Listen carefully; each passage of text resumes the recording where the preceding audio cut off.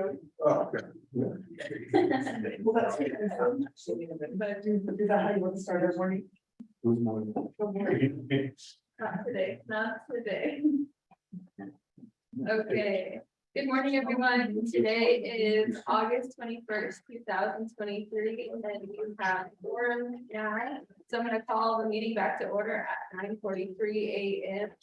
And today we are back on our agenda for the Budget and Finance Committee comprehensive budget meetings. And we are now on item D. And I do not see not D. We are currently on item E. But I don't see this calendar for resolution. I don't believe the NABI resolutions are ready for Budget and Finance Committee to consider today. So that brings us to item G, which is LOCAU. On the agenda, it doesn't have a legislation number. So I'm gonna turn to Ms. Nafe if there are any for any advice on maybe there are any changes that have happened administratively since the creation of the agenda. Ms. Nafe, are there any resolutions that have been updated to have a resolution number? Good morning, members of the Budget and Finance Committee. As far as that item, resolution number LOCAU-23 for the Division of Public Safety, that is still being reviewed by their oversight. Public Safety or Law and Order Committee is still meeting on that, and they'll be meeting tomorrow to finalize their overview of their budget. And then item H, the judicial branch's resolution that is to be signed today by the vice chair for LOC. As soon as we get that, then that particular budget will be ready. So now we are on item I, Office of the Public Defender and the Preventative Field. Thank you, Ms. Nafe. It appears that item I, item J, item K, item it's not going to advise on item L. Okay, some of these, the resolution numbers, we haven't been told what the numbers are, and we haven't seen the resolutions, but they've completed the internal review and they've been signed. We just don't have the numbers to yet. Okay. And so item L and item N are awaiting resolution.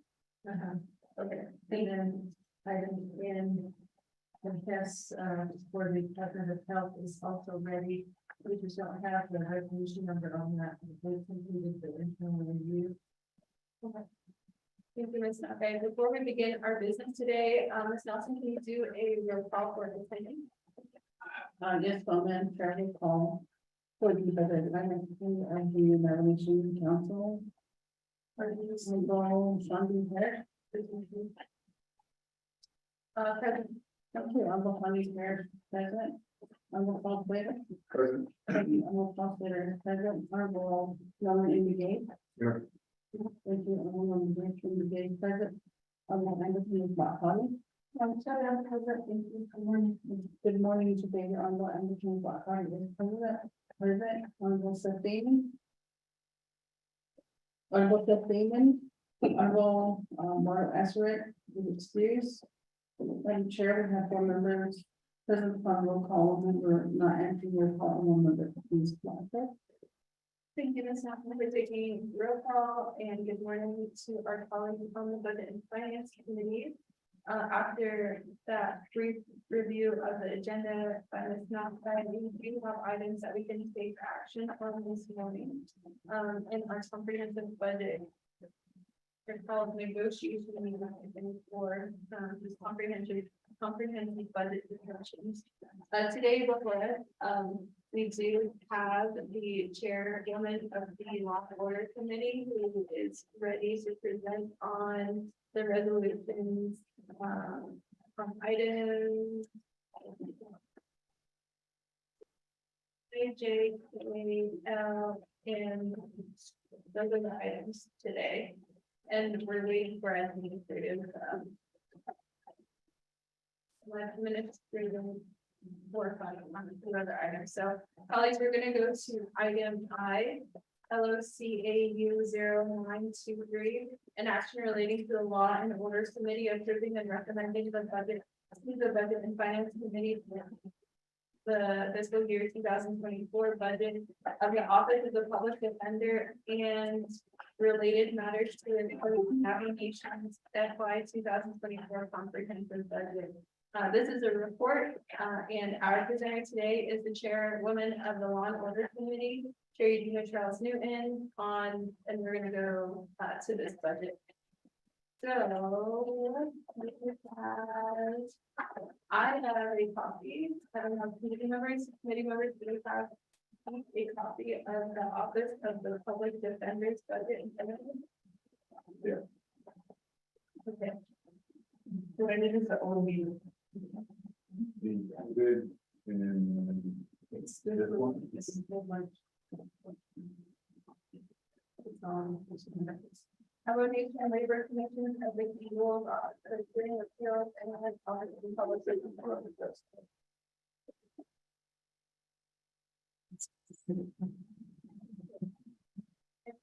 The resolution is also in front of. All right, okay. So next. All right, I'm gonna turn the time over to the chairwoman of the Audit Committee, or would any members would like to be recognized before we get to the presentation? It should be. Oh, I already gave this item. Yes, thank you. Just so we could be reminded, what's the process that the committee agreed on and how we're gonna move forward. Yeah, meeting. Right, thank you, Shed. So, great, thank you for the reminder, I think Mr. Dion is here now. We are going to, before we get into the presentation, we're gonna ask Mr. Dion or the representative from the Office of Management and Budget to give the OMB report on items B, C, D, and E. Mr. Dion, can you provide the committee the report on is ECB and E on the content? And for the record, Ms. Nelson, we have delegate at the Mr. Dion. Thank you, Madam Chair, members of the committee. Ms. Charles Newton, and everybody else who's with us this morning. So far, so good today.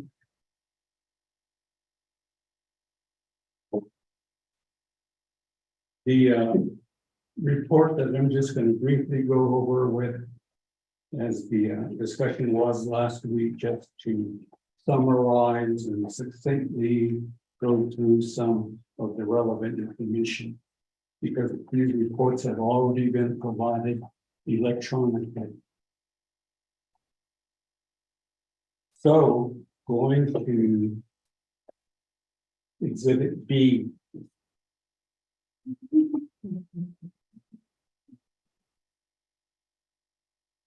Which is the expenditure report as of the third quarter ending June 30th. For this particular report, we included other offices, just for purposes of combining the reports. And it's not long, so I'll just go ahead and go through it. On this particular report, it shows not only the public defender office, but above with the one account numbers is the Labor Commission, Ethics and Rules Office. And those are general fund programs. The general fund totals, you can see the amounts, the original budget revised, actuals, encumbrances, the budget available, at least for the general funds, it's 46.5% of the expenditures. Now, for the executive offices, There's two, which are both general funds as well, hearings and appeals.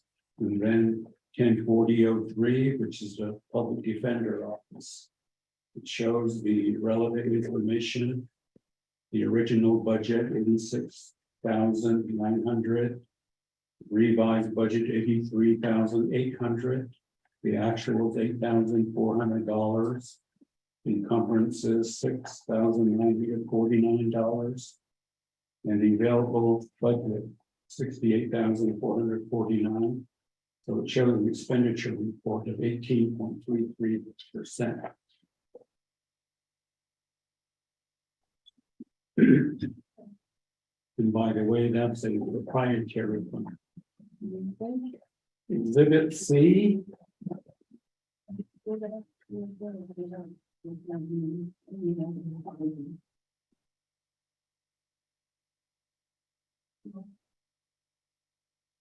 the copy I have, it's slightly out of order because the performance assessment report appears under the. I don't know if your copies are similar.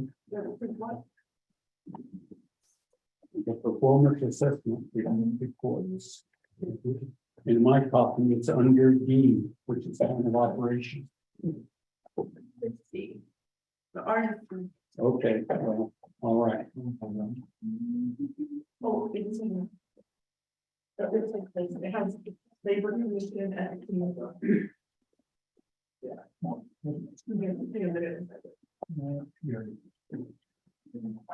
So the program performance assessment scores are shown. Again, this is average for third quarter ending.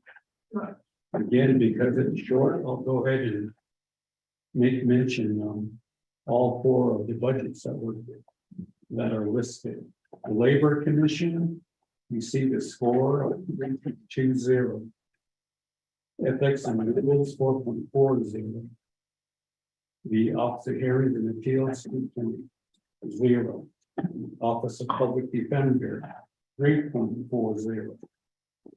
Following is the legend, meaning the description of the scoring categories. So a note for the Public Defender Office 3.4, they're above meeting expectations. So this is according to their performance data off of their approved budget 42. The next document is the plan of operation report. Again, fiscal year 23, third quarter ending.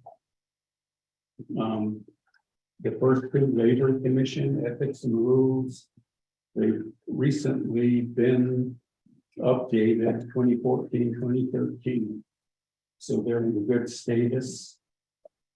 The executive offices, group hearings and appeals, and the public defender, they're shown in gray, showing that it's been almost 20 years since any revisions or updates were made. In the case of public defender, that was last done in 1993. So it would be our recommendation that those plans of operations ought to be updated at some point. E is the conditions of appropriation, legislative concerns report, and there's none. And then G is the single audit report, and there's none. Madam Chair, committee members, that's the overview summary. Thank you. Thank you, Mr. Beal. And committee members, do you have any questions on the report to the office? Thank you. So on exhibit B, we'll need a breakdown of the expenditures for the general budget, not just the proprietary account. So what is the expenditure rate of the $1.4 million the program received last?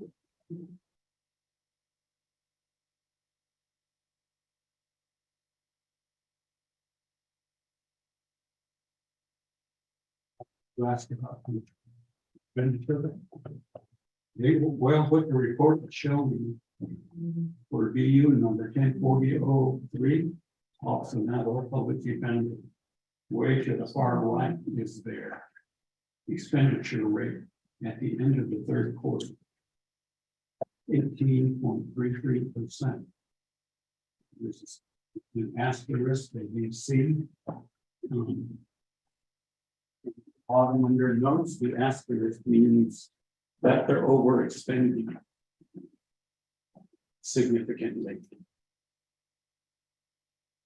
Mr. Viola. So this, when you gave the review, I bet you said this is a proprietary account, so it's only for 86,000. I'm looking for the expenditure of the 1.4 million. For their general fund. Madam Chair, this is Nanette with OMB. May I speak? Good morning, Ms. Francis. Lieutenant Tanner, Ms. Francis. Floor is yours, Annette. Okay, Madam Chair, members of the committee, this is Nanette Francisco with OMB, Senior Budget Analyst. That proprietary fund is an error. It should be general fund total amount for the Office of Hearing Appeals and the Office of Naval Public Defender. It's just an error on my side. Thank you. Ms. Francisco, can you email the director or tell us what the total amount is?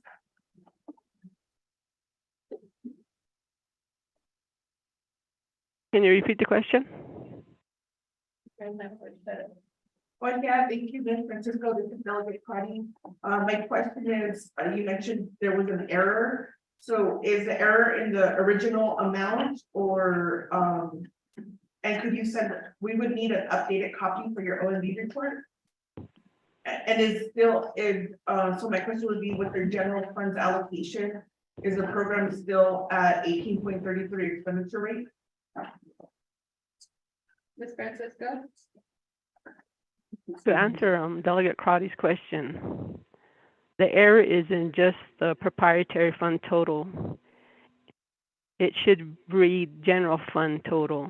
So business unit 1030.004 and 104003 are general funded programs, and the amounts listed there are correct.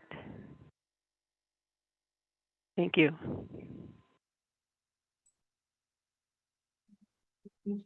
Can you send it to the committee the corrected version?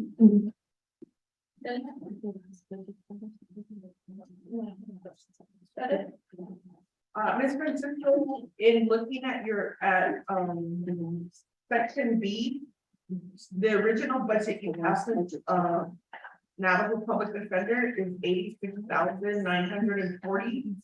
But on your section A, you have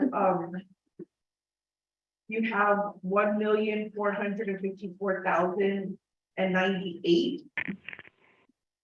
I'm looking for the expenditure fund of the 1,454,098. Or looking at, Yeah. yes. Yeah. Ms. Francisco, could you send an updated expenditure percent report? We want to know the rate of expenditure for the corrected amount, the 1.4 million, not the 86,000. Yes, I can send that. Okay, and then would that change the percentage of total expenditure? Yes. Is it higher or lower? What is it? What is it? What is it? It's 56%. 56%. Okay.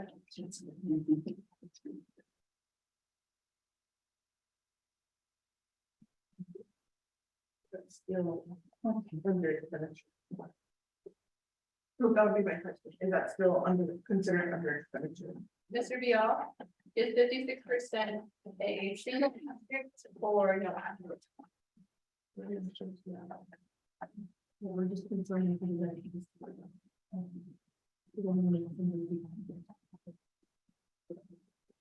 It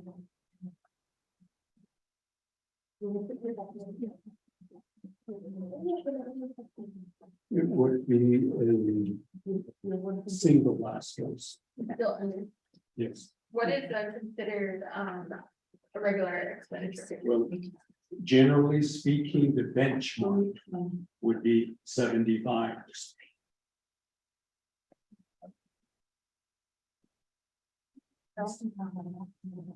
Committee members here for the question? Delegate Abbott? I got a comment, every time we go through this, expenditures or any of this stuff is, every one of these are dated in 6/30. Can we get some updated versions before we even talk about this? Delegate Abbott, the reason why it's dated June 30th is because the reporting is by quarter. So we get it by the quarter. If the committee wishes to ask the Office of Management and Budget to have a report to the end of July, which will add another month, we can request that. We would just ask Mr. Beal how long that would take. Or Delegate Abbott. The reason why I'm asking that is that when we ask them, they already have the numbers, they already have the spend, they have everything. Just, I understand the comment, but they already have all the information. Thank you, Delegate. Would any other committee member like to offer any comments before I ask the Office of Management and Budget? Any other? Shut it. Yeah, so, this is.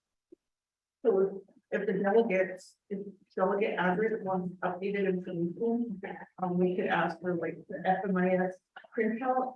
I'm not sure if ONB can provide, that information considering their capacity, but we do have staff that can print out their FMIS.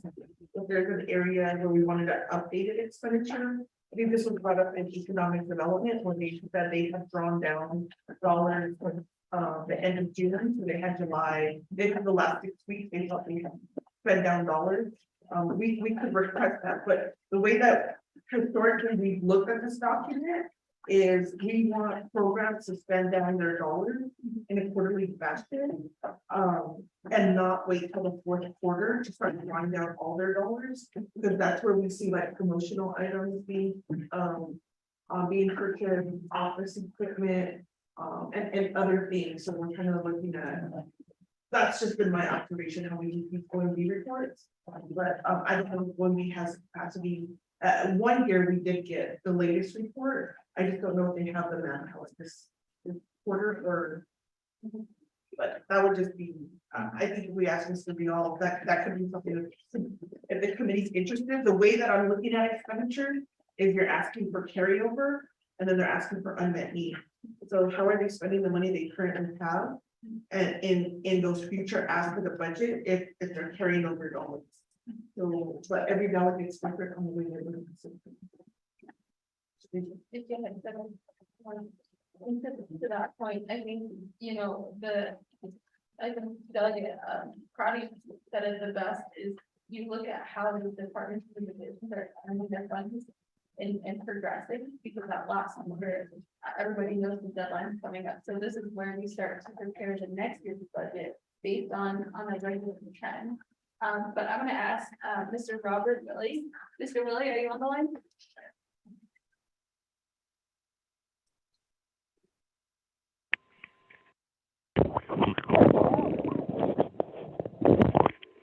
Mr. Willie?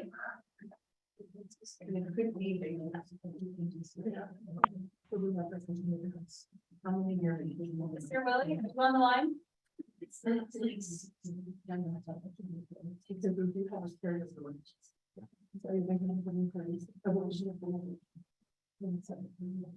Delegate Abbott.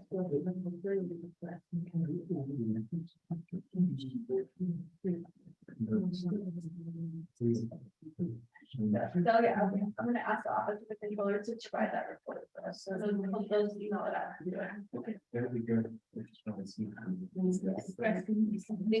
Committee members, do you have further questions, for the office of management budget?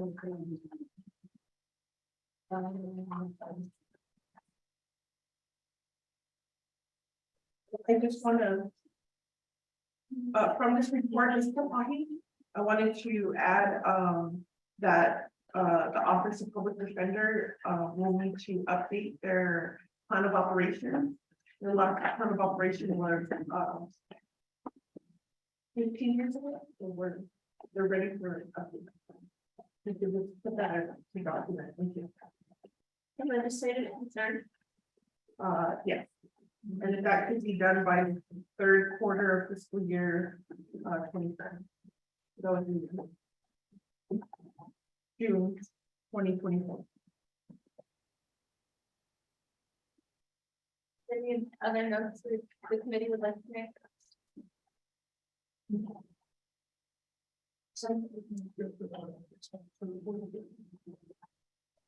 Ms. Francisco, have you sent text Ms. Nokai the updated expenditure report? For business unit 104003.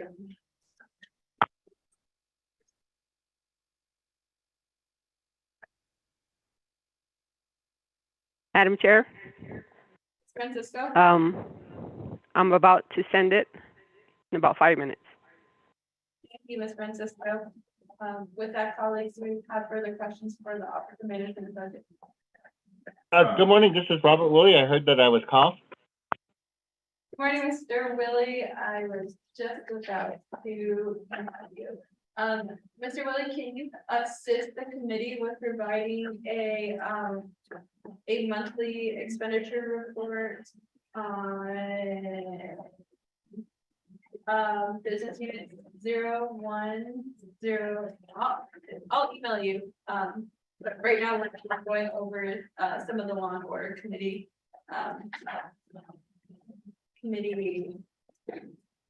accounts, unless you have a pen and paper.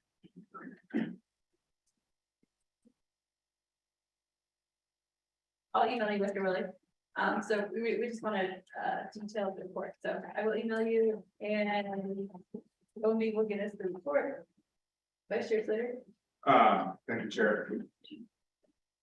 Elliot probably brought up the protocols to do for how we move through these different reports, and I guess my recollection was we would decide if each report if we wanted to hear from, if we're gonna have a presentation or if we were going to enter the meetings. And I guess we'll just for the sake of moving forward, I'm fine with that. Having a presentation, going to the report. So you're on the calendar. And then I have a question. And then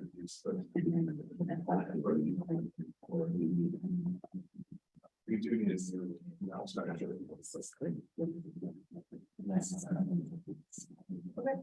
know. Great, thank you, Vice Chair Slater. Committee members, would we like to hear a report on resolution 0923?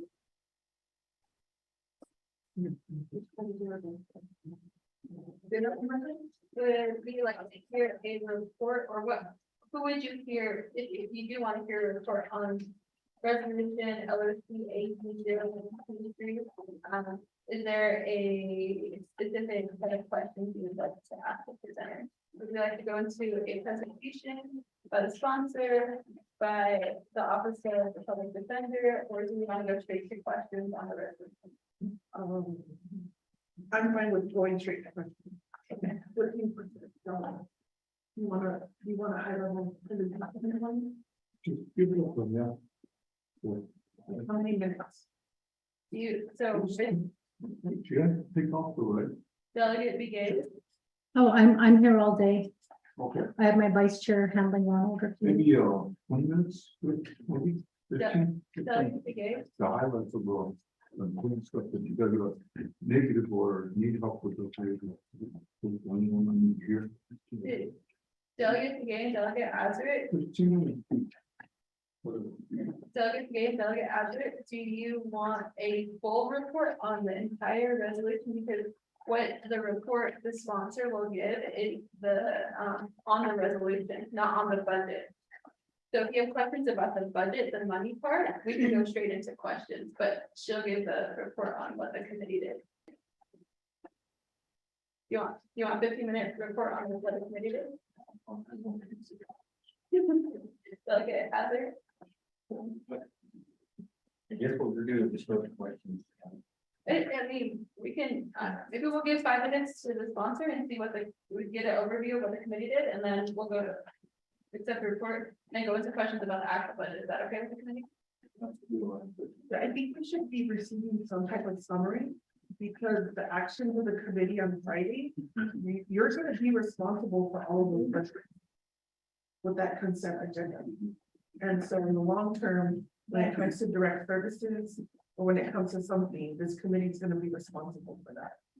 So we have to be able to hear the summary and then be able to ask questions. Okay, I was just asking if the committee wants to go straight into questions, because if we're going straight into questions, then I would just ask for a motion and secretaries to move on to questions, but I'm gonna give the time over to Chairwoman Eugenia Charles Newton to give a presentation about resolution 0923. Thank you, Chair. I would like to begin by introducing myself to the committee and those who are in attendance in case nobody knows who I am. Shay Eugenia Charles Newton, I don't know,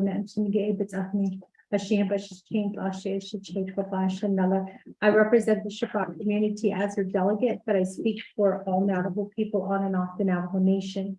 Today, I come before the Budget and Finance Committee of the 25th Navajo Nation Council, and I present to you fiscal year budget for the Office of the Navajo Public Defender.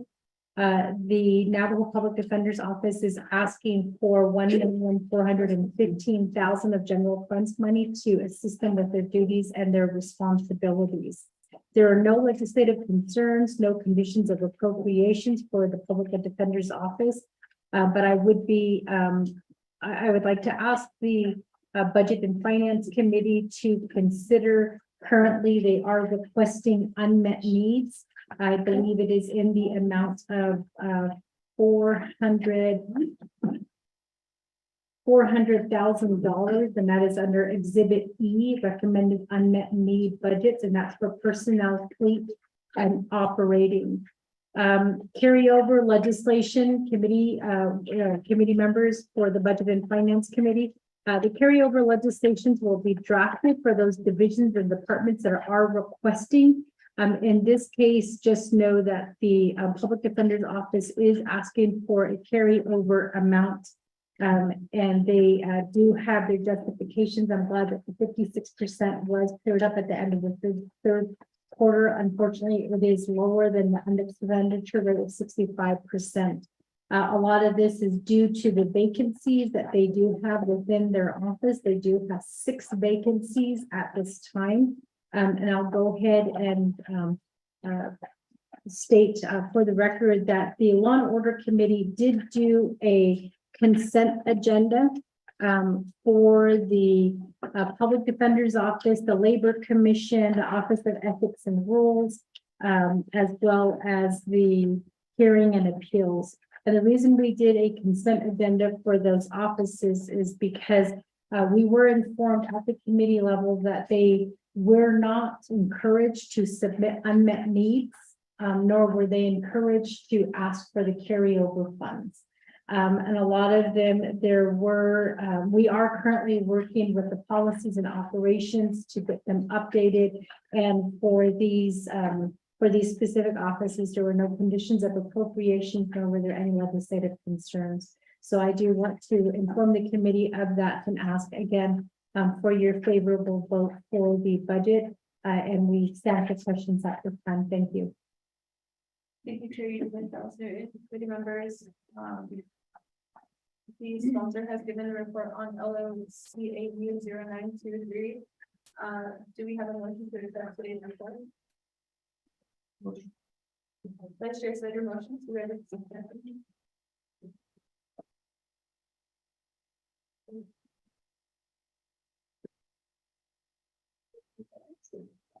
Delegate Amber Nesbitt Carty, second motion. Committee members, or sorry, second party, do we have any questions on resolution, LSP AU 0923? Shut it. Okay, thank you, I appreciate it. So, yeah, thank you, sorry for being here, Chair Carter and our chief public defender. Appreciate that. I think what I wanted to ask in terms of your vacancies and, how does this impact the, caseload, that we're seeing on application? So Chief Justice reported that there's over 20 to 25,000 cases that are a backlog. How do these vacancies impact the cases move forward if there's not a public defender for some of these cases? I'm just trying to make sure I understand the correlation. And the second question is, what are some recommendations to address your vacancies? Seeing that it is impacting your expenditure, and we're seeing that across the board, across the application. But what are ways this committee can either look at vacancy policy or assist when they may have already passed the Department of Personnel Management. But I'd like to I'm developing a legislative concern for the amount of vacancy because it does impact your budget and it could possibly impact why you need to carry over because personnel budgets are restricted. And the council had just passed this personal not savings fund. And so we need to understand how we can support the program with that. Thank you. Those are my questions. Yeah, he's gonna come over to Terry and great. Thank you, Chairperson. Also, Shadeja, Delegate Crowdy, I'm going to go ahead and turn the floor over to my agents who are best equipped to answer those questions. Ms. Bowman. Good morning, Chair and members of the Budget and Finance Committee. My name is Kathleen Bowman. Kiani Nishnik, Dole, Kitahi, Bashishti, Kinchi, Stashi, Dole, Turji is Lashanala. Just for your information, I was the first appointed director 30 years ago. And December will be 30 years that I've been the director of the public defender. The budgets have been going up and down year by year. This year is one of the worst ones because we were cut by 39,000 and our budgets was reduced by that much. Last year it was by 21,000. So over a 2-year period, we sustained $60,000 in cuts. One of the biggest problems is the inability to fill positions because it's so difficult to recruit, and it's not just my program. It's almost all the legal programs across the board, even DNA and medical housing are having difficulty, and so is NTUA. So I don't know if it much has to do with salaries, but we don't have much in the way of recreation and education and so on and so forth to attract attorneys. So I have 2 senior attorney positions vacant, 1 senior court advocate, and 2 attorneys that are vacant right now. And to tell you about how dire the situation is, I only have 3 case handlers now, 1 in Window Rock, 1 in Crown Point, 1 in Shiprock. And the one I had in Tuba City was named the judge. So the Window Rock office is now doing Window Rock, Cooley, King Young, Tuba City, and Dilcom. So we have an overload of cases. We just can't represent everybody that's asking for a public defender. There's just almost no way, and it's getting more and more difficult every day. And I'm carrying a caseload much more than I normally do myself, because that makes 4 of us representing people in 12 districts. One of the major problems is all of my defenders the tribal court advocates, the senior tribal court advocate and the regular tribal court advocate. Each are one grade below senior prosecutors and the prosecutor. And I put in position reclassification request to personnel in May. I still don't have an answer yet. And along with that, my secretaries, one of them has been working 20 years as a legal secretary. I'm trying to upgrade that to senior secretaries across the board because they operate independently at each office, having to do all the statistics, case opening and closing letters to clients and contacts with clients. And that is also hung up in personnel as well. And there are other job descriptions within the tribal government that I don't see how they can't be made to be equitable. In other words, public defenders should be the same grade as the prosecutors. And it's not being done, and that's been in there since May. So I wanted to change those across the board. And when I try to do that, they refer to my plan of operation and they tell me you need the approval of your commissioners. And I don't believe I do. I think it's within my prerogative to recommend and change the grade level so that they're being paid equitably across the board with everyone else. So that's one of the big problems. And the caseload, 25,000 pending overall, 8,000 of those are criminal cases. And there are a number of criminal cases which should not even be filed. If they can't find something to charge, they charge criminal nuisance. And criminal nuisance could be anything from somebody spilling cereal on the kitchen floor when they come home, or standing in the middle of the road during the epidemic. Those kinds of things. Some of those things can be handled differently by the officers that are on the, that are working in the districts. And another thing, we have not enough tribal jails, not enough police officers, not enough defenders, not enough judges across the board. So I want to start using traditional law and peacemaking to resolve some of these complaints. We're not doing it. We have peacemakers that we spend a lot of money on peacemaking, and they're not handling the cases. And they could handle the cases between mother and son, sister and brother, and some of those family disputes. In fact, I think those are more, they do more to resolve family disputes than to put someone in jail and you have hard feelings among family members. And that's the way we had it in the beginning of our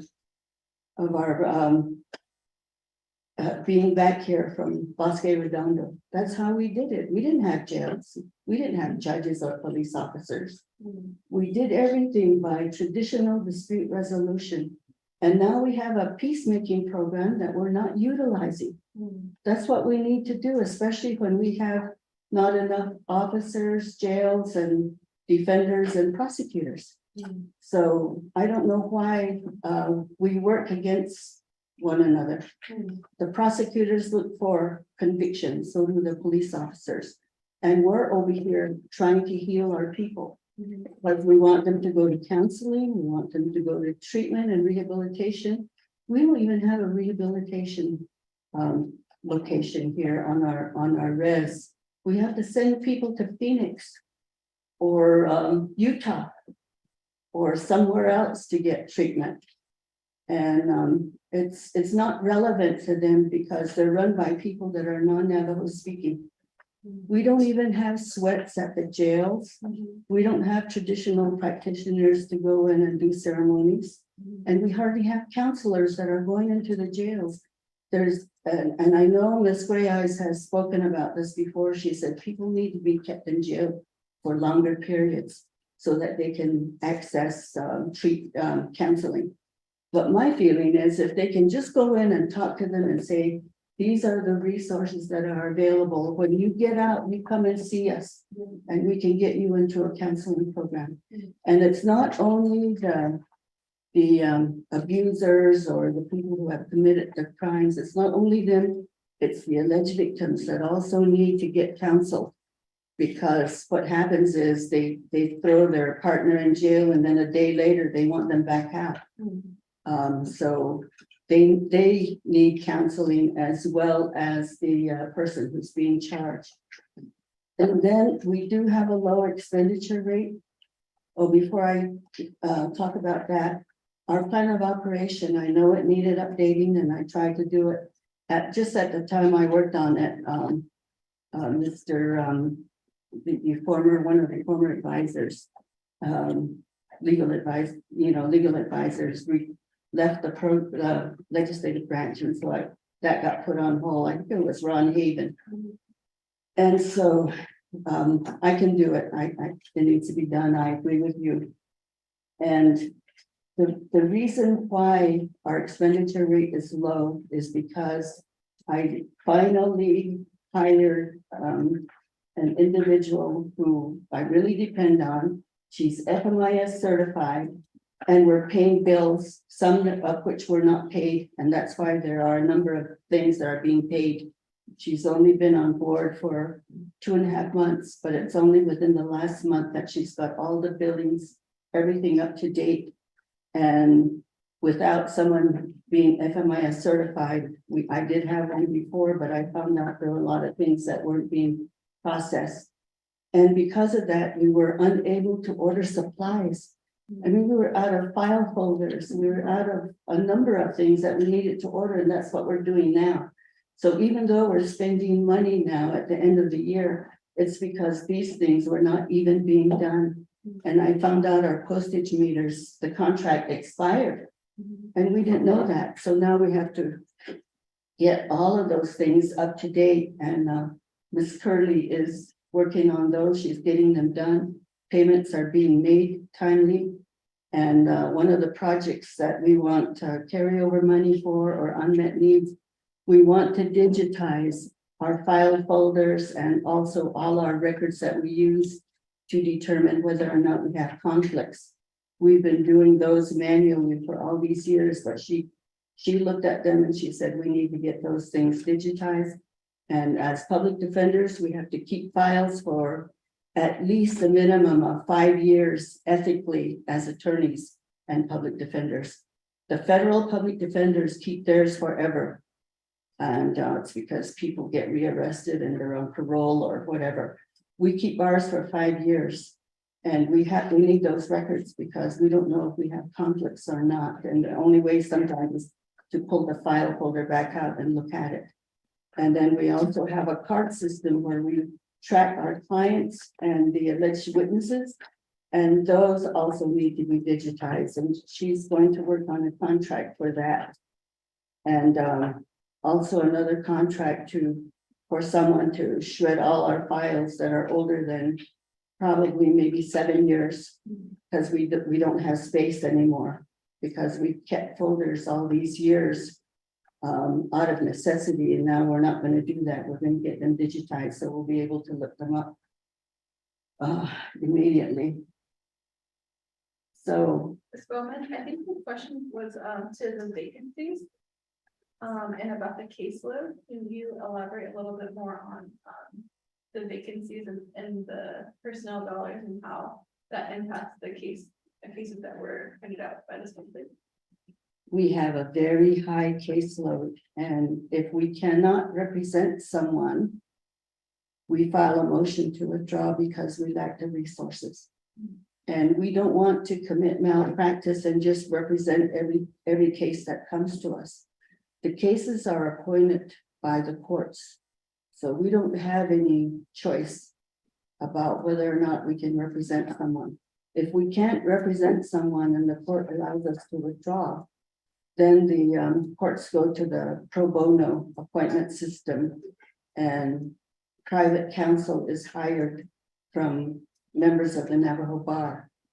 One of the problems is all those individuals, for example, that live in Phoenix, Albuquerque, Salt Lake, they are not versed in criminal law, so we have a lot of plea bargains going on. And some of them have actually held trials. And we haven't held any trials since the pandemic started. And one of the main reasons is because a person who's charging in the tribal court and goes to trial has a right under the Navajo Bill of Rights to confront and cross-examine witnesses that are brought to, to testify against that individual. And part of the right to confront and cross-examine is you need to look at their facial expression, look at their body language, and you ensure that that person that's named on the witness list is the same person that's testifying. If you do that by phone, you won't know. And the other thing is police officers cannot read their police reports. It's only given to them during trial just to refresh their memory, and then you get it back. They're supposed to be able to testify by what they learned at the site of the incident. So we don't know any of those things, and that's why we haven't done any trials. But we've done extraditions and detainers, we've done bail hearings, we've done revocations of probation, we've done arraignments, and we've represented children. So we do the things that are really mandatory where there are no witnesses involved. It's trials that we can't do. But a lot of the cases we settle by agreement with prosecutors because they're in the same boat. They don't have enough staff either. So we do the best we can, but some days we get 3 or 4 appointments all at one time. And I don't know if they're being held up and just sent to us in a bunch. But we make a decision at the beginning. We've done the serious cases like the homicides, sexual assaults, and those because we would hate for those to be going to pro bono counsel. Okay, thank you, I appreciate that, Shimon. So we'll figure out the concerns regarding the vacancies. That looks like Budget and Finance through consent agenda approved their budget on Friday. But I'll research, I was excused, so I'll research what the oversight committee recommended, how to address all of these vacancies. And some of the other areas that you mentioned on why it's a challenge to hire in your department, because we'll need to talk about how that impacts your expenditure rate. The second area is you do have this general fund carryover. Last year, the council approved a resolution that requires 90% vote from the full council to approve carryovers. That's a very high threshold. And that will require, I believe it's 22 votes. 21 votes. So if you have 2 delegates who do not believe in carryover, then that's in terms of then the comprehensive budget won't pass. And so that's a high threshold. And so it's something right now as delegates, that's what I'm looking for in terms of these carryover requests, to understand why you would need to carry over. So it appears that your carryover stems from your vacancy position. I'm trying to find the source of your carryover funding, but you're asking for that to go into lease and rental. So something now that you have onboarded your staff, lease and rental, that could be covered through fixed costs. So as you're decreased, I'm not sure why you're continuously decreased, but I hope we could stop that trend. That 44,000 could be covered in fixed costs either now or in the future. And that's afforded to like Eastern Landlord, we different programs that are at the Kerrigan office will be that through general fund fixed costs. So that could open up some money for more operations, or as you start building up your program again. the contractual service. So with that in mind, what I'm gonna recommend is, because we don't know how we're gonna move forward with, carryover, if you could create the, budget form 1, that your funding source would be at unmet need. And we could add, these requests into our unmet need list. And, as we move forward with our comprehensive budget, we could see what we're able to fund. So these are moderate amounts, so we may be able to get, the funding for the lease and rental of the contractual service. But we'll be working with the committee as a whole. That's what I just wanted to mention. My last question just would be, are you working with NTU now, University? They have a law advocate program. And this is where I want to go back to human resources. How are we creating a pathway for our students? Because we're investing in their education and understanding what you said, like recreation. It's easier to recruit or to community members. So if you have your community home, you want 95% of our graduates want to help their people, but how do we capture that? So have you had a chance to work with NTU on like a recruitment plan, or that's something that we can I could put in our comprehensive budget, because the Doty budget was passed, and that's where Gwinnett College and Navajo Technical University get their money on scholarships. But we need to start identifying where we need to pinpoint.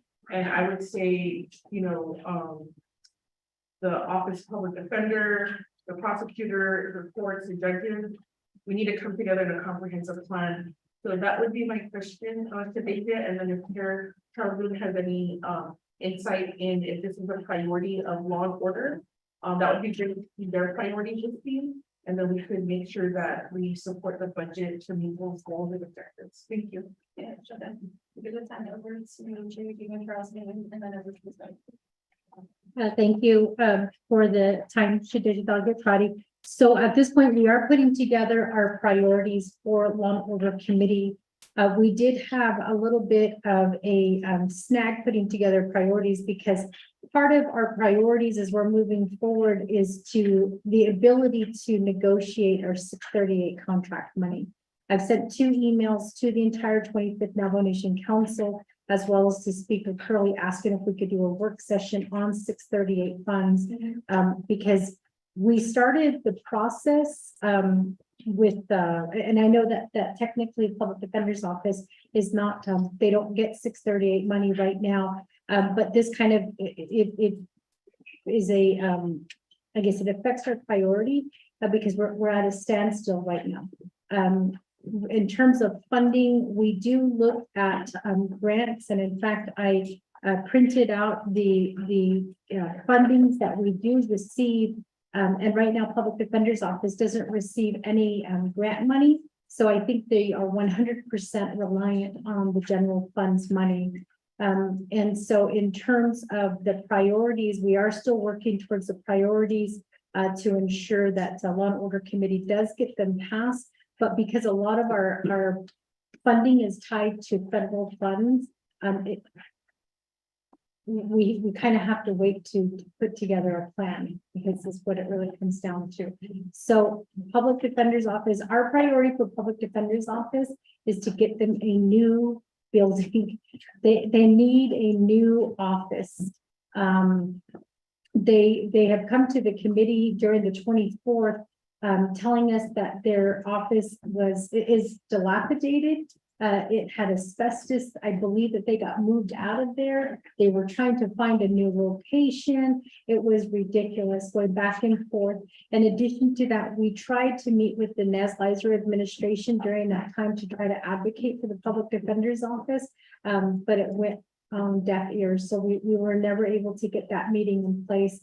We were also concerned about the funding deficit that was coming down. We've asked questions as to why their budget has been cut.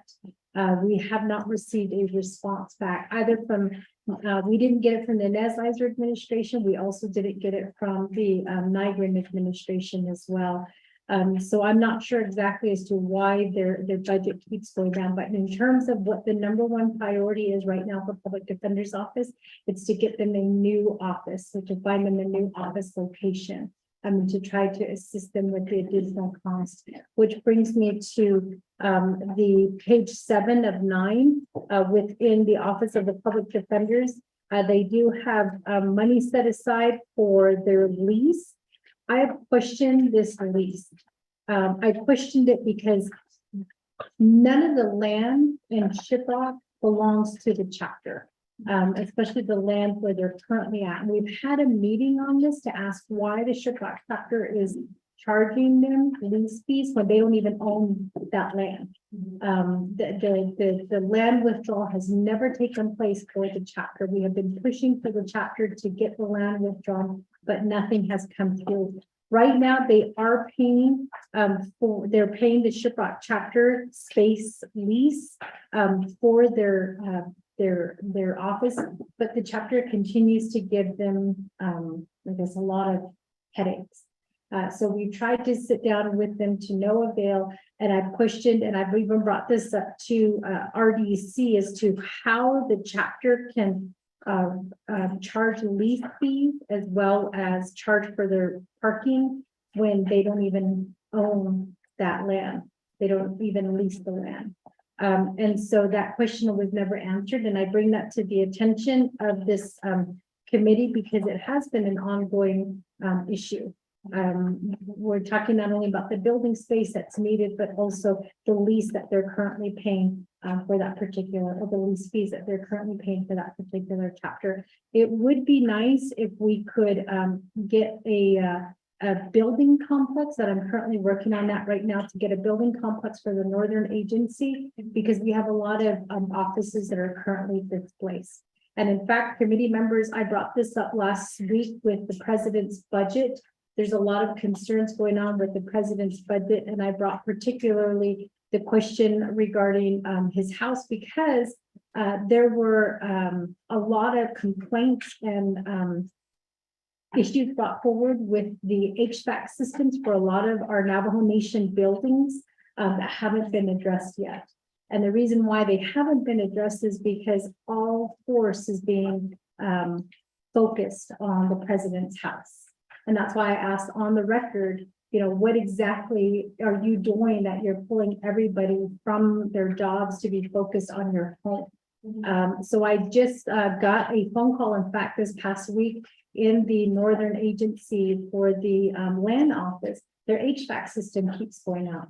And there was a woman who passed out last week because it was so hot that they couldn't get their HVAC system going. So right now, the land office in Shiprock, as well as our Beltec, our elders office, our grandparents program, they work until noon, until it gets hot, basically, or until they can't take it anymore, is what I was told. And then they can leave and they can work from home. We shouldn't be exposing our employees to this type of work environment. So again, the priority right now for the Public Defender's Office is to find them an office, not only for the Winter Rock location, but for their Shiprock location and all the other places that they need to be properly placed. They don't have an office. Thank you. Thank you, Chair. And then it's going into the questions about the vacancies and the partnership with I guess what are the efforts to address the vacancies, and then Shada also mentioned into you and their program too. So I'm just time with you on it. Thank you, Chair, and thank you for your questions. This vacancy problem is a big one, because if I were to hire, for example, a new graduate from NTU, that person would require, I don't know how long to even be trained. Because even with new lawyers, you go to law school, you're not taught how to represent anybody. You're just given the tools of how to work as a lawyer, to do the research, to do the analysis, and to come up with how you would approach a problem. you don't get any practical experience unless you happen to get into one of the classes that has actual maybe representation of someone like civil and defender and prosecution classes, and there's very small number of people who do that. So when they come to work, they require a lot of review. I have someone now on board who counts as occupying a position, but and has been working since October, but is just now handling 3 cases. That is not really a workload. And the reason why is because I've been trying to train him at the same time. He's taking the New Mexico bar, which he just recently took again. He took the Navajo bar, so he's a member of Navajo bar. That's why I gave him the 3 cases. And I have to really go show him what the defects are in the complaints and work on drafting motions. And then I have to review them to make sure that those motions are properly written, that they refer to case law that's in effect, and that we get a result from them. So that individual is now working on that. So if I were to hire someone from NTU, I would be doing the same thing. I would be spending a lot of time doing the training, and that's part of it. So I could do that because I've done this for the last 30 years. And I did get one of the NTU graduates through the bar exam who came in and volunteered at my office. And I worked with this individual. This was over pre-pandemic because I had staff then. But part of the problem is the building that we're in. There's asbestos, there's lead, there's mold. And the southern part of the building where census was, they've already moved out.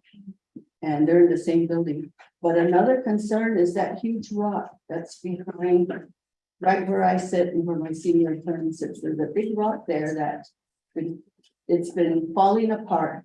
Pieces come down, but that big rock's gonna come down one of these days.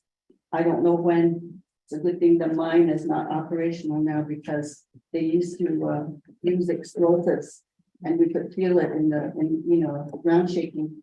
But pieces have been coming on and they're down below along the rock bottom. So that's another concern. So I was teasing someone in the president's office and I said, if that rock comes down, my family will be very wealthy because people have been on notice. Different ones have come and they looked at that rock and they haven't figured out what to do about it or what they're going to do with it. In the meantime, no one's looking for an office or helping us look for an office. And I don't have the time to be running around looking for an office. There's no priority about which people get an office, which program should have an office.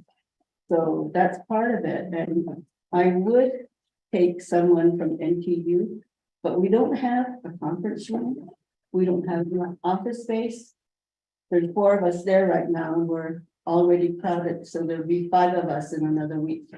And we're crowded in that office with no conference space. We probably have 1 vacant office that we can put somebody in. But that's all we have right now. So we need office space. We need appropriate office space for our files and to have a conference room and places where we can confer with our clients. We don't have that right now. So that is probably one of the main problems that we have.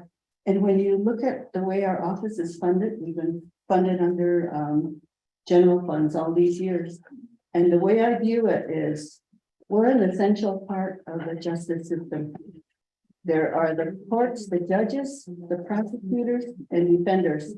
Those 3 components make up our justice system. And if you don't have enough public defenders to serve the individuals who need representation, you don't have justice. Because you have people sitting in jail. And you have people sitting in jail just because they didn't come back to a hearing. There was someone in jail from July and was going to be there till October because they missed a hearing. And the thing is, with the way the system has been running, you call the probation office, there's no answer. You call the court, there's no answer. So it's haphazard. Sometimes you get someone to answer the phone, sometimes you don't. And that's what our clients are experiencing, that are out there, like in, Bilcon, different places. Yeah. Well, I think you know enough now about my program and the things that we experience to have an understanding of how I run the office on the shoestring budget, and I've done that all these years. So I'll spend the money and I can use it.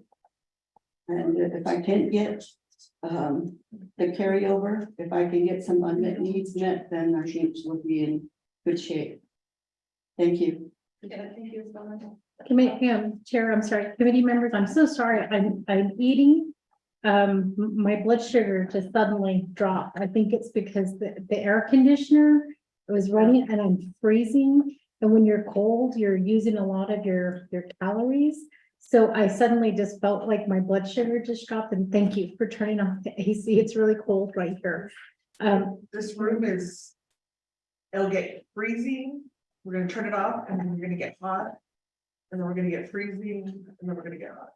So I'm so sorry. I'm just trying to, so I apologize. I hope that doesn't look like it was There's disrespectful. We have our chocolate. But thank you. We have Willy Wonka right here. Doug, My best friend. Delegate, ask if you have questions, and then delegate gave you all. Or do you have a comment? Okay, I believe Vice Chair Slater had a question. Thank you. So in the resolution, it says about the eminent needs, and then the staffing that was handed out. That 39,000.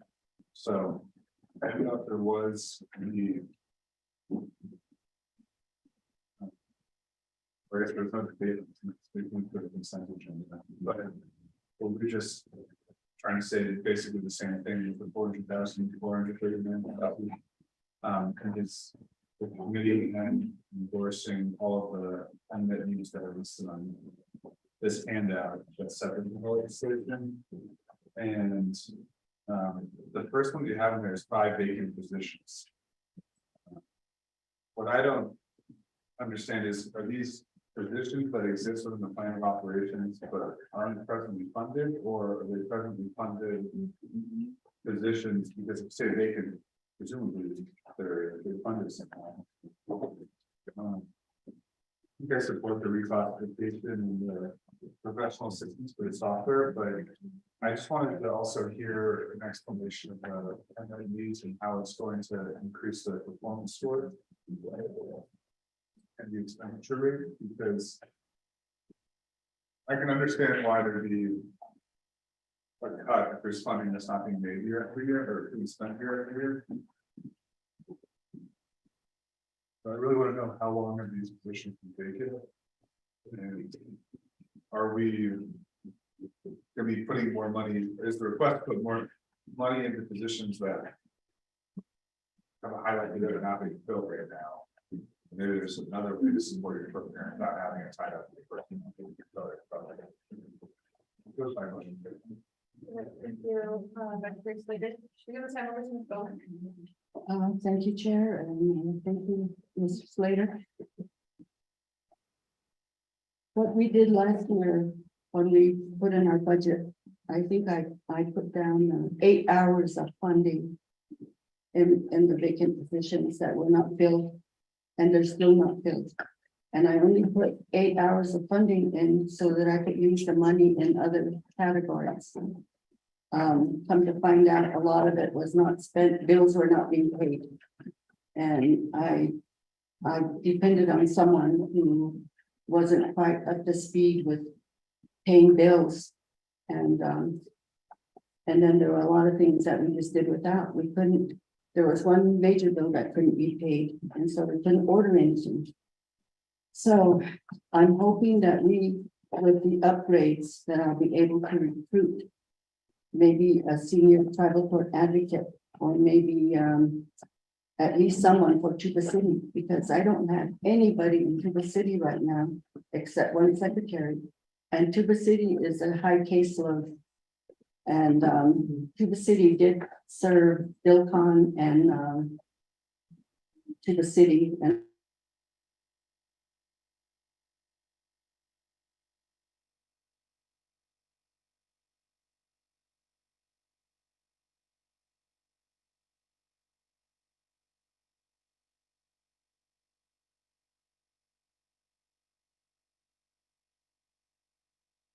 so we've been doing the representation.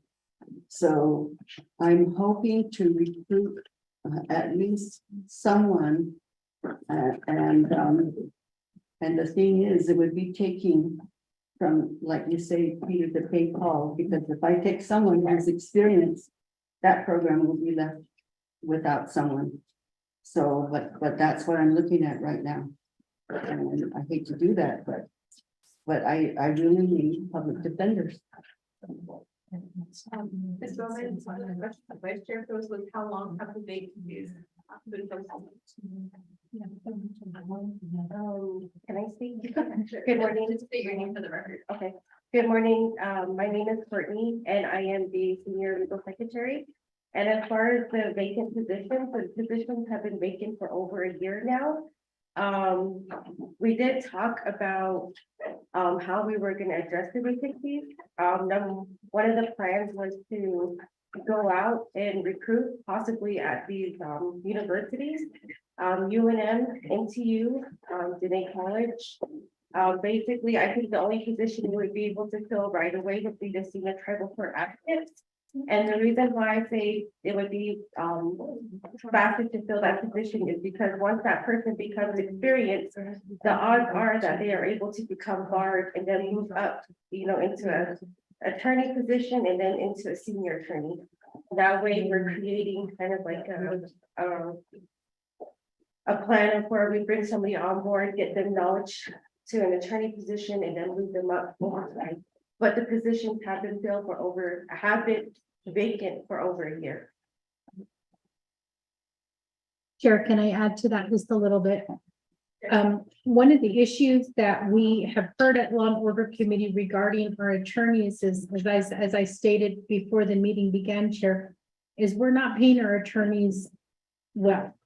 And in fact, I have been arguing that there's issues with DPM and the grade increase. So you're going to hear that a lot from the different divisions and departments that they submit for our employees to get a pay raise, and then DPM sends the documents back for minor errors, or in some cases saying that their grade increase wasn't justified. So we are trying to work with DPM on that issue. But I do want to make it known that one thing that we have been pushing is that our trial attorneys, which includes the public defenders and the prosecutors, they should be making more money than your DOJ attorneys who are sitting in their office. Your trial attorneys are at trial. They are presenting before the court. They have to have experience. And as Ms. Bowman stated, when you go to law school, they teach you how to be a lawyer, but not necessarily how to argue in court. So your trial attorneys are more specialized. Off the Navajo Nation, your trial attorneys make a lot more money than your regular attorneys. But here on the Navajo Nation, we have it the other way around. We have your trial attorneys who are making less money than those who are sitting at DOJ in their office. So we have been trying to flip that so that public defender's office and prosecutor's office, those who go before the court, are actually paid what they should be paid. And so I just want to make that clear that at Law and Order Committee, we have had those discussions.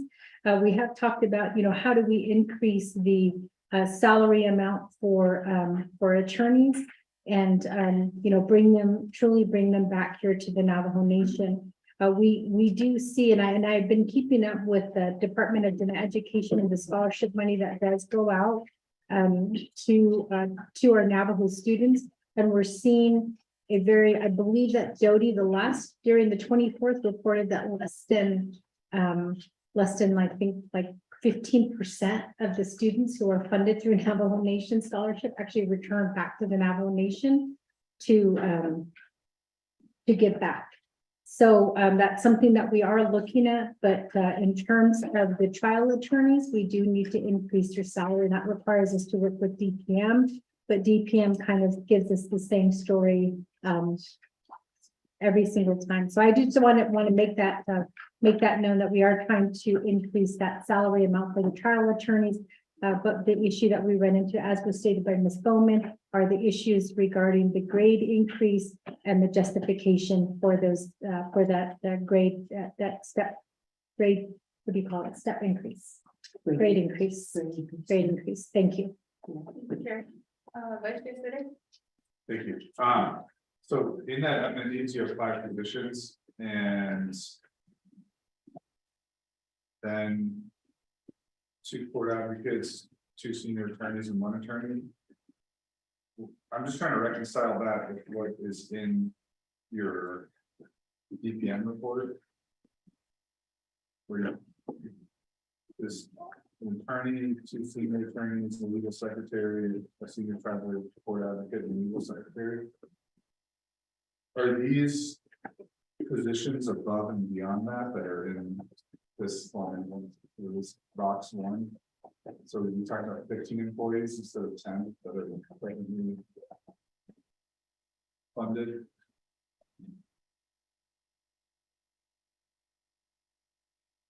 And back over to Ms. Bowman. Thank you, Chair. Thank you, Mr. Slater. I do have 6 vacant positions at present. I think there's a secretary position missing right there. So I do have 6 vacant. The senior tribal court advocates that are vacant right now, 1 is in Window Rock and 1 is in Tuba City. And just information for you to think about. At our last bar conference in Albuquerque or wherever we had it. We had one in Albuquerque, the last one, that Twin Arrows. During the pandemic, before the pandemic, there were 56 tribal court advocates that were members of the bar. And I think we're down to 48 now. So we have less of a group to recruit from than we had before. Some have passed away or retired or left their jobs. So that's one of the problems why it's difficult to recruit senior tribal court advocates. There may be some new graduates from NTU, but my understanding is they're having difficulty passing Navajo bar exam. So I don't know how many are available from the group that was just sworn in. And I haven't tried to contact anyone. I want to answer specifically back to your question, Slater, is that regarding the 5 vacant positions, so there are 2 positions that are missing. When she said 6, there's 2 legal secretaries. That 1 we already picked, 2 of them we picked, so that's why they're not on here. And they're starting effective next week, Monday on the 28th. So those 2 positions that were supposed to be added here, they're already being filled. 1 in Crown Point and then 1 here at our district office in Windrock. So that's why we have, that's why we have 5 vacant positions now. Vice Chair Slater, do you have any questions for clarification? The last question was on the software. And yes, how do you come up with a $60,000 budget for the software and keep it properly valid? You have the internal resources to procure or advise on developing that with someone, or do you DOT or someone to assist you? As far as the software goes, I haven't really gone into depth yet. I was supposed to meet with the judicial branch, basically to see, what types of softwares are available to address the conflict checks and the adverse checks, the cards that we have, and then the case file. I wanted to see who built their software, because I think the software they have is Justware. So something similar to that is what I'm looking for our office. So I'm gonna have to seek, resources from them and then expand from there. As far as, finding out who can build this software specifically to address our case files, conflict checks, and adverse cards. Vice Chair Sir. I think I feel more comfortable funding that one after you met with the branch, because there's maybe a way to just add licenses or expand the scope of the contract with them right now. And that would not require you doing a whole separate procurement. We want to try and stay on the same system as much as we can. If they're just a couple thoughts, and then for the vehicles, for these vehicles, like are these for new vehicles, or just so that your program can have some vehicles? You just explain that one number 3. Okay, so for their tribal vehicles, I did request, because right now we only have one, which is located here at the Windrock District. And since I came in, I have observed that this tribal vehicle that currently is at the central office is not in good condition.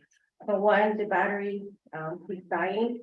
I believe whoever was there prior to me tried to address that concern. I find it more convenient to have 4 tribal vehicles available at each district office, being the fact that the courts have opened back up to the public. So that requires our attorneys and our senior court advocates to appear in person in court.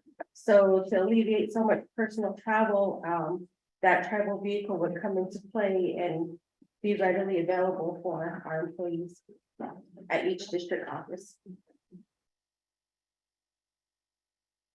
Thank you. Good numbers, the questions on, I think right now we're on that. But Delegate again? Yeah, thank you. Must be important. Some of the questions are already answered, but, every month or so, how many applications are you at least receiving? Are you even interviewing some of these positions, or most of these people, like, that one nation is doing real qualified and they don't meet you, but it seems like that's the way that one nation is operating on these applications. How do I know my, public or peacemaking personnel having to wait at some point too?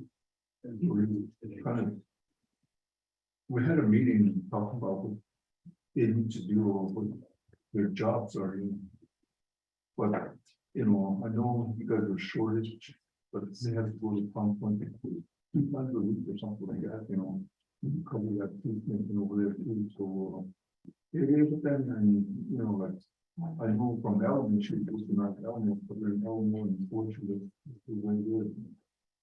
For vehicles, the problem for them, because they won't have one vehicle, it's between back and forth, but, she has to use her personal vehicle sometimes. So it is, but, just like to know, the personnel applications that come in through, your office, and see how many you guys are screening or. I can answer to the, sorry, thank you. Terry, for clarification, for the committees, is the peacemaking department under the public defender? No, peacemaking is under the judicial branch. Different.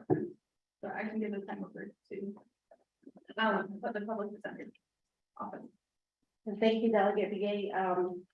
And answering back to that question, as far as like the referrals that we have received, all our positions are currently advertised open until filled, and unfortunately, we have not received any referrals for these positions. The only referrals that we have received recently was just for the legal secretary. I don't believe in a such thing as overqualified candidates. being the fact that Beacon does the qualifications, they send it to us, it's our responsibility to do the interviews. And, with the legal secretary position, we had vacant in Crown Point. We received only 3 applicants, qualified applicants. And 1 was selected, the 2 we did not select. The one here at the Windrock District Office, we actually did a transfer. Somebody did express their interest in that vacant position. And the reason being is that we don't get enough qualified candidates. So that person again expressed their interest and we're transferring her to our department. You have more comments to add to the vacancies? Not that particular one. I want to give some more information to Mr. Slater about his inquiry about the digitizing. Okay, I think for the sake of the unmet needs, we understand the need of the Office of Public Defenders, but we're looking at the proposed budget. And so I think Vice Chair Slater had mentioned that the committee wanted to know how far along the procurement process or the development of that software was. Mhm. So that's for the sake of the proposed $60,000 here. We understand the need. You just need to know how far along the department is in the process. Because if it's an unmet need, that means that there's already a procurement process that has been followed, but you just mentioned that there hasn't been effort made in that department. So Shedder, do you have any further questions?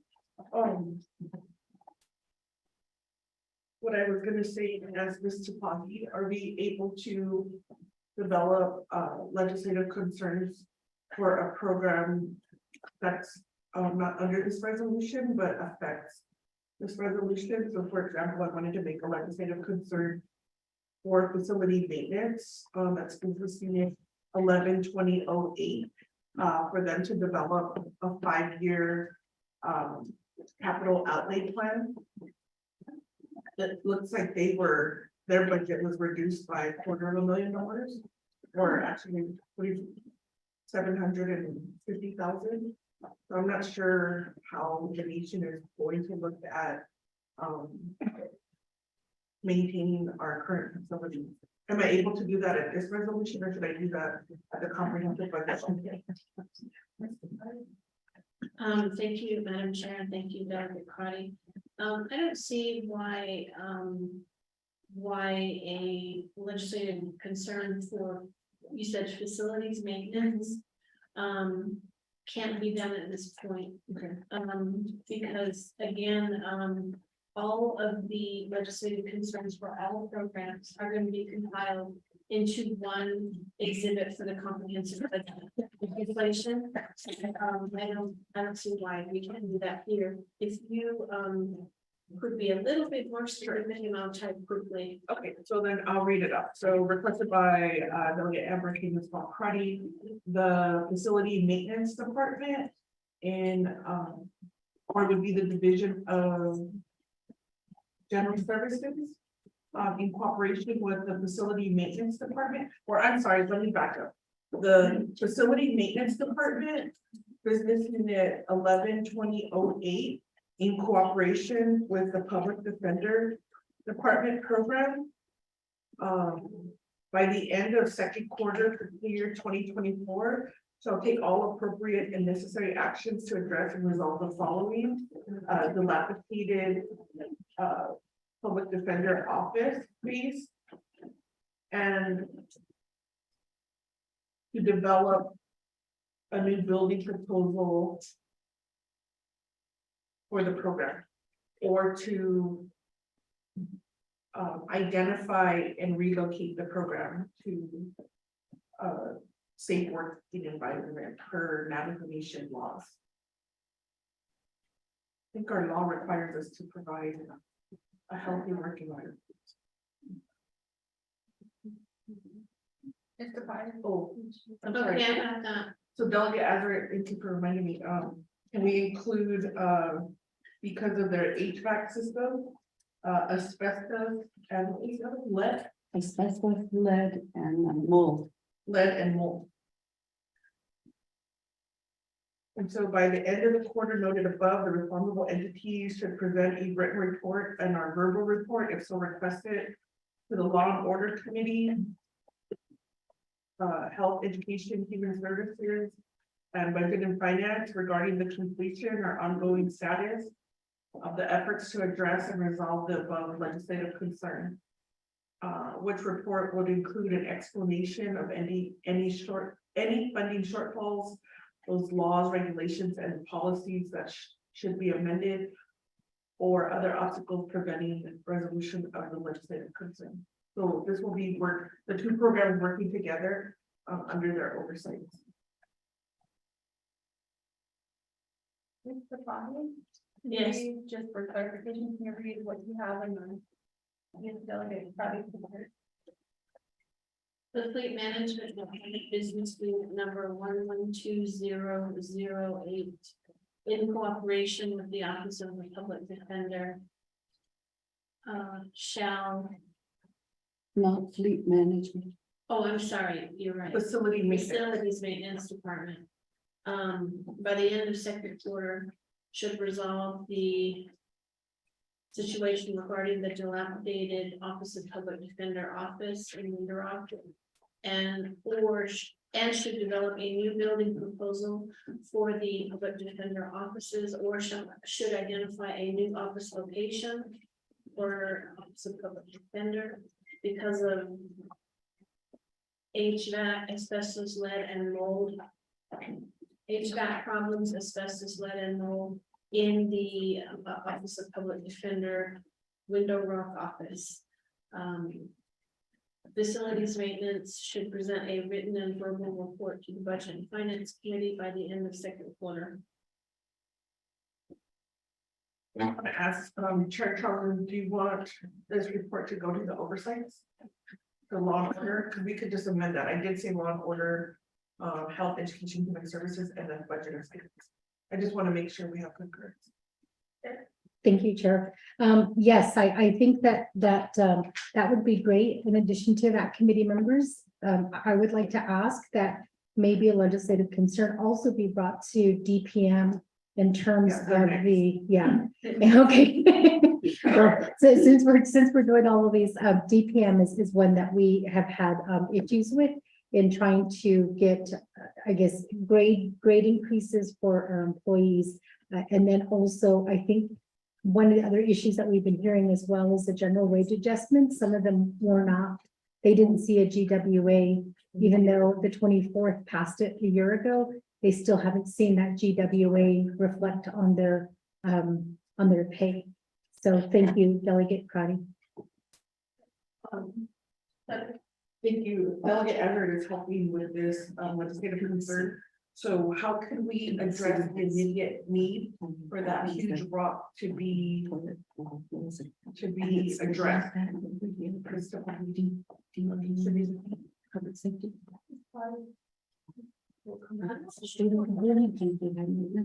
Program would have responsibility for that. For the rock. I guess that would be facilities maintenance, I guess.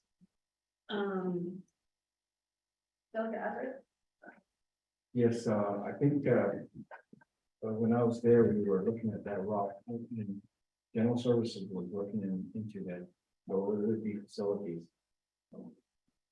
Okay, facilities maintenance, general division of general services should study or evaluate the large rock behind the Office of Public Defender office in Window. To determine what safety actions or measures can be done. I was just gonna think, could we do NOSHA? They looked at it, everybody's looked at it. What do they say?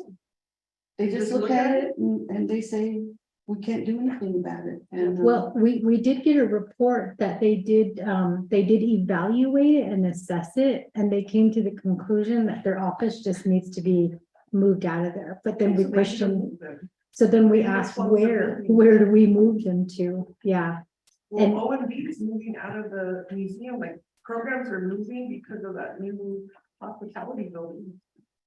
So there should be somewhere at least, I'm just thinking with all this rain and flooding. yeah. And the other one that was, wasn't mentioned was the Tuba City facility.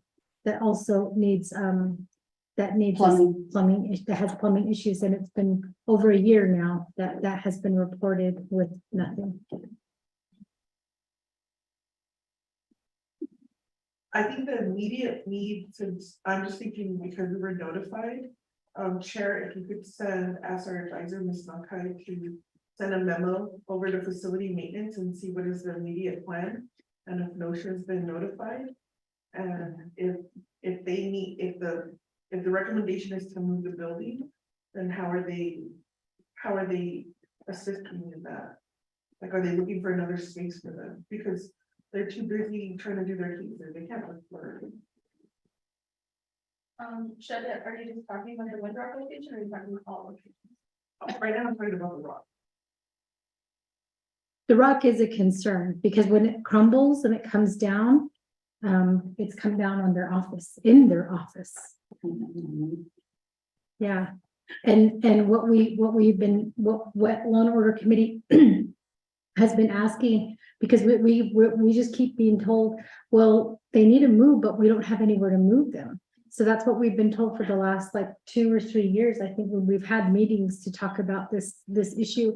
But you know, it still comes down to, well, I guess what I don't understand is if you have like Department of Justice that's pushing to use ARPA money to build them an office, why we can't use some of that ARPA money to build Public Defender's office or some of the offices that are needed, where it poses a health risk, or in this case, you know, a rock coming down on them. If I can, we ask facility maintenance to give a status report on the Public Defender's office and when they're off for the committee. Just so that we can further look at the how it impacts this year's budget, or not only this budget, but how we appropriate federal dollars as well. Just a memo on the status of the Office of the Public Defenders for the Window Rock location. Can we add them to the agenda tomorrow just to get it on the radar? Or would you rather have the report or a memo?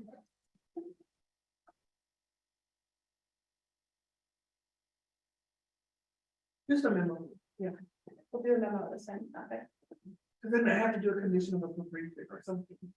But the condition of appropriation also gives it 4 months to do nothing. Like, we just need to sound the siren on this. So you do or do not want this as a legislative concern? What I did hear is that a study is already done. Well, we don't know, so they can present that to us. Okay, so we're. Keep the legislative concern. I'm just talking out loud the immediate need for this rock. Because there's so much erosion happening with all these flash floods. Earthquake in California, tropical storm. Fire in Maui, fire in Hawaii. Well, I'm just like, if we're studying it. And if somebody just needs to be accountable, that's what I'm looking for, who's accountable. To make this decision and determination, and who's actively looking for a site for the Public Defender's office. Or else then they should just be virtual and be safe at home or something, I'm not sure what the answer is. Mr. Potty, what is the draft of legislative concern look like? I have facilities maintenance, Division of General Services, and NOSHA. Should study, evaluate the large rock behind the Office of Public Defender's office in Window Rock to determine what safety measures can be done to remove the threat of the rock fall. Does that sound good? Yeah. We have a subject matter expert here, so I'm just trying to get it right. Okay. Okay.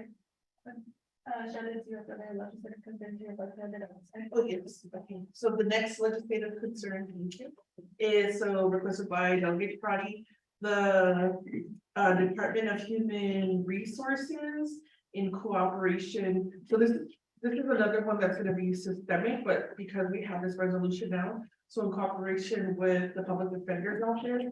By the end of first quarter fiscal year 2024, to take all appropriate and necessary action to address and resolve the following, salary adjustments. To look at the PCQs that are currently submitted. And the process for hiring and recommending qualified candidates for vacant positions. And the other DD from the. That's all I got. Vacant attorney and position.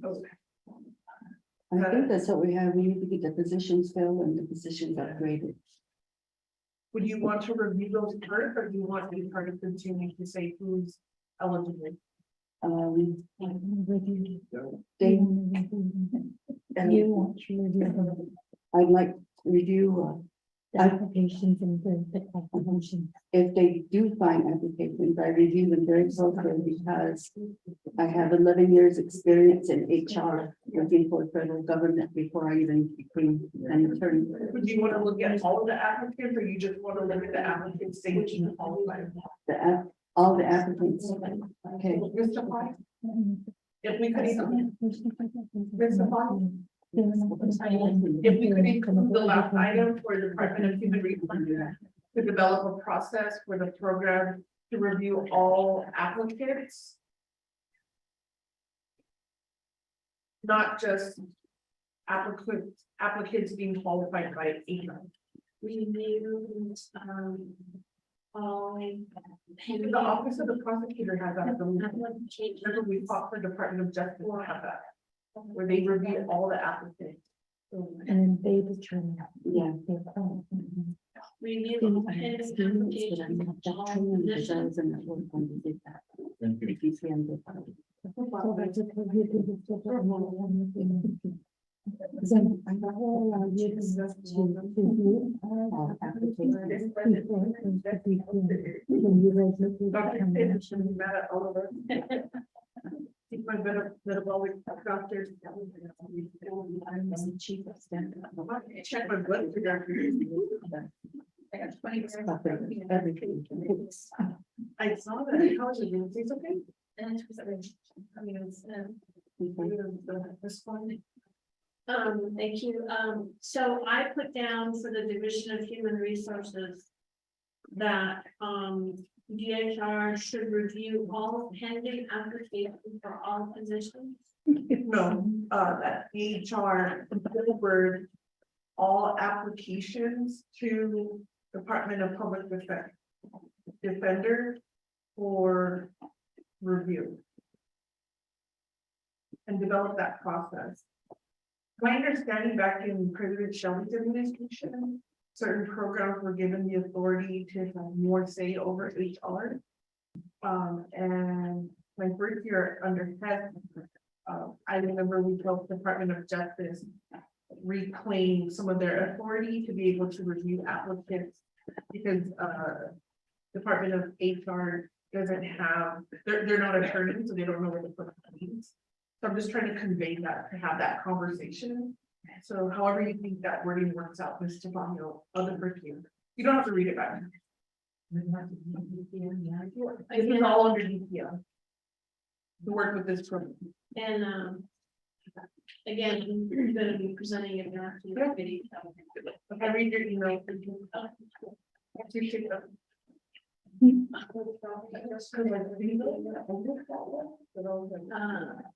didn't get that. Oh, I like it very good. No, they're going to all the applications and they're going to send it straight to you. It's just later about the digitizing. I think she just needs to get one pass. Or pass it. Yeah. Well, he's talking about just, I think they don't, their contract is just what's going to be on. So we haven't. Okay, is there anything else about that? So this should be requested to law and order, task and budget and finance See, we don't program. by Medicare December quarter, first quarter of fiscal year 2024. To ask them what resources they want. And we can. Over It has to that. be specific. PRYTHRIT. It has to be companies that have always done this stuff. And even it's gonna be outside. It's not gonna be anything like you're just where.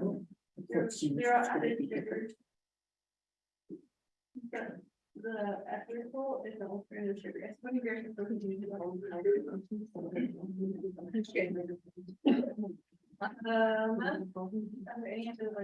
Are there any other legislative concerns you think the committee would want us to address charter program? Not at this time, no.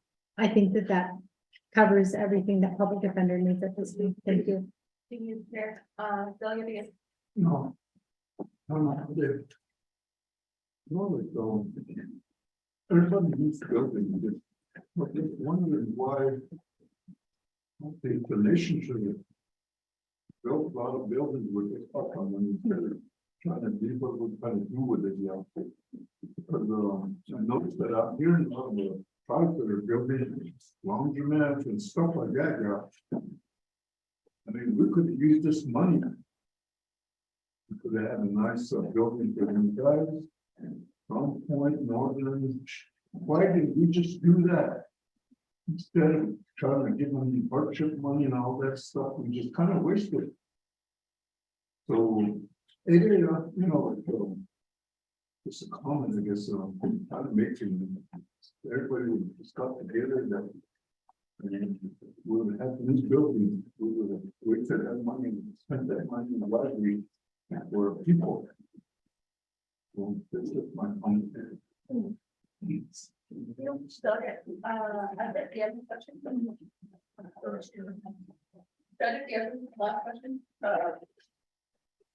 No, I appreciate the presentation and I appreciate Delegate's later comment.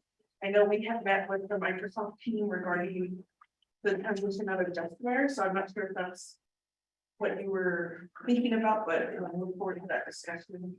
Thank you. No, I'll work on what I want to draft up. I'll send it to you. As the chair has it.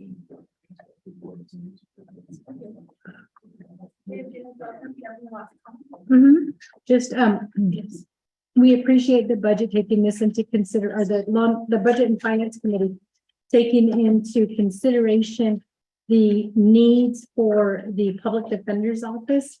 And we appreciate this conversation and also the legislative concerns that have been brought forward.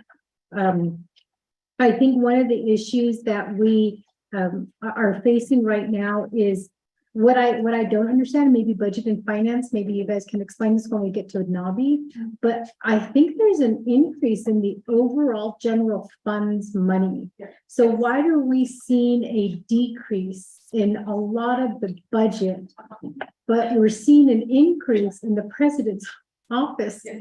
I cannot sit here and say that we are being fair when it comes to public safety and justice, because we're not. We're seeing a decrease. And that was the reason why we sent the Division of Public Safety back to the drawing board to redo their budget, because we saw in criminal investigations $180,000 cut. And so we can't, we can't continue to do this. But I will say that when Norman Begay walked out, Delegate Begay, but in terms of it's like what he asks a question and he never waits around for the answer. So I sponsored the hardship. And I will say that the hardship right now is paid out. And if anything, I think that that's one business unit number where the funds have been expended. So I've argued, and I remember Delegate Crotty and I, gosh, we tried to argue when the ARPA legislation was going through, like the various projects that are ready to go that we needed to fund that didn't get funding. So in terms of what I hope Delegate Norman Begay, there you are. So in terms of the ARPA legislation, I'll say that, and I've said this on the record, it was rushed. It was brought up, we voted, and it was quick. And I think that from the ARPA legislation, I believe there was 2 of us that voted red against it because we didn't have a full discussion on that. But I agree that, that some of this funding should have gone to building facilities that are ready to go, because we do have a lot of facilities that are shovel ready. They are ready to go, but they were not funded. And I think that, right now, I think that that's what the issue is, right? With our chapters, a lot of our projects are not ready, but we're okay. And as I stated earlier, Delegate Begay, the hardship is probably one of maybe if the only business unit where over 90% of the funds have been expended. So it's the only business unit that has that got our ARPA money, where the money's all gone, almost all. I think there's like 740,000 left of the hardship money. But the money has been spent. So I agree with you that there are certainly facilities that are shovel ready that need to be built, but we didn't allocate for those during the ARPA money. And as I understand, the ARPA legislation will be, are you guys going to go back and look at it again? Because I've been pushing for due dates to be added into that ARPA legislation for projects. So I just wanted to just let you know that that's where we stand with the ARPA legislation. But in addition to that, I will say that we did try to advocate for some of the facilities to be built, but our understanding of what was presented to us was that Department of Justice denied those a lot of the projects. So for instance, I know that we argued, Delegate Crotty and I argued for the Shiprock jail to be built using that ARPA money, but we were told that you can't use ARPA money for that project. And that would have helped Public Defender's Office, because that judicial complex was supposed to house prosecutor's office, public defender's office, criminal investigators, law enforcement, judicial branch. You know, I mean, there was so many people that it was going to be housing there in the Shiprock area. But as we understand per DOJ, it was not eligible for ARPA money, which is why I'm having a hard time that DOJ is now before us saying that they want to build a building for themselves, you know, to have an office. It just doesn't make sense to me. So that was my recollection of the ARPA discussion. But that would have also helped if we can get the Window Rock facility going. That will also help Public Defender's Office, because then they can move into that judicial complex and have an office in there. But because of inflation and what we're looking at, it hasn't happened. So I hope that answers your question. And we are working with Chair Parrish and also Speaker Damon to look at possible funding sources to build the facilities that are needed across Navajo Nation, not only the Northern Agency Judicial Complex and the Window Rock Complex, but also the smaller substations. And just to be clear, Delegate Begay, that would include your areas as well. Thank you. Chair, before I ask for closing comments, I'm going to turn the time over to Delegate Begay. Oh, I think we have a big problem here in the nation. We got a wagon here. We got no horse to pull over. Meaning that, you know, what we really need is some planning. Especially that. How do you think, we can talk all we want to about this project that we need to get done, but we got no, maybe even 5 planners for each agency to help us in our area to plan what's, like, to start planning stuff for us. It doesn't have an overall picture of what Navajo Nation wants to do, because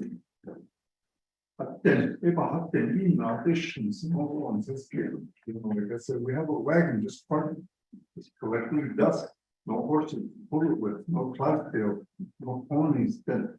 So we can find some planners that will start helping us plan stuff like this, what each individual is doing. I think we can get going that way. maybe we can get somewhere without the idea that he's trying to put together so we can all work together by the agency, you know? So that's just a comment. And Chair, I think, Mr. Arden Mitchell stated on the record on Thursday at Navigated that all of the departments and divisions, were through the executive branch planning process.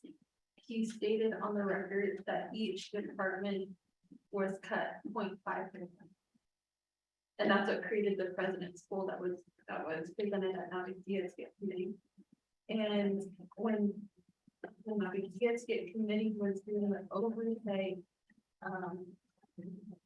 discussion over the presented budget, that's when the material was given to the committee about the president's pool. Just for further clarification, if you want to know where that money was presented. And you're right, there was an increase in revenue and there are decreases all over all throughout the budget that we've been seeing in the finance. So I think that's when the comprehensive budget gets put together, we will piece the puzzle together. So Ms. Bowman, do you have any closing comments before the committee takes action? Thank you, Chair, and thank you, committee, for hearing our concerns. I just want to say that I understand that Justware may not be utilized in the future. I'm not sure that if that's set in stone yet, but with the public defender records, I'm gonna have to go to other public defender offices like the federal public defenders and the state defenders, because I'm gonna need the experts that they use to digitize their records and their files. All of our files, all of our names, everything, all confidential. You can't let any of that information out. That's one of my concerns that I have to protect because it's an ethical concern for me. And I have to make sure that happens when we digitize our records. And also the Tuba City office, that has been the sewer system has been broken for over a year.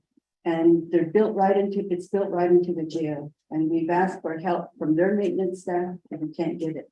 That's under public safety. And we've also asked the tribe maintenance for help and we don't get any help from them either. So my last resort was try to find a contractor so that they can give us an estimate of what needs to be repaired and how much it's going to cost, and maybe we can enter a contract to get that fixed. And I also, with the Tuba City office, I don't know if any of you have been there, the public defenders, the last office after the jail and public safety. And there's only one way you can get into that office through the front door. There's no back door, the windows don't open and shut. And I've always been concerned about that. And these new facilities that are being built, I hope that's not the situation.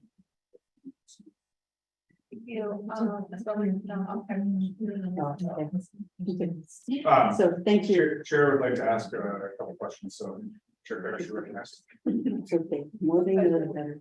Ms. Bowman, so just for clarification though, if that was really a priority for the office, it would be on the unmet needs, but it's not on here. So that's what I think the committee is really taking a look at. If you're saying these are all needs, these are needs for the need for your personnel, they're all your needs, but the unmet needs document does not reflect that. So when the budget and finance committee is having discussion, I know that the oversight, you hear more about the details of the work that you do, but for the budget and finance perspective, what we're trying to piece together is the unmet needs, is how there's some departments that we see and we hear the necessity for some of the asks here.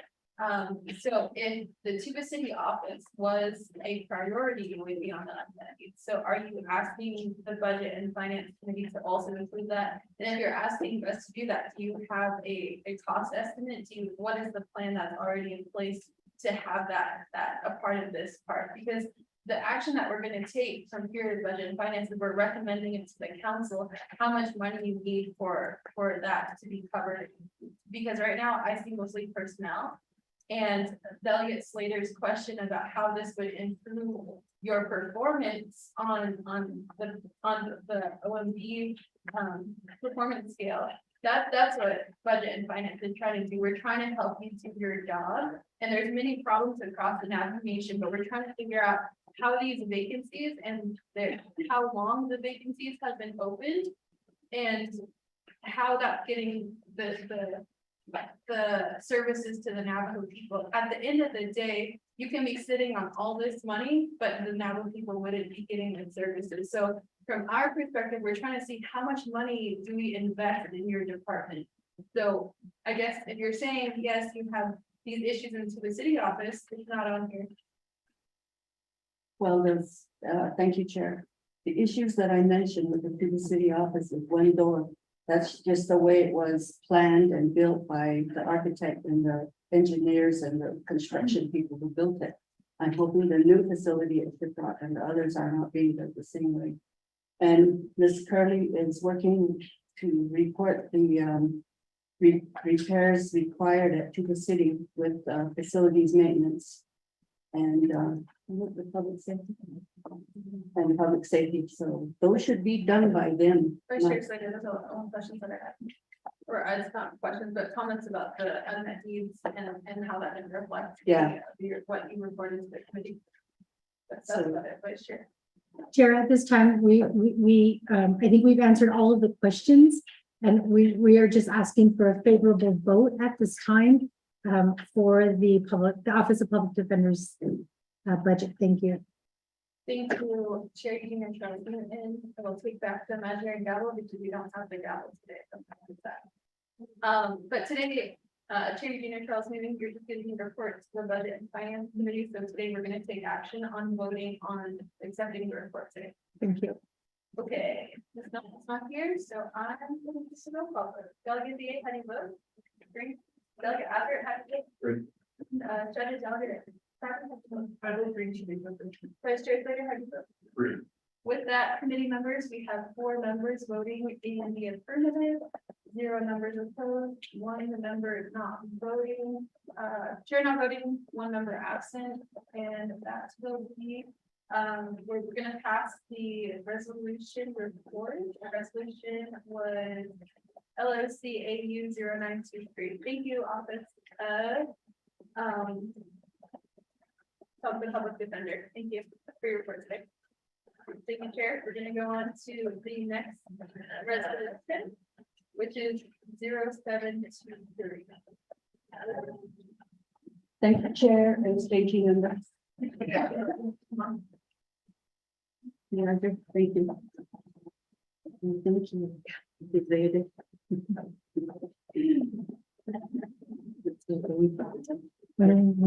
Yeah.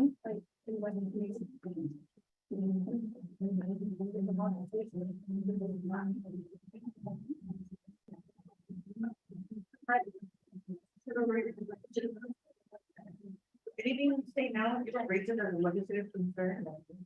I'm gonna get back. Just put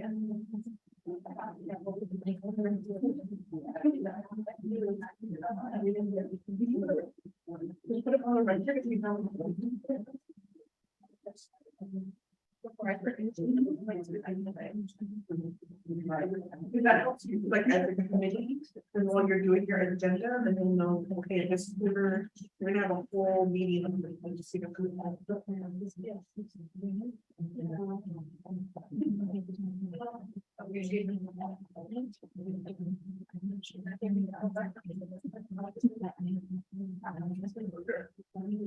we move on to the next legislation, Chair Barrett would like to discuss the legislative concerns related to last budget. So Chair Barrett, would recommend.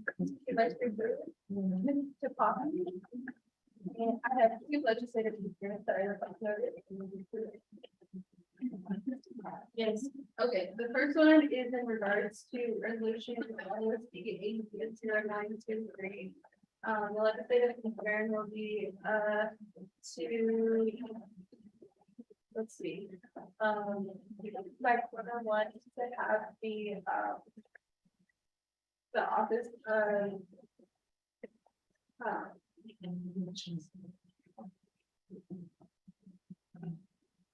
The public defenders report to the budget and finance committee and to the law and order committee on the status of to the city office and the vacancies and record vacancies.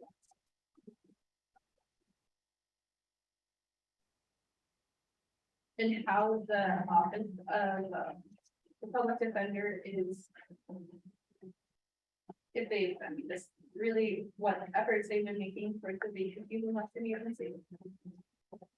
And the office in Western Agency. That's my first one. The second one is back to the Division of Economic Development. That resolution is RDCAU 1823. And the legislative concern is to report that to the Budget and Finance Committee and the Research and Development Committee on the status of the RDCO officer in the state of Utah. RBD, yes. Officer, compliance officer. Compliance.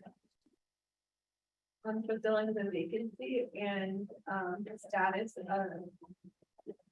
I'm sorry, the Utah RBD office. Okay, so right now there's a office space for them, but there's vacancies there and nobody's currently occupying the office.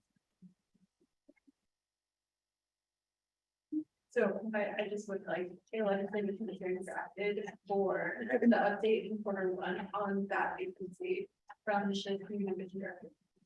Oh, so. Or to do them. That because it affects the revenue stream to the navigation, and there's no compliance officer in the state of Utah for the navigation right now.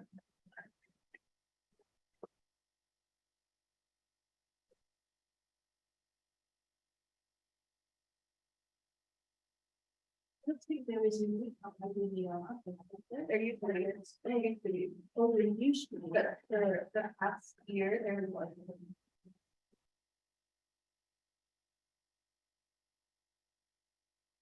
Yeah, for economic development. Yes. Such thing. Okay.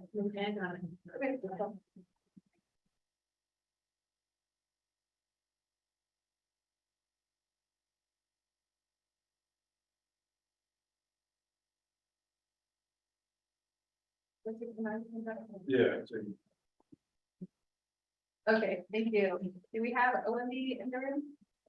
Mr. Vial, all right, okay, we have Annette Francisco here.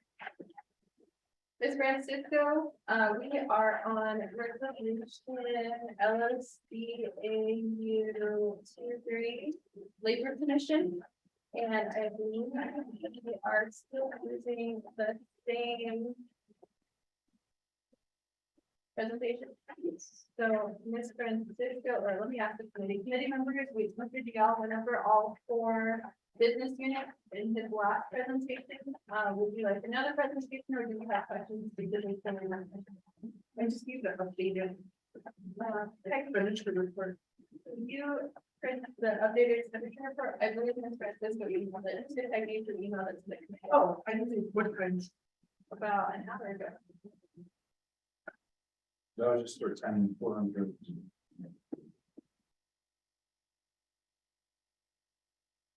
Are you asking for the updated one for this program? We updated, or the email was sent out at 10:20. Labor Commission should be already updated. It was just hearings and appeals and that will probably send it. Ms. Francisco, I believe Ms. Napa is spreading out the coffee. She didn't know we had. Can we have questions on the Labor Commission OMB report? I have a question. Yeah. Go ahead, Vice Chair. I think your expenditure is 48%. Can you just talk about what's contributing to the line of expenditures? Looks like you're fully staffed in the Oh, Vice Chair, for OMB. Oh, for insurance. Nobody can throw in the. Okay. I'll do it. Thank you, Ms. Francisco. All right, we're gonna go into the report now. I'm gonna time over to Chair Union President and now our labor commission. We just have an idea of where we would have questions. Chair? Good morning, Chair. I come before you at this time before the Budget and Finance Committee of the 25th Navajo Nation Council, and I present to you the fiscal year budget for the Navajo Nation Labor Commission. The Navajo Nation Labor Commission is asking for 400 and well, in their original budget of $486,617. However, the proposed budget shows $477,634 with a decrease in their budget of $10,983. There are no legislative concerns, no conditions of appropriation, and they don't have any vacancies currently in their program. They are also not requesting any unmet needs at this time. In terms of their carryover, they are not requesting any carryover funds. So this is a very straightforward budget. And so at this time, Chair Parrish, we do stand for questions regarding the budget.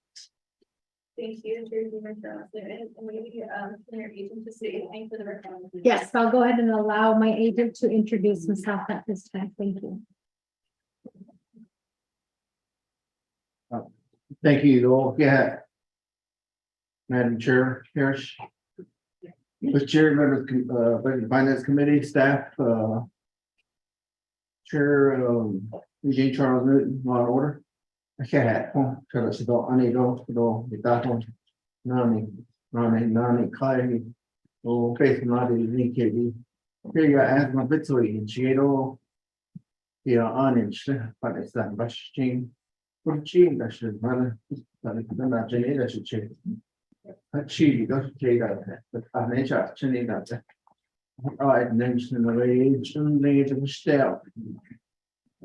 So shut the partial example, I think you see that shut. It's important for you. Now, I'm going to watch the cassette that they got nasty. They were shape and nasty. Okay.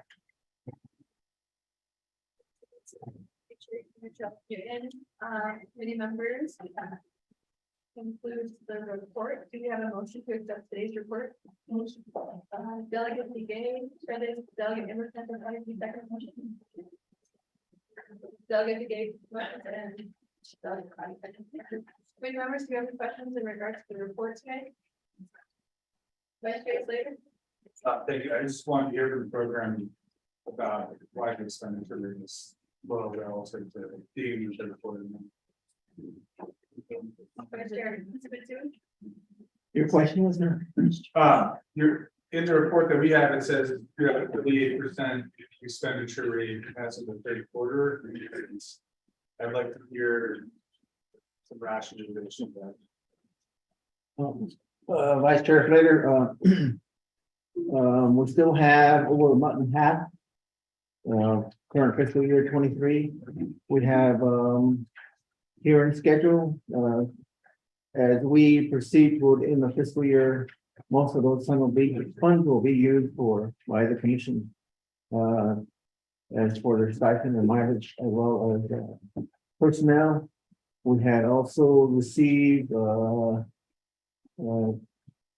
additional funds, supplemental funds, and we are in the process of expending that. That's mostly for computers and software, and perhaps I believe it was direct machine. Sure. So hopefully toward the end of the fiscal year, most of those funds will be expended.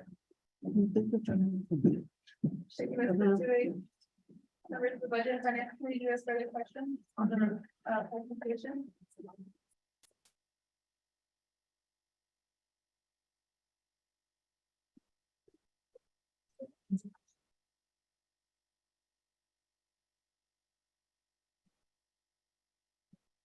Delegate Albert, Delegate Figueroa, do you have any questions?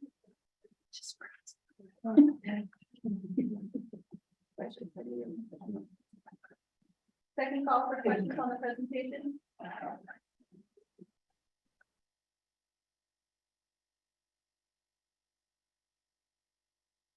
Third call for questions on the presentation.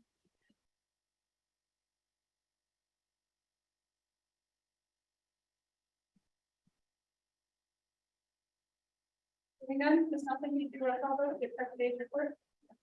Yes, Madam Chair, we'll call it on the presentation. Want to answer any vote? Thank you, now I put it in the screen. Honorable Norman Indicate, how do you vote? Thank you, Honorable Norman Indicate on screen. Honorable Anderson and Scott Carter, how do you vote? Thank you, Mr. Taylor. Honorable Anderson and Scott Carter on screen.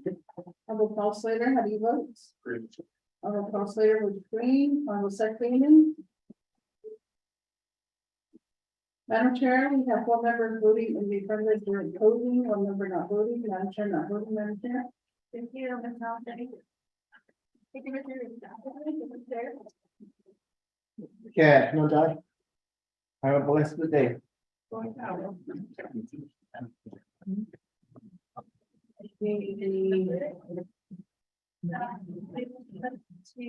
resolution LRCA 0823, an action relating to the law and order committee of decision and recommending to the budget and finance committee.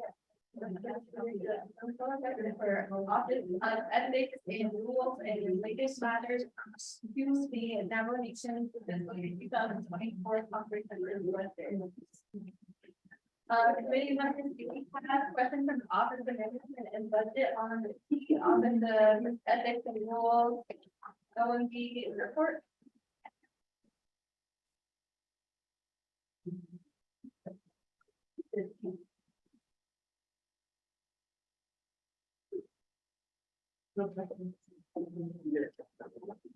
It's committee members, again, it's not like the big report that we had. I don't have to dig it out of my, how to dig it out of my. The updated now.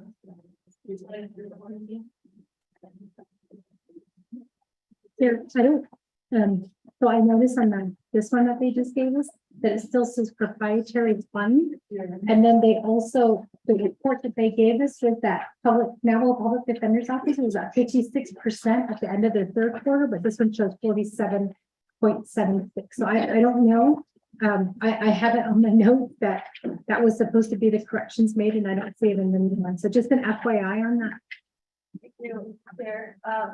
Ms. Francisco, was that just, is that a typo, or can you, explain the proprietary fund total, label, and then also the, percentage, 47% versus, I know you're probably calculating the numbers, because we're on the line, but maybe you can explain. Madam Chair, members of the committee, I forgot to change the fire fund to general funds. That's my error again. And the 56% I read to you early online was today's date. Okay. So the expenditure of as of today was 56. Okay. And this one's as of the third quarter, 47. Thank you for the clarification, Ms. Francisco. All right. Yeah. No, this is public defenders. Public defenders. Public defenders active 56%. Public defenders 56% as of today and 47.76 as of the third quarter. Yes. Thank you. And this colleagues, do we have further questions from the office of management and budget? Second call. Third call. Thank you, Ms. Francisco. Okay, we are going to go to the presentation on the resolution. The resolution again is 0823 on the Office of Ethics and Rules. Okay, we're going to go and get this time over to Sherry Dina on the resolution. Thank you, Chair. I will make note that my agent is not here right now, but I believe that this is a very straightforward budget, just like it was with labor relations. So I come before you to present the fiscal year 2024 budget for Ethics and Rules Office.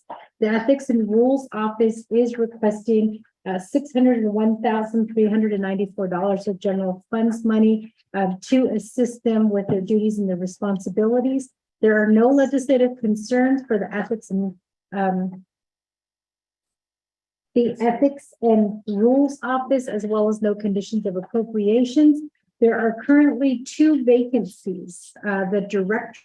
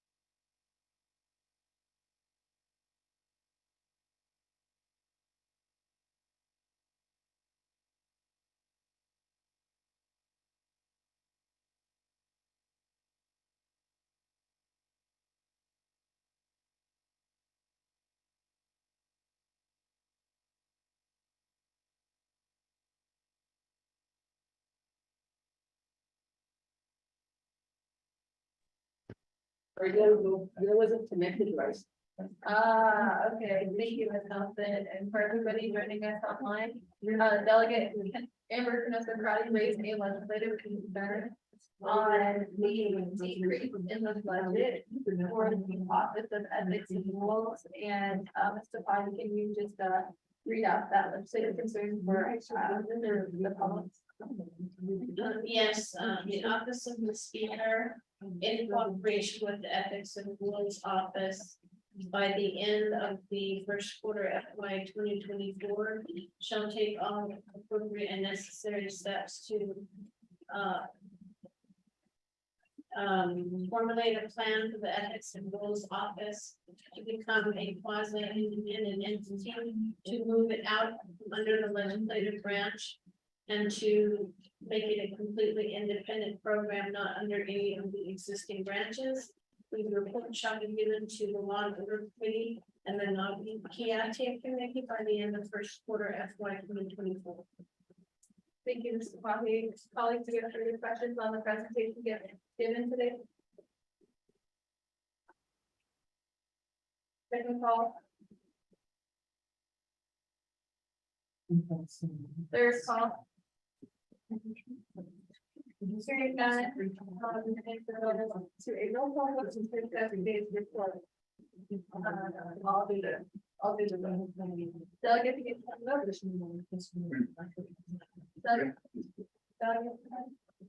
Delegate. Our members are voting in the affirmative.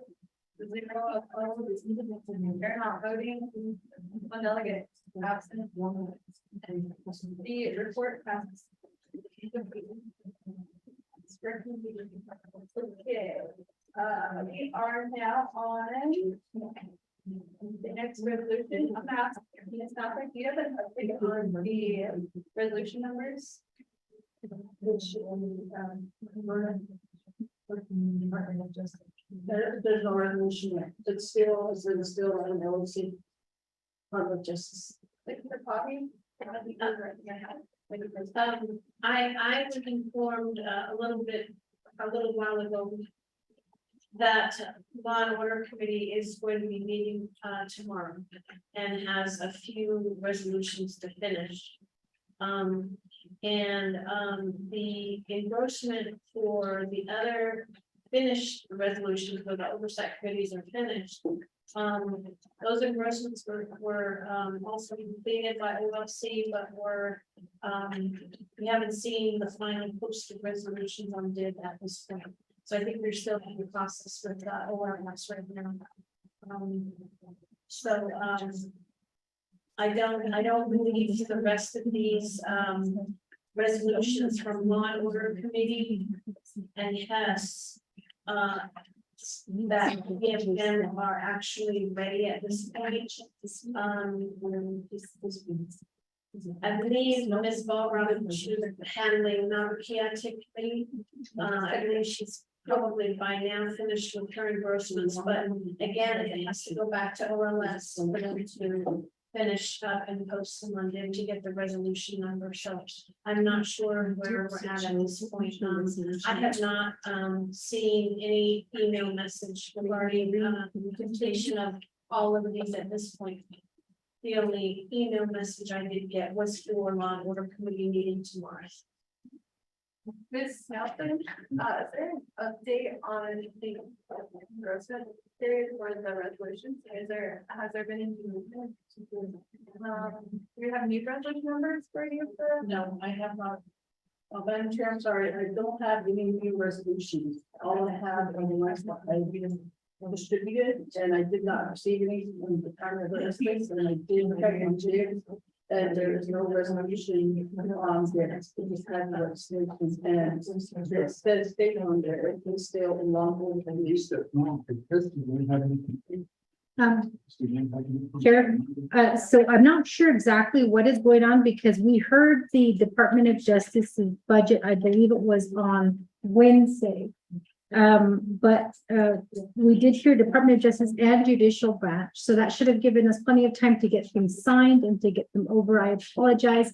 I have no idea what is going on. But I can tell you that the next legislation, Office of Hearing and Appeals, I think we're ready for that one because that one was one that we also did the consent agenda for. So in the meantime, I did text our legislative advisor, Lorraine Spencer, to ask her what is going on, especially in light of the fact that we did hear Department of Justice and judicial branches, their budget on Wednesday. The only one that we have not completed is Division of Public Safety. That is the only one we have not completed, which we meet tomorrow to discuss. Miss Naka, can you check, on the status, or you can get a copy of the resolution, the Office of Hearing and Appeals and the judicial branch budget? Those are the three that the chairman is indicating. Are ready for the agenda. They don't have resolution numbers. Well, we're checking on that, LCOC. There is some, so that's next year. And we do have our agent here with us. Oh, 6, okay, got it, all right, let's do that. Okay, committee members, we do have a resolution number for the hearings and appeal. On the agenda, that appears to be, letter M. So letter M is now LOCAU 0623. We're going to. How does this back? All right, I have. Committee members, do we have questions from the Office of Management and Budget on the Office of Hearings and Appeals? And again, it's in the big packet that the Office of Management and Budget has given our committee. No questions. Delegate Brigade, do you have questions from Office of Management and Budget? Delegate Brigade, Delegate Adler? Isn't this one?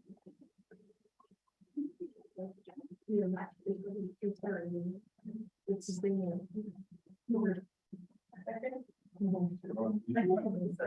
right. To the presentation from Terry from the Office of Hearings and Appeals. Terry, Thank you, Chair. Today I come before the Budget and Finance Committee of the 25th Navajo Council and present to you the fiscal year 2024 budget for the Office of Hearing and Appeals. The Office of Hearing and Appeals is asking for general funds in the amount of $385,000. There is currently a reduction in their budget of $29,934 compared to what the original budget and proposed budget was. The Office of Hearing and Appeals does not have any legislative concerns or any conditions of appropriations. Currently at this time, the Office of Hearing and Appeals has two vacant positions and one vacant. That's for a temporary employee. So I guess that would be technically 3 vacant positions. In terms of their unmet needs, there are no unmet needs at this time that they're requesting. Their carryover. They don't have any carryover funds that they are requesting for. So in this case, I believe that this is a very straightforward budget again. But at this time, I'd like to allow my agent to introduce herself to the committee. Good morning, everyone. My name is Trudy Armijo. I work in the Office of Hearing and Appeals, and I just want to say good morning to everyone. Chair, the budget has been put together very nicely. I do want to make note that it's been put together very nicely for us. But at this time, we do stand for questions. Thank you. Thank you, Terry Peters, and thank you, Ms. Armijo. You haven't seen anything? Thank you. Committee members, do we have a motion to accept today's report? Motion. First, chair, third motion. Do we have a second? Delegate Brigade, second motion. Thank you, Madam Chair. Before a final vote on the board, I just have a question and maybe only can answer the question. I'm taking a look at the presentation by R&D and on their listing that we've been using. And the dollar amount total on OMB's listing is $457,517. And then I'm looking at the exhibit A on the LLC-AU-06-23, and those numbers don't match up. I just was hoping someone could clarify why that is. Thank you. Mr. Bobby, Ms. Francisco, can you assist us in the assessment?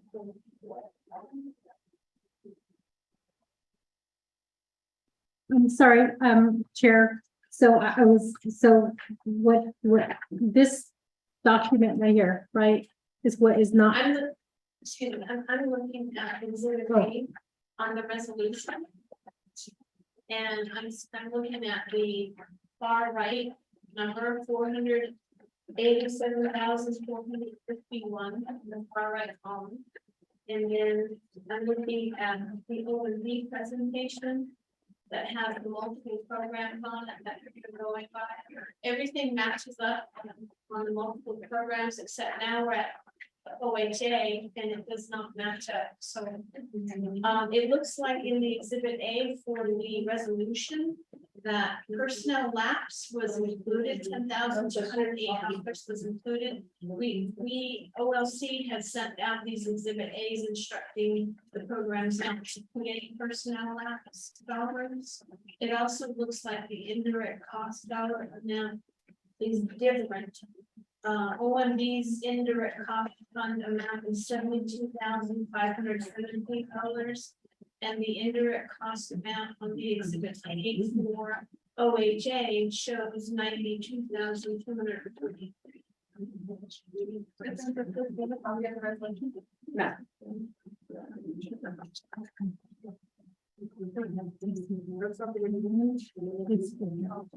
You know what? The reason why this is my chair is there was a glitch in the computer and I had given this.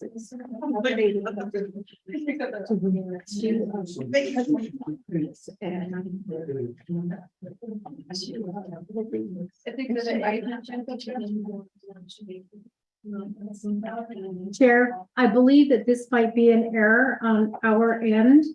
I was just now informed that the exhibit A was changed out at Law and Order Committee, and it looks like they didn't change it out. So the corrections were supposed to be changed out. So can we get Lorraine in here? They have the dates. They have the dates in all the. Then maybe what we could do is, you wanna take a recess? Or who's up next after this? So waiting for the other, So let's take a recess. We got our food and let's try and get some food and then. Okay. 30 Question. We have a motion and second on the floor, do a few questions and then. Thank you. So in this handout, is the $457,517, is that the correct amount, or is the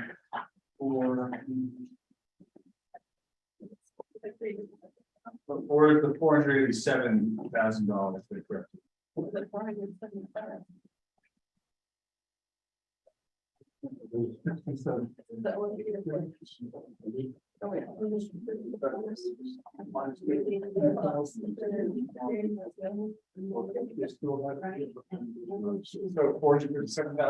Yeah.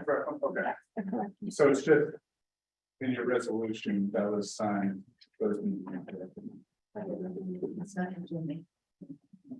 Committee with, Mr. Black.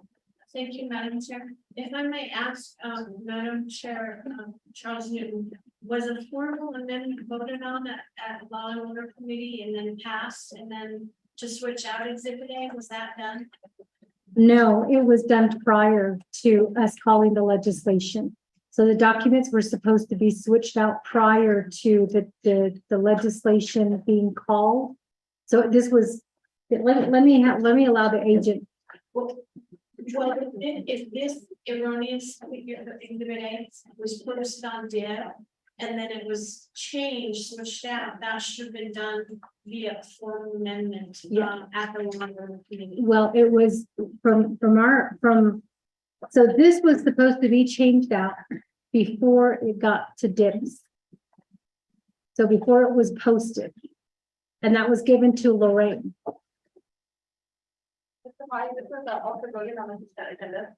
So, we can just give the chair some time to. In the meantime, do you have any other questions before we go to, I was voting on the consent agenda.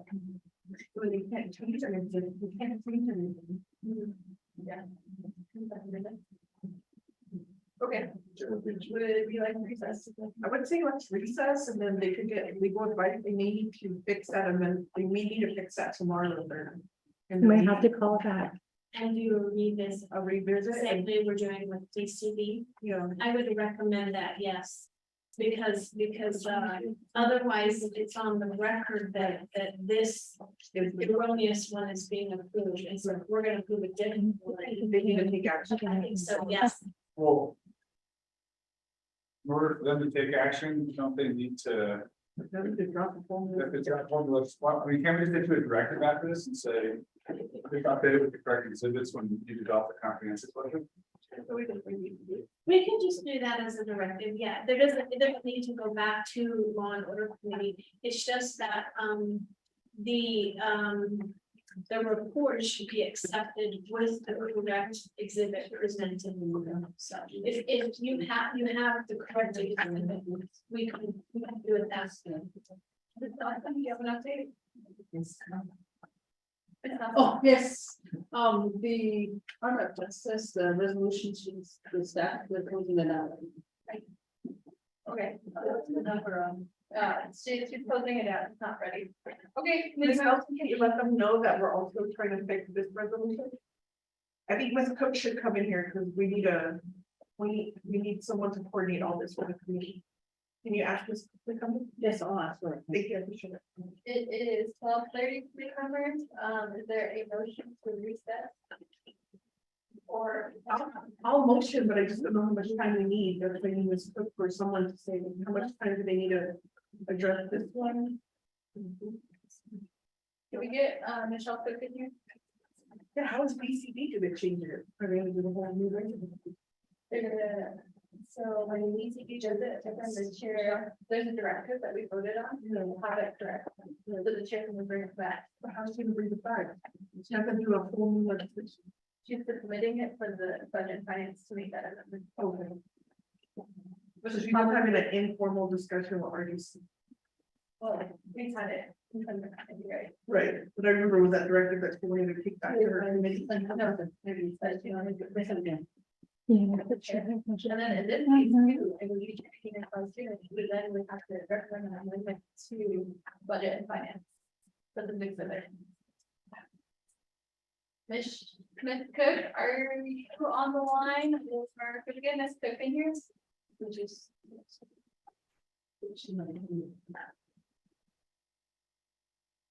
It's much challenging. They do it now. I mean, how, to text her? She can pull up, isn't she? I mean, I thought she's intern, executive director. Let's see. I don't think people know what appointed. But I have a question, Chair. Intern, so she has to do the duties of the executive director. So on Friday You're intern. is the special counsel, right? Is that special counsel for budget or is it just a special council meeting for a legislation Two is the audit. for the audit? Just so the Okay. audit is going to come before budget and finance tomorrow, and then it's gonna go to Navi on Thursday, and then Friday with, the audit needs to be approved by council before it can be part of the. So. Just making sure. Yeah. Okay. No, No, I'm a grown woman, but you want that, I mean, Where is Ms. Cook? Could we have, Mr. Manuel Rico? Who's under It's on the line, manual on the line. No, but who's under Ms. Cook then if she's not available? Always has to be someone covering. What are we asking her? The option of how to fix. DOJ resolution. Manuel, so we need, the committee needs assistance in coordinating with the Office of Legislative Services, the resolutions that don't have numbers yet, and we need a time frame on how long that's gonna take to, engross, and then, how long that will take in order for us to take an appropriate amount for reason. All right, let me find out. So I asked for Ms. Cook, so if she's on lunch right now, who's under Ms. Cook? I have to look at the delegation, let me look at that. Okay, well, one of them can just come and Okay. provide us that. But they can't use this until we get it answered. we'll find out.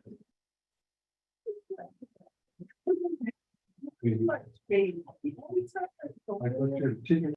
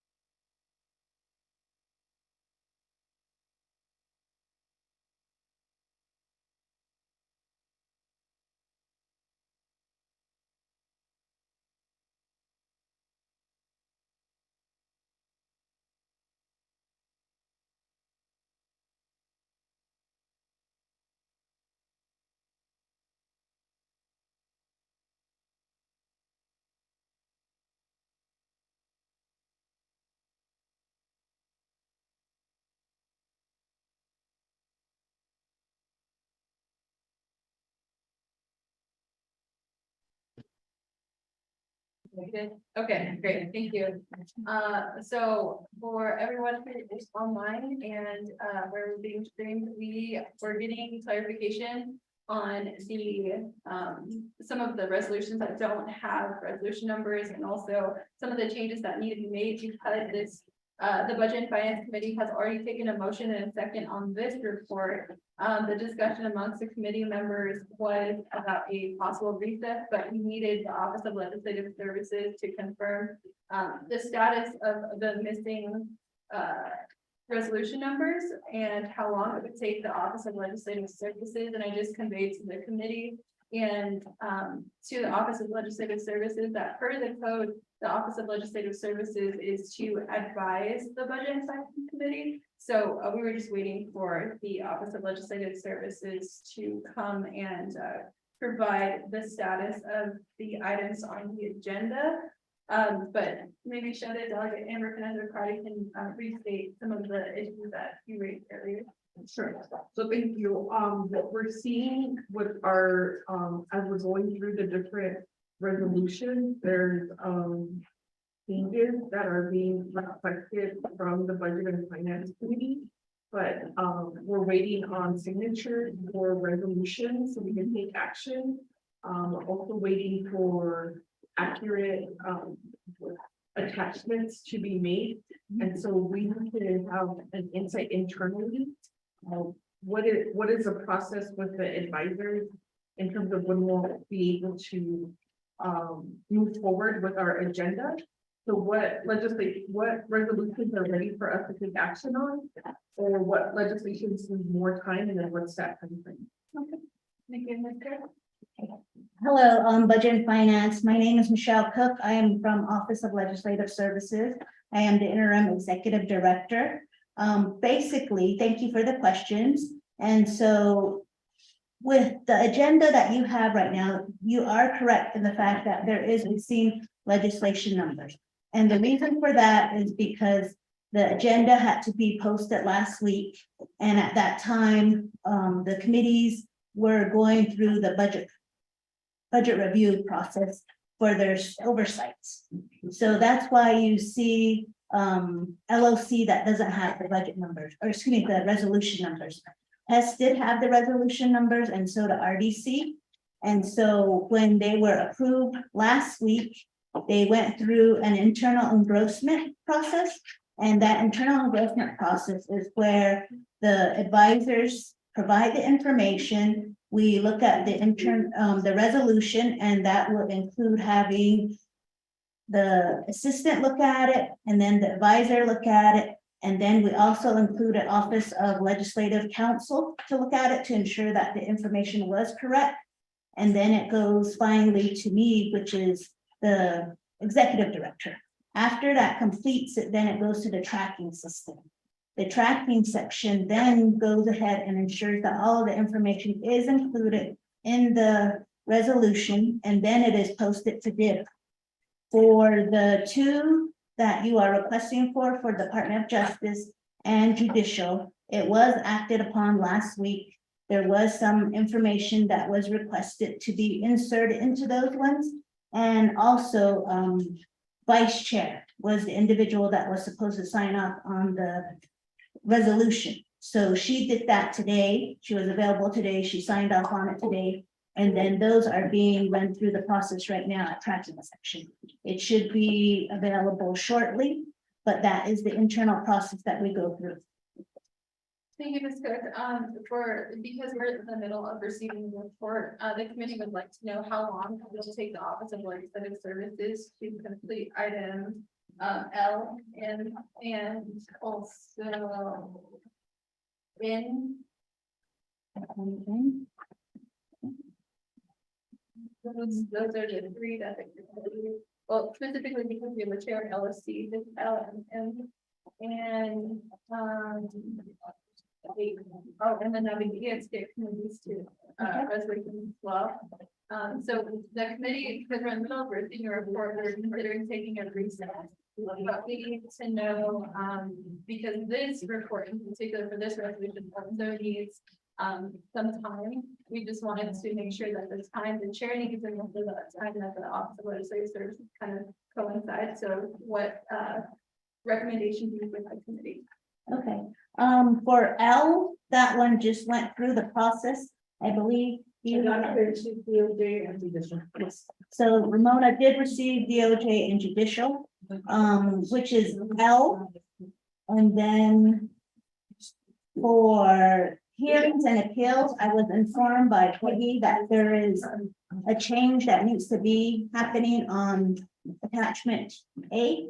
Oh, sorry, I apologize. Okay, so L is complete, but the committee currently has a motion on M. So that's the change that we were discussing just now. So I guess committee members, that's the status on the current resolution from LSC. But Ms. Nelson, Ms. Cook, can you also give us an update on E and F? Okay, on E and F, which is the, okay. E and G. G is the LSC hasn't taken action on. Oh, no. So just E and F. Okay, for E and F, let me see, we go to that one. Okay, for E and F, we did go and finish the internal review process for E. And we are in the process of closing those ones out for legislative and for executive. So I would say within the next 30 minutes to an hour, those would be coming this way, part B. Okay, what about H? H. Or that we do have. You guys do have H. You have H and you have L. Yes, and you have mentioned M. I will work with Lorraine because I was informed that the. Sorry, no, I apologize. That's the one that the committee is currently working on. Okay. That's 0623, so that one does have a number. Okay. Okay, But, I think there's a. Was there a new document that needs to be included? A just. That's my understanding. Exhibit A. Remember our legislative council brought up, this is how this all started, all the different numbers. And who's responsible for making sure we have the correct number if the resolution was passed through consent, but there's some discrepancies on the number. thank you, Shadid. So Ms. Cook, in the budget that are being sent to budget and finance, the resolutions, is there a person in the legislative services who is checking with the Office of Management and Budget to see if the resolutions that are being taken action at the committee level and then given to budget and finance, that they coincide? Yes. Because we found a discrepancy, Ms. Tapai found a discrepancy on 0623 in the budget itself. So the total budgets don't match. Yeah. And that's the concern that Shedid Delegate Amber Crotty is speaking of, and Mr. Pahi just raised at the very beginning for the company could take any action. So I guess from this point, Ms. Cook, I think this is the second error that we caught. I mean, the difference in the budget. But I guess, Ms. Cook, we just want to make sure that there is a thorough job being done, because this means that the Budget and Finance Committee would have to amend it, even though law and order already took action on it. So this should have already been caught at law and order, even before when it was being drafted, or when it was being presented before law and order. Committee members, do we have further questions or comments for LOS? LOS? No? Very none? Okay. Committee members, how would we like to proceed from? The initial question was then to fix this resolution that we're on, how much time does office need? I can't take action on this report if the numbers are wrong. So then we just wrote down the resolution and then incorporate in our notes that we'll be using the correct forms for the comprehensive. That's what because we're all in the room. How are we doing this? Mr. Fahey, can you go over how the committee acted on the division of community development in that area as well? If you recall, Madam Chair and Honorable Delegate Cardy, when Delegate Seth Damon was here, I thought he had the correct idea and we went ahead and did that. What he said was he wanted a record of any potential changes to any of the final oversight committee resolution. And what happened with the Division of Community Development is we did find some errors in the final Exhibit A fund type budget summary that was posted on DIV in the final oversight committee resolution. I believe that one was for RDC. And so we ended up tabling, I believe, the report. And now it's going to be coming up for a revisit. You can see here under revisits, it's the last item on the agenda. It's that very same resolution. And so the way we're doing it here with DCD is there's going to be on the record the action that Budget and Finance Committee is taking to recognize the error that was posted in the final resolution and to indicate that this erroneous fund type budget summary is not going to be recommended by Budget Finance Committee for the comprehensive budget legislation. That in fact, the exhibits are going to be switched out and there are other corrected exhibits that will be recommended by Budget and Finance Committee for the comprehensive budget legislation. If that is not done with a particular final oversight committee resolution that has an error in one of the exhibits, then it's kind of the default situation where, you know, it's not clear on the record that there is an error and that error needs to be recognized and changed, and BNF needs to say, we're not going to recommend this erroneous exhibit, we're going to get a new exhibit. And so the hope is that DCD presents on the revisit that we get the corrected exhibits and that Budget and Finance Committee goes over those and those are accepted. And then the final report is voted on with the corrected exhibits. So just to make it short, so OHA goes to revisits. If the committee is, because what the committee did with the Division of Community Development was that we voted on a motion to revisit the resolution. It depends on what the committee would like to do with this particular resolution. Does that answer your question? Committee members, because there is an exhibit A that needs to be reconciled, how would the committee like to move forward? There is a motion in the second on the report right now.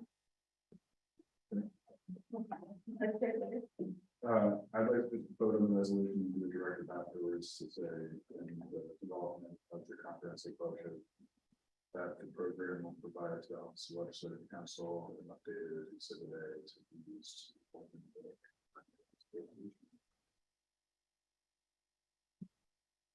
you have any questions? No, it's not. No. This is a vice chair later does not have a motion for a revisit at this time. So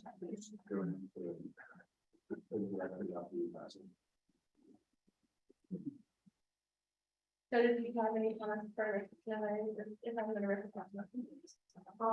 I'd like to motion to table this resolution for a revisit so that it can, the documents can be fixed before we take action on accepting the report. Does does this mean that at the time that the revisit happens, that you would like the appropriate documents at the revisit time? Yeah. Okay. I'm going to recognize Delegate Amber Knezba-Crotty's motion to table this report until at the end where we have a designation on the agenda where it says revisit. And at that time, the motion is to have the appropriate documents in place to accept the report. Committee members, do we have a second to the motion?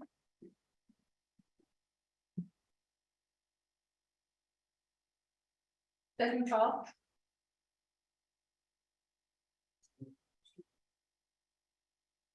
Third call.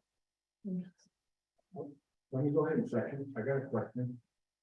What's the question, Joe? Actually, I didn't hear completely what Douglas later said. Yeah, I know that, we're talking leave this year, we're even, left the one, the BCD. And what did you say? Where? You said, did he make a motion to revisit or? Delegate Adler, Vice Chair David had presented to the committee to vote on this report as it is. And then to do the directive to make the correction so that when it comes back to the comprehensive budget, that when the resolution being part of the comprehensive budget, that they would insert the corrected documents at that time. That was the idea, but because I recognize Shedid Delegate Emerson, that was another idea, another way to go about this. But I asked for a third call for a second, so again, this is up to the committee how they would like to move forward, and I did a third call for a second. Delegate Azar, if you would, you can do your second. For the reason that this position, it wasn't a motion, but it's entirely to the committee. I'll go ahead and skip it a second. All right, thank you. We do have a motion in a second on the floor for a revisit on this resolution. Ms. Nelson, can you do a roll call vote? Yes, Madam Chair. Roll call vote on the motion. Water restaurant, how do you vote? Okay, water restaurant, Honorable Nominee Day, how do you vote? Honorable Nominee Day votes green, Honorable Councilor, how do you vote? Thank you, Honorable Councilor votes red, Honorable Everton is not voting, how do you vote? Should I vote green, thank you. Thank you, Honorable Everton is not voting, green, Honorable Seth Damon. Madam Chair, we have 3 members voting in the affirmative, 1 opposing, 1 member not voting, Madam Chair not voting, Madam Chair. Thank you, Ms. Nelson, and thank you, Chair Union Charles Newton. The committee has decided that this resolution will be revisited at the end of our agenda, and at that time, Chair Union Charles Newton. The committee has also requested the offer of be presented at that time. And that means that okay, the next conversation, the 2 resolution committee members of the Office of Legislative Services has informed us of is the resolution in regards to the Department of Justice and judicial grant.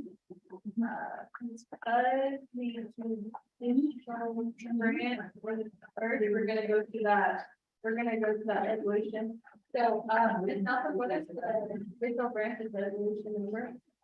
The judicial branch resolution number is LCAU -11-3. And for the Department of Justice, what is that resolution number? That verse LCAU -1023. Okay, committee members. Going back to the agenda, the first resolution, the resolution that's listed for this resolution number LCAU 1123. Regards to the proposed budget for the judicial. We do have the resolution. Committee can do the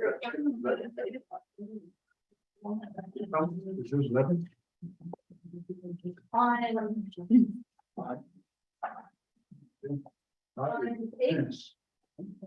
H is 11. And then and then L, that was 10. L is 10. Yeah, I was 10. No.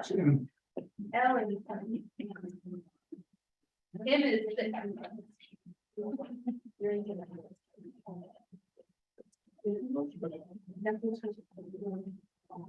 M is get off your agenda. M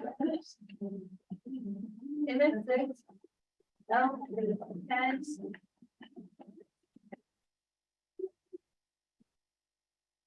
H is 11.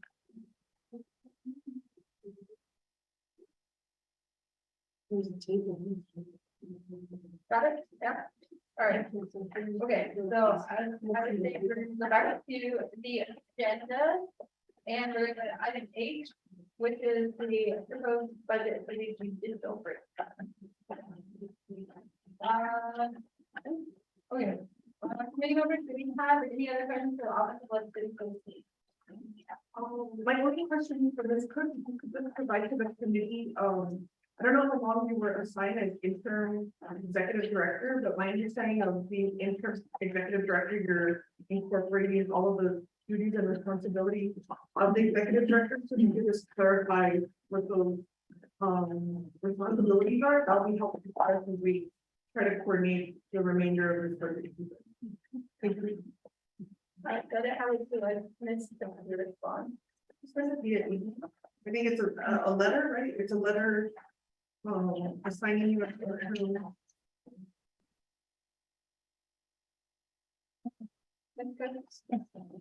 So basically, my term is just from March 16th or to March 19th, when Chief of Staff Rico went over to Office of the Speaker, and then it ends on September 30th.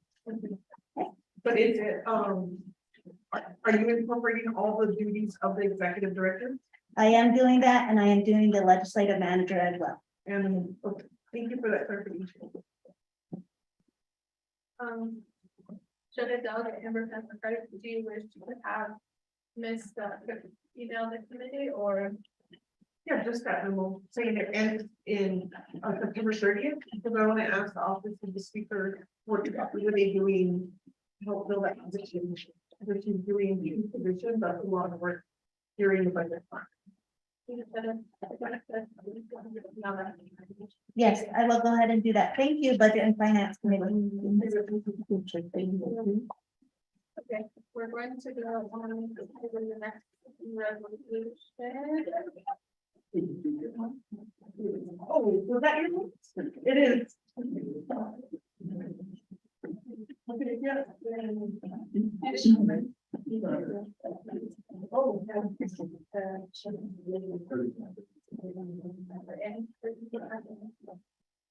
So, okay, we're gonna go on to 11.3. Members of the Budget and Finance Committee, we do have Ms. Francis here. Committee members, do you have the OMB report for the judicial branch? Ms. Francisco? Can you assist the committee in writing the report on BCB?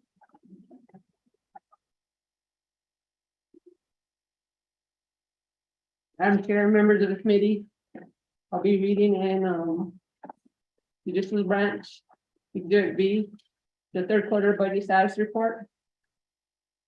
You have your business unit, your program names. In the third column, your approved general fund for FY23, $17,710,002. Indirect cost, $127,838. The next funds are for FY24. General fund amount, $18,094,114. Indirect cost, $93,182. Proprietary 0, fiduciary 0. Special revenue internal 0. Special revenue external is $13,764,794. Available funds for 2024, $31,953,090. And then going on to C, your expenditure report for judicial branch. I'll be reading original budget bottom line total, $17,837,838. Revised, $19,739,277.87. Actual, $9,855,352.35. Encumbrance, $83,939.87. Budget available, $9,799,985.55. Your percentage is 53.35. And if you notice, there are single asterisks on the right-hand side, meaning the programs are underspending by 65% or less. Going on to see your performance, third quarter performance assessment report. You have 18 programs listed. The third quarter average is 3.91. which means the programs are meeting their expectations. Going on to D, the plan of operations, status report. And then it looks like all the programs for the judicial branch are up to date. And E is legislative concern. Additional reconciliation, there is none for the judicial branch. That concludes the report. Thank you.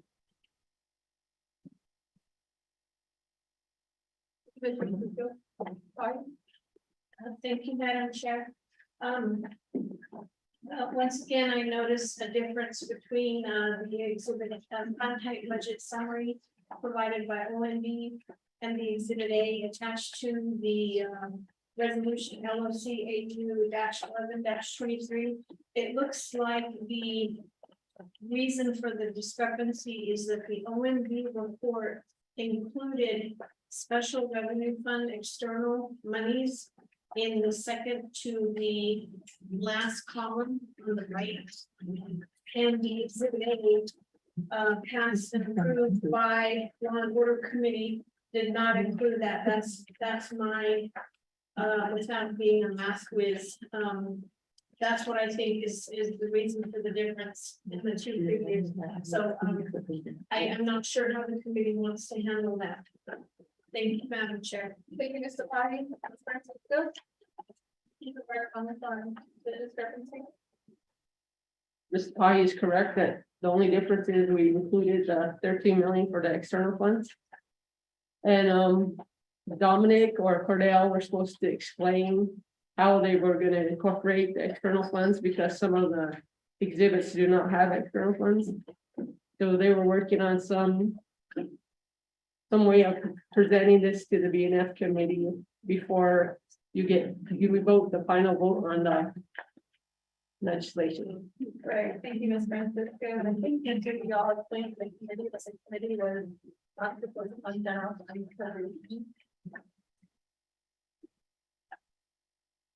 I'm sorry. Mr. Poverty, the committee is only appropriating general funds, not external funds. Yes. Correct. I remember that Mr. Rodas from DOJ issued a memo on this issue. I don't know if others remember that memo, but let me see if I can pull that up really quick. Is that regarding the external one? Yes. Let's see.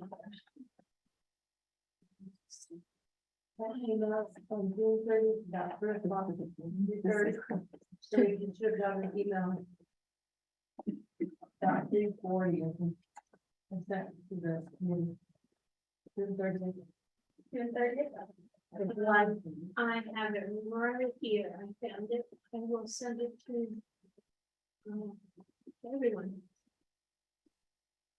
Chair, if you could also be mindful that at budget and, at Law and Order Committee, we did amend to replace two documents, A and E. And I don't know if that's, I was trying to keep up with what Ms. Tapaha was talking about. But just an FYI. Thank you. What were the recommended exhibit, the changes that the committee made? Do you know the difference that the committee? There was a discrepancy that was brought to our attention by the judicial branch after it was posted on DIBS. So that's why we made the amendment there at Law and Order Committee for exhibit A and E.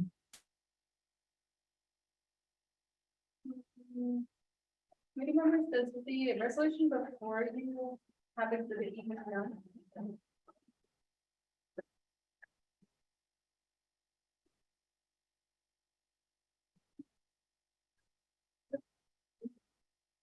Okay, so for the budget and finance, we have an exhibit E that has been done.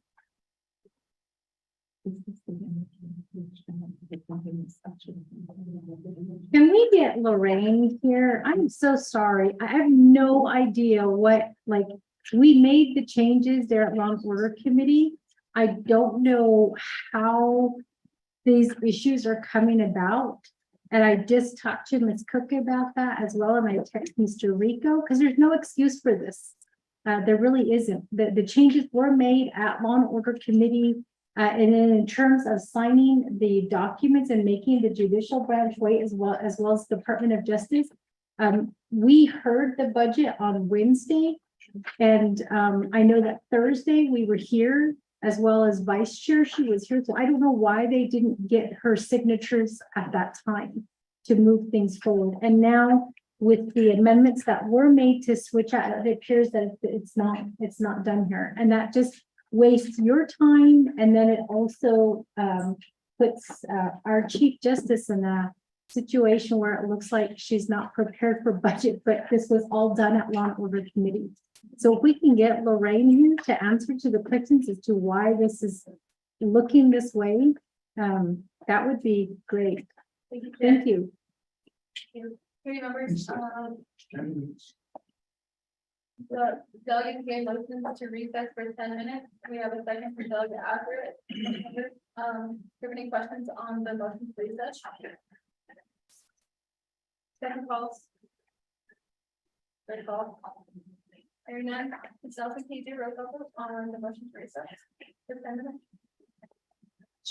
Madam Chair, we'll call vote on the recess. Mara Essa, have a reading. Thank you, Mara Essa, it's reading. Melinda Gable, it's reading.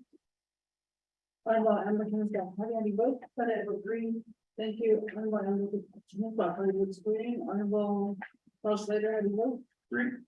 Thank you, Honorable Paul Slater, it's reading. Madam Chair, we have 4 members voting in the affirmative, 0 opposing, 1 member not voting, and Madam Chair not voting. Madam Chair. Thank you, Ms. Nelson. Committee members will come back at 1:20. The recess.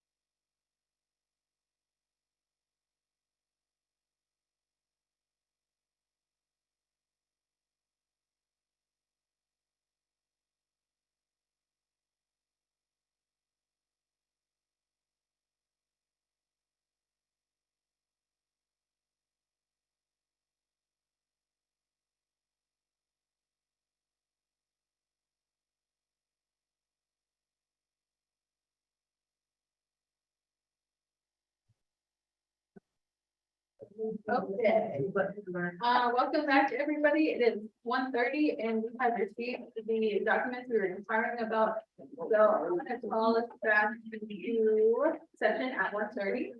Again, we were receiving the report from the Office of Management and Budget on what the resolution LOCAU 1123, and we're about to hear from the chair of the Law and Order Committee. So committee members, do we have any questions from the Office of Management and Budget?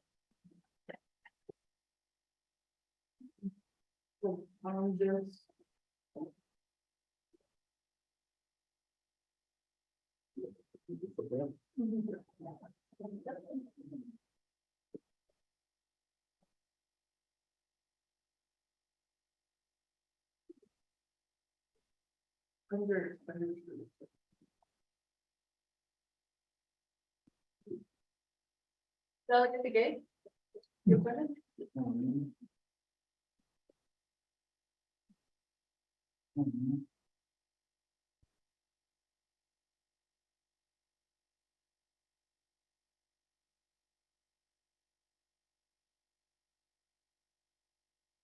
Okay.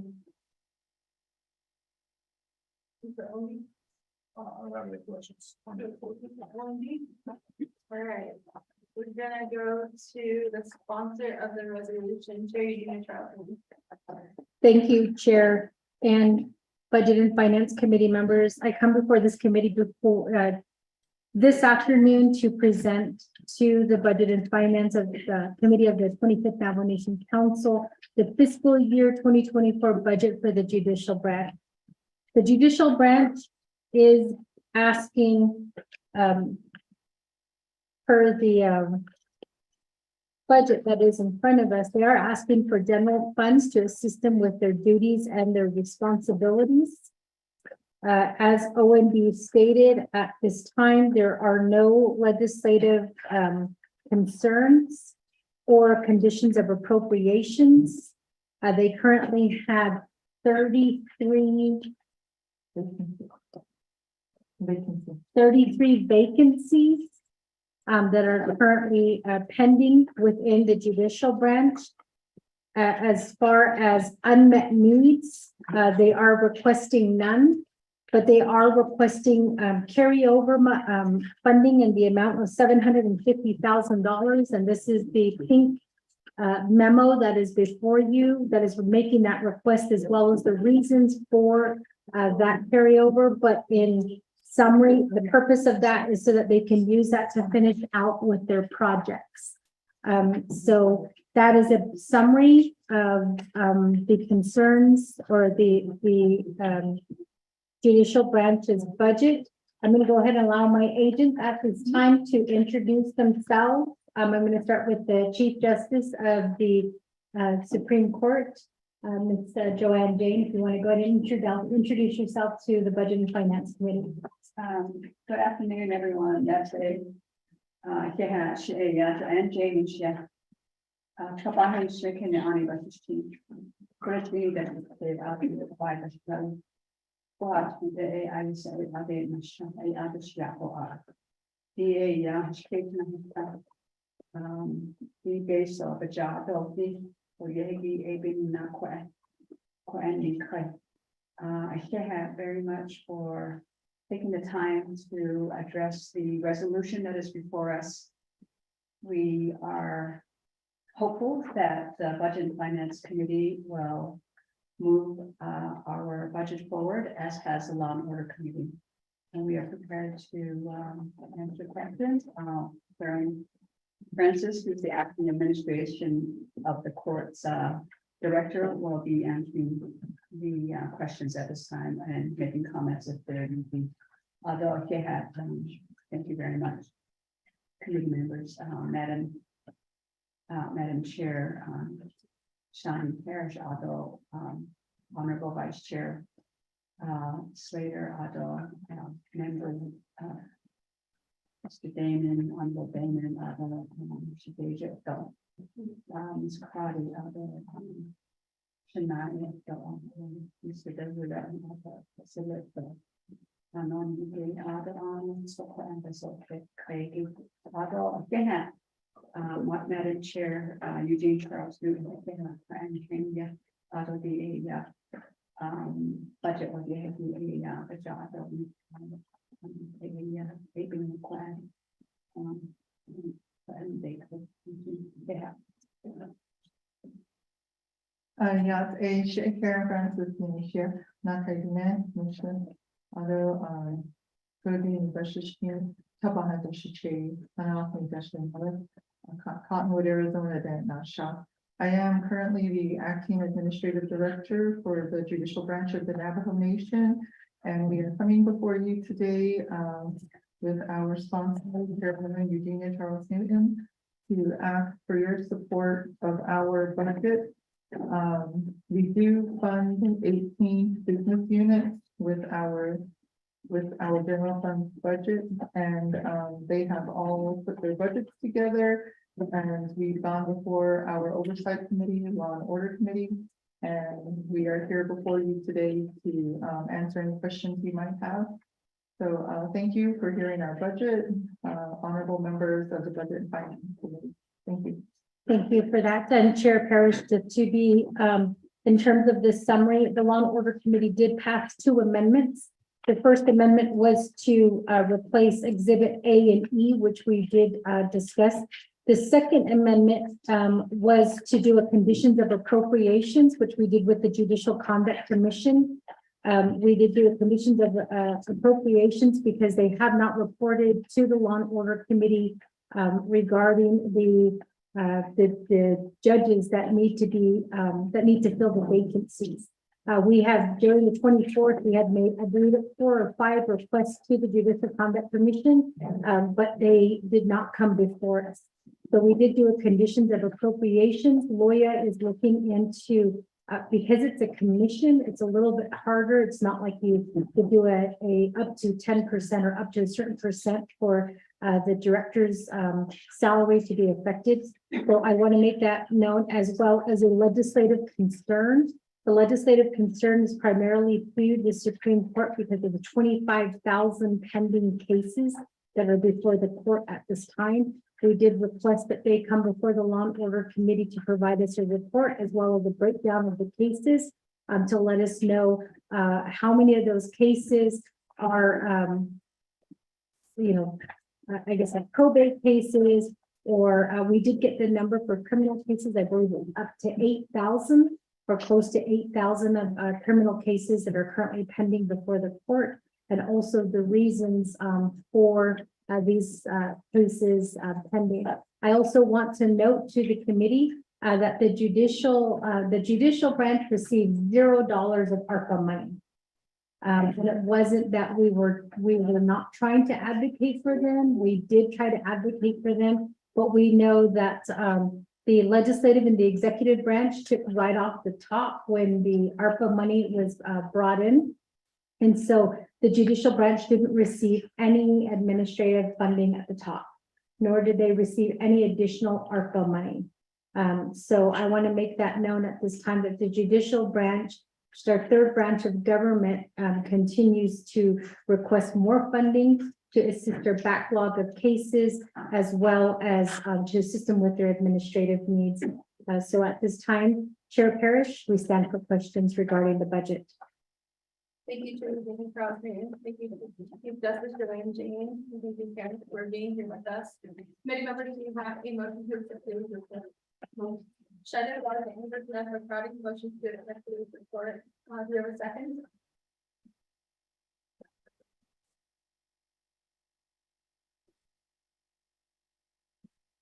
Delegate Oscar seconds the motion to accept today's report on the proposed judicial grant budget. Committee members, the floor is open for questions. Delegate Member Vanessa Craddock. Like that, thank you. Appreciate you being here. Sumayaji Chief Justice, Kiani Neshra, the people Basishu, Destiny, Desacheto, Irish people Basinola. I appreciate you being here. What I want to ask is, and maybe I'll just defer the question to Chair Carlton and the administrative, is we're looking at OMB's report, and for each item you have low expenditure. If you could give the committee just what are the challenges with your expenditure, because at the end of this report, although it's June 30th, really 3 months ago, you still had $9.7 million available.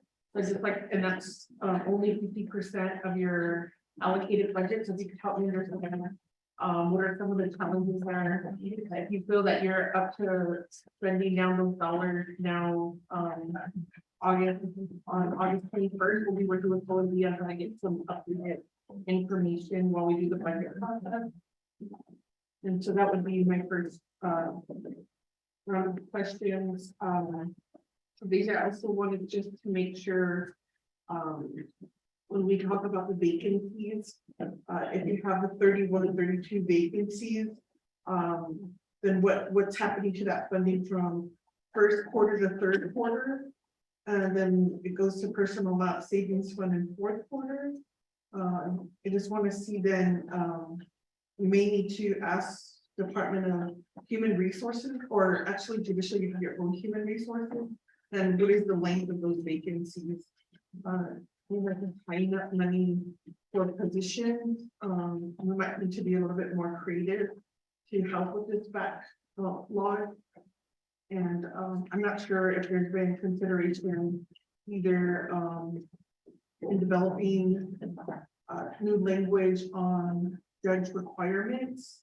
And some other questions that I have asked public defender, understanding this is a particular field, but what then can be created to create a pathway for applicants, for us to build up and grow our own folks to serve in the judicial branch. So I just wanted to give that offering to understand your budget, and then offer what are some suggestions. I do see that you do have an unmet need, and as I mentioned before, with the new carryover law, it does put the comprehensive budget in a critical position. So I would request that you break down this carryover budget into unmet needs, and we can incorporate that into the comprehensive budget so that it could be considered as we look into the unmet needs and other possible funding. I do know that personnel could be a challenge since you have so many vacancies. So maybe it's also in the priority for your unmet needs. What would be some of the low hanging fruit that you would be able to expend within the year? We are talking about a 2-year budget, so I'm not sure how they'll impact carryovers in the future. But we recognize there's a challenge of how long it takes to encumber funding in the Navajo Nation through our system. And so I want to try to give us a balanced approach on how we can move forward and make the best recommendations based off of this year's budget. Yeah, thank you. Members of the Budget and Finance Committee, do we have any other questions at this time? Vice Chair Slater? Thanks. So I know you said there's 33 vacant positions, and I think I just need some help understanding, are there other structural issues or ways that the committee, either presently in the budget process or in some other action, can be helpful for spending down dollars? I just did 33 times 50,000, certain point random number to say average salary, and that doesn't even include bridge benefits. So maybe that's anywhere from like 8 to 15% on top of that, and you're getting up to the 65%. As of at this point, but are there other things that the grant fees help with in terms of assistance in spending down dollars? Thank you, Vice Chair Slater. Just for personnel. Thank you, Vice Chair Slater. I'm going to turn the time back over to Chair Union. Thank you, Chair, and thank you for the questions. So I can address the questions regarding the second question that Delegate Crotty had regarding the vacancies and what the committee is going to try to assist the judicial branch with the vacancy in terms of developing new language for the position. The answer to that is we did meet the judicial branch and the law and order committee. We did meet to see if we can make changes to the requirements for the judges, specifically for the language requirement. I believe that is the reason that hinders the judges. We have had judges who have been, people who have been applying for these positions for judges. However, because they don't meet the language requirement, they're not considered. Now, we did hear some discrepancies in the way that this language requirement is being considered, which is why the Law and Order Committee tried to call Judicial Conduct Commission to report to us, but it never happened. The last report I believe that we received was in October of 2019, I think was the last report that we received. So we did request during the 24th for them to come before us. We made requests again during the 25th. Unfortunately, they have yet to report to us. We were advised during the time of the request or when we drop legislation to have the language change that we do need the recommendation from the Judicial Conduct Commission in order to move forward, because the Law and Order Committee gave that responsibility to the Judicial Conduct Commission several years ago prior to the 24th Nation Council to make those recommendations. So the judicial branch has come out to say we do need those changes made. However, because we need the recommendation from the Judicial Conduct Commission and we have yet to receive it, we couldn't move forward during the 24th. So during the 25th Nation Council, we made we extended another invitation to the Judicial Conduct Commission, but they haven't come before us at this time. So in terms of the legislation, I guess the language that has to be changed, we are working on that, but we do need the Judicial Conduct Commission to come before us. Because they haven't come before us, that's the reason why we did the conditions of appropriation. It's really unfortunate that it actually falls upon the judicial branch because it's really not their fault. So one of the other things that we have discussed is whether we should revamp the way that the Judicial Conduct Commission is, I guess, their responsibilities. Because one of the other issues that we have found is that they make the recommendation for brand new judges, but they also are the ones who hear instances where maybe there's ethics or conflicts that are brought up against the judges. So it doesn't make sense. That's a huge conflict. You're recommending this judge, but then you're also going to be hearing the complaints that are being brought against them. So we have looked at that to say, you know, that I think that does need to be revamped. So we've also talked about housing, because that's another thing that's hindering the vacancies is housing. We know that the Tribal Interior Budget Council in 2019, we approved additional funds to go to housing. That reflected in 2021. So there was a small amount that did go to housing. Director Jesse Delmar was put in charge of that. He recommended 2 houses to be built in Crown Point. The committee recommended kind of like an apartment complex, like kind of what you see at Crown Point, right from the IHS building with those little duplexes. That way it would give housing to more people. Unfortunately, I don't know what the decision was made on housing, but that could have helped the judicial branch in terms of housing. In addition to that, the judicial complexes actually have judge quarters. I don't know if you guys know this, but I think Crown Point has a judge quarters. I know Tinley has a judge quarters. They're not being used though. My understanding is that the Chinley, at least our last visit, Chinley, the judge quarters was being used by the administrative court assistant or something like that. So I'm not really sure how that's working out, but we are trying to address the housing issue. And again, Chair Parrish, this is one of the things that we were talking about in terms of, you know, when we're asking for public safety facility money, you know, we have to look at housing as an alternative or not an alternative, but as an issue to try to address the shortage for law enforcement and for public safety and justice. So I can answer that way to for the vacancies. The length of vacancies, the 50% expenditure, as well as the pathway to build. I'll go ahead and leave that, as well as the question by Vice Chair Slater about, where that money is going to be going with the 33 vacant positions. So I'll go ahead and turn that forward to my agents to answer. Okay, thank you for the questions, Delegate Prodi and Vice Chair Slater.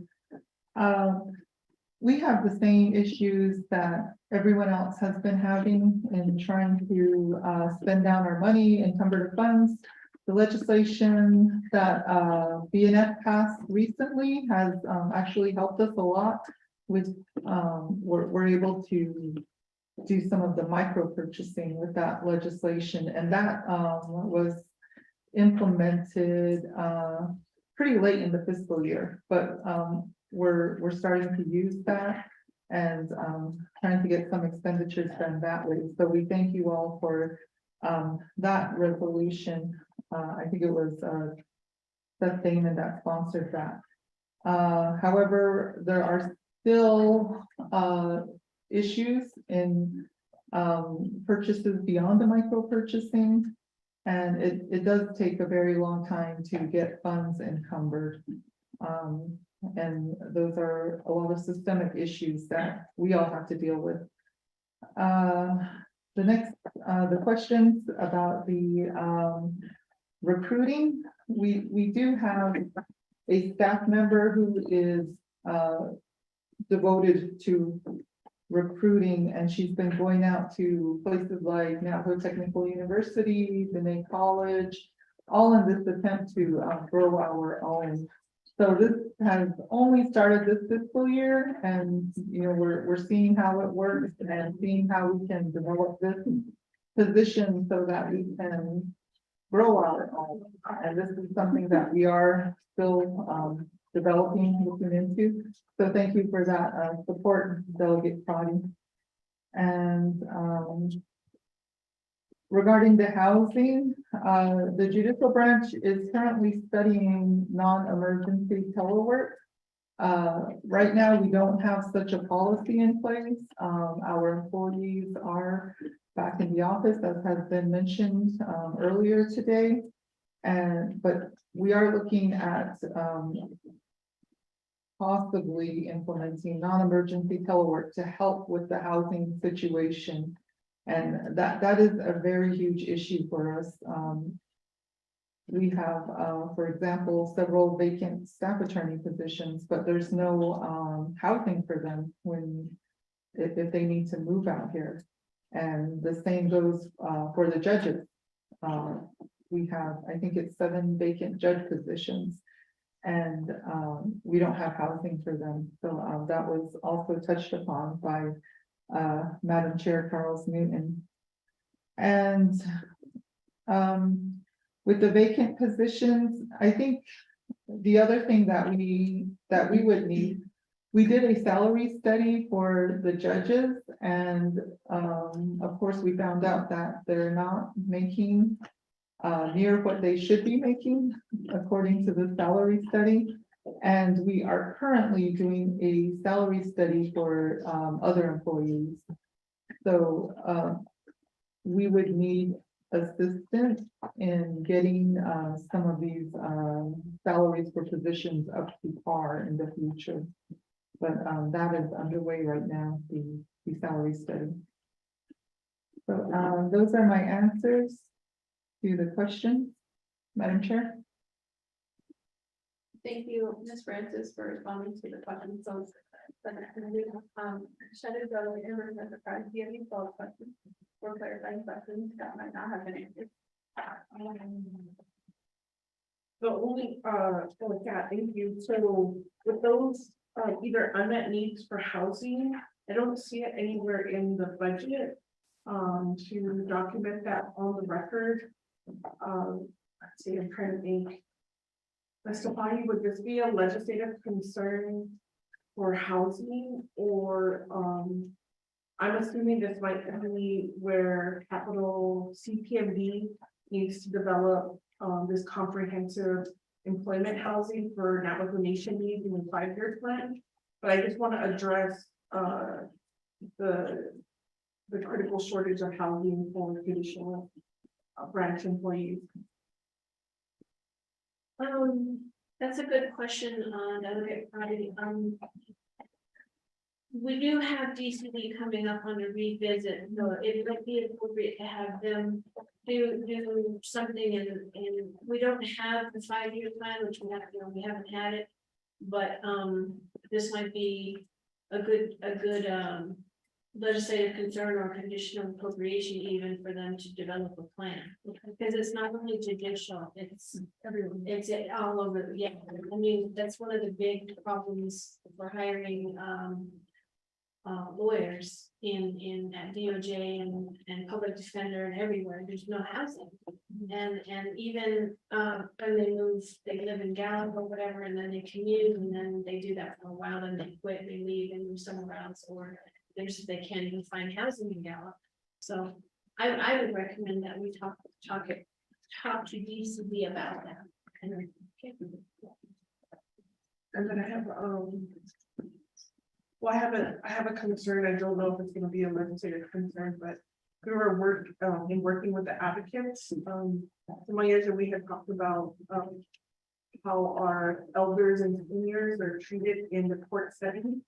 And so, I just want to ask, has there been, or is there training for, staff on customer service and, for our citizens? I don't know if I need to make that a legislative concern until, if you let me know, okay, we're developing a trauma-informed policy, here's the complaint process. Or else I would have to move forward with the legislative concern, because we do have, elders who have tried to get either protection orders and, have felt like the courts have discriminated against them because they're not able to answer the questions the way the hearing officer is asking the question. And so, the advocates have raised that to my attention. So I just want to know, how we could support the judicial branch in becoming more trauma informed. And, we're doing that on our side with the advocates on how they deal with our elder population. Yeah, committee members, do you have further questions for, the sponsor or for the judicial branch of budget for FY 2024?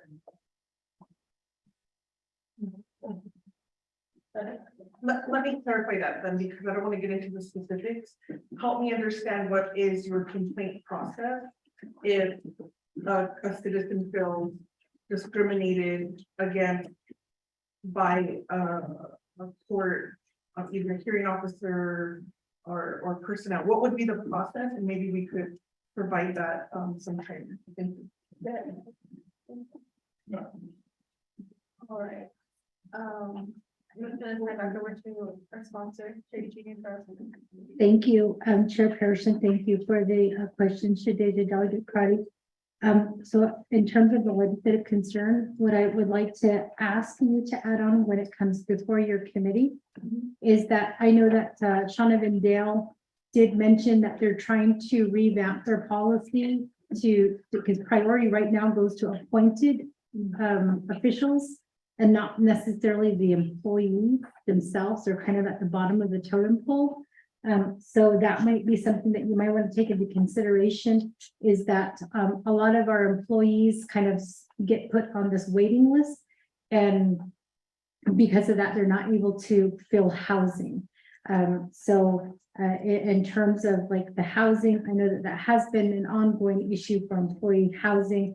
And I have told Department of Justice as well as judicial branch that in terms of the telework, I'm in support of that. If we can't address housing as a nation, then we should at least allow employees who can work from home to work from home. Because we really need these positions filled. So I do want to add that. As far as the complaint process, I can tell you that the Law and Order Committee has received multiple complaints against judges and against staff. Many of these complaints are sent to the Judicial Conduct Commission. We can't act on them as a committee unless the Judicial Conduct Commission acts on them. So we kind of get tied up because we gave all of the responsibility to the Judicial Conduct Commission, but because they're not coming before us, we can't really hear how they're planning to address, the issue. I do know that the hearing officers, from my understanding, and maybe I'm wrong on this, but I did ask the question, are hearing officers covered under that? Hearing officers are covered under the judicial branch and not the Judicial Conduct Commission, because they're not judges. So the hearing officers, my understanding is that they do hear the temporary restraining orders, as well as the restraining orders that have to go into place. It's the hearing officers who do hear those.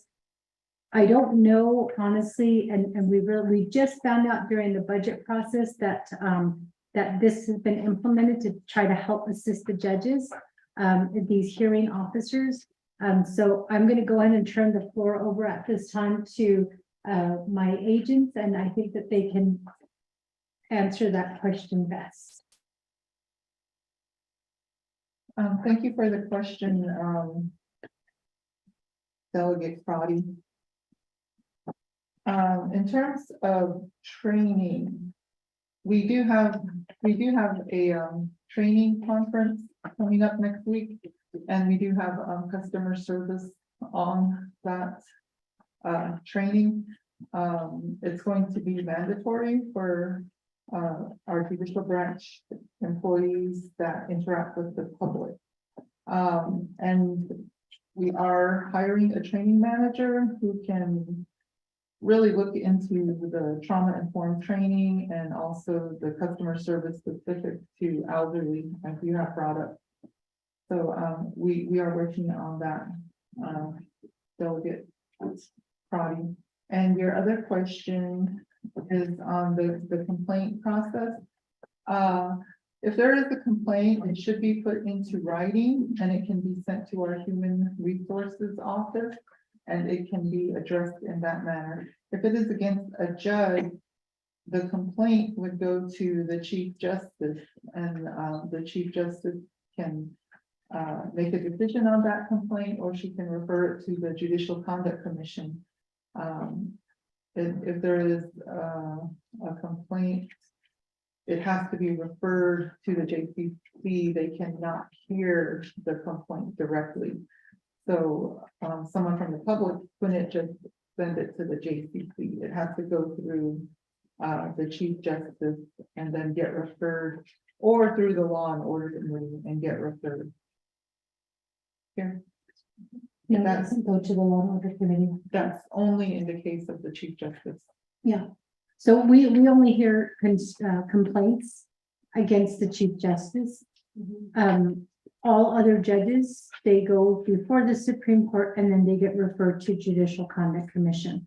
But either way, the Law and Order Committee does receive all complaints, and we are compiling all complaints. Thank you, Chair. Thank you, Ms. Francis.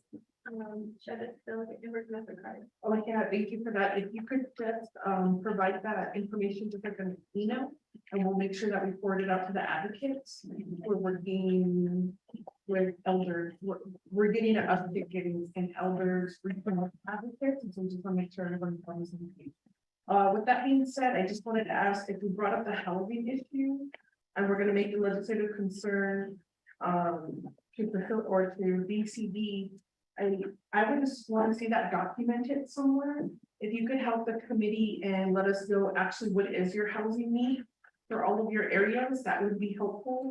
And if you feel that maybe if you were allocated, let's say, money to purchase trailers, and then they could be situated in existing RV parks, or because of sensitivity of the job, if the individual wanted to live, let's say, in a different jurisdiction, like if let's say they serve at Delcon, but would rather live in Winslow or Holbrook because there wouldn't be a conflict in the community, or, you know, something happens and it's not Navajo Nation police responding. I just would need to know what that looks like. Like, what do you need from leadership to help support judicial with their housing needs? Because yourself and like prosecutors and police, I think the housing needs are a little bit different, and we just want to make sure we accommodate that. And that's an assumption, and what would be your housing need? So I'd like to make that legislative concern for the Division of General Services, the Employment Housing Program, that they reconsider their policy, or that they change their policy to prioritize political appointees and prioritize Navajo essential workers. And if they could provide that report to Navigated by the end of first quarter of fiscal year 24. Since it impacts on it. Did you say first? Your first quarter for December 30th. Mr. Potter, is there a legal definition to essential workers? I'm not aware of that. I would recommend, Say that one more time. I'm not aware that there's any definition of essential workers. There may be essential workers in prior COVID related policies, but I think that it would be good to define what essential workers are in the context of this legislative concern. Okay. So I know that we have a definition of essential workers, like with NHA housing policies. If we could just, I would need the help of HR then on who they consider. I just don't want to say permanent employees, because I think there needs to be some priority if there's limited housing. Maybe we could get some more information by the time we finalize this. But I'll try my best to on my end to figure out what that looks like. Okay, thank you. Because I know like for NHA, they'll say like law enforcement, judges, doctors, teachers. So I think individuals who provide like direct services, but we could, oh,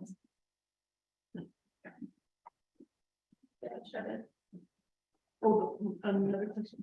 For judicial, including your housing, I want to understand Delegate Slater, I think has it. Well, no, I don't want to speak for Delegate Slater, but have you considered as incentives, like a hiring or signing on bonus incentive, or to pay for student loans while they're working for the nation? That would be my question. Thank you, Sarah. In the time of security. Thank you, Chair Parrish. Wouldn't you love if the Navajo Nation can help you pay your student loans? I have student loans and I we go back into repaying. So I'm a little bit worried of what my student loan payment's gonna be. But that's 5 degrees, actually 4 degrees. I'm working on my 5th one. So I would love to see that, Chief Justice. And in fact, Delegate Crotty, I can say that we did bring this up at Law and Order Committee to talk about, you know, whether that could be done.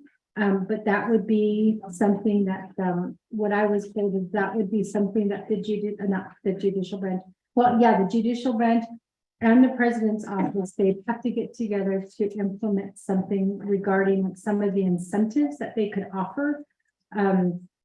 Because as was stated, we think at Law and Order Committee, I know we had this conversation and I stated on the record that it would be an incentive if, I think if you had a job where you could work from home, because then that takes away, like, you know, it takes away your commuting money that you would be putting into your position. It would be taking away, you know, the time on the road to do these things. But we did talk about possible incentives. I know in February when we did meet with the various divisions and departments to see what we could offer in terms of incentives. But The staying at telework was one, as well as assisting possibly with, maybe paying off the last 2 years of your student loans was another one. And then also upping or creating a better retirement, program, but then that requires us to work with budget and finance to, look at the retirement and see, whether that's something that can be done. That's as far as the committee is and what we have done. And I have reached out to Chair Parrish and also Speaker Damon to get more information on how the retirement works and how we can use that as an incentive to try to bring back people, and then as well as the question regarding the student loans. But I'll turn it over to the judicial branch. They may have done a little bit more regarding the incentives. Okay, thank you for the question again, Delegate Crowley.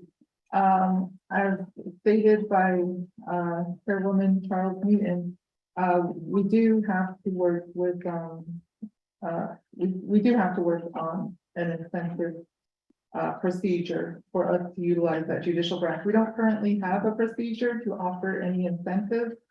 We are working on bonus pay procedures. However, that is still being developed and will have to go before our judicial conference, which is composed of our judges. And we continue to work on growing our own. As I had mentioned, we are having a lot of discussion because of the need we have for judges and staff attorneys and other professional staff. We continue to have these discussions and trying to develop procedures so that we can implement some of the things that you're talking about. But right now they are still being developed.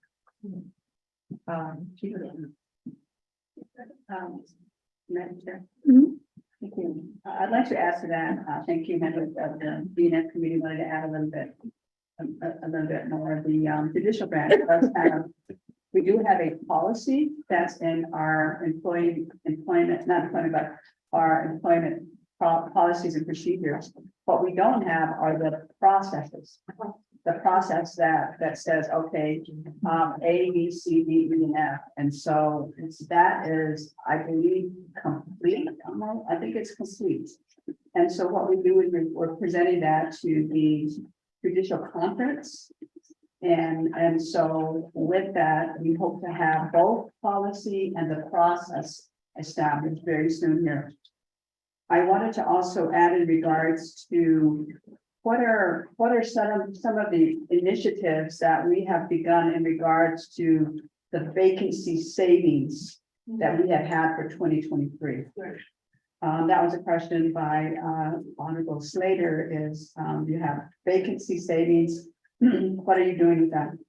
First of all, we're advertising for those, and when we're not filling them, what we have done in various units is to get employees that are temporary to utilize those funds, temporary positions. We haven't utilized that to its fullest because we don't know if we're going to hire someone, but nonetheless, that is a potential. It's an opportunity to utilize the funds that are just sitting there. I just wanted to add that. And I believe that Karen and Madam Chair, you're going to tell you have answered the rest of those. I just wanted to add those. Thank you, Chief Justice Joan Day. Committee members, do you have any other questions on the report? Shut it. My last, hopefully comment is regarding an update on the tribal access program. Has there been any comprehensive discussion on the future of judicial branch role in the tribal access program? Chair Eugenia Trouser. Thank you for that, Chair Parrish, and thank you, Shadeja, for asking that question. So we did get a report on the tribal access program. I believe it was, Lauren, do you remember when we got the TAP report? I think we got it last month. And we learned at that time that the judicial branch has taken the position that it is a conflict for them to be involved in the TAP program. Although we never really, we asked how it's a conflict, it was never really brought out. So I think we're going to come back to that question. Because as I understand the TAP program, it requires the reporting after there has been a adjudication done. So I don't know how there's a conflict in reporting after adjudication has been completed. But at this point, the report that we did receive from the judicial branch is that they are not involved in the TAP program, but I'll go ahead and turn it over to the agents to answer that question regarding TAP. Sure. Okay, the tribal access program, in Title IX, it is the Division of Public Safety, law enforcement that inputs the information. So what we do is we provide the copies of the protection orders to DPS so that information can be input into the database that they utilize. Thank you for that. Thank you, Ms. Francis. Two members, do you have any other questions for the judicial branch? One of the Mr. Francis goes budget. Any thoughts? My question back to you. Thank you. First of all, thank you very much, Madam Chair. Also for being before the Budget and Finance Committee. Thank you very much, Chief Justice, to see you, and Karen, to see your team, and then to afternoon your the Budget and Finance Committee. My question is that on the I was here before earlier, but I did note, and I did hear that there was a, and you did explain, Madam Chair, that there was a carryover request for the judicial branch. Now, in doing that process, I guess you're working together with officers, the council, to possibly method or formula to do that. And I don't know, I guess this is something new this year, so one recommendation was to sponsor legislation individually and request this capability. My question is, the legislative council, if that's the method or recommendation that's going to be presented back on carryovers, does those carryover amounts have to be done prior to the comprehensive budget? Or is this something that can be done that need that 20-day requirement for council to sponsor the legislation, 20 days towards the end of this fiscal year, so that they usually is like September 9th or 10th. That's my question back to the legislative council. Speaker Damon, Mr. Potty. Thank you, Madam Chair and Honorable Delegate Damon.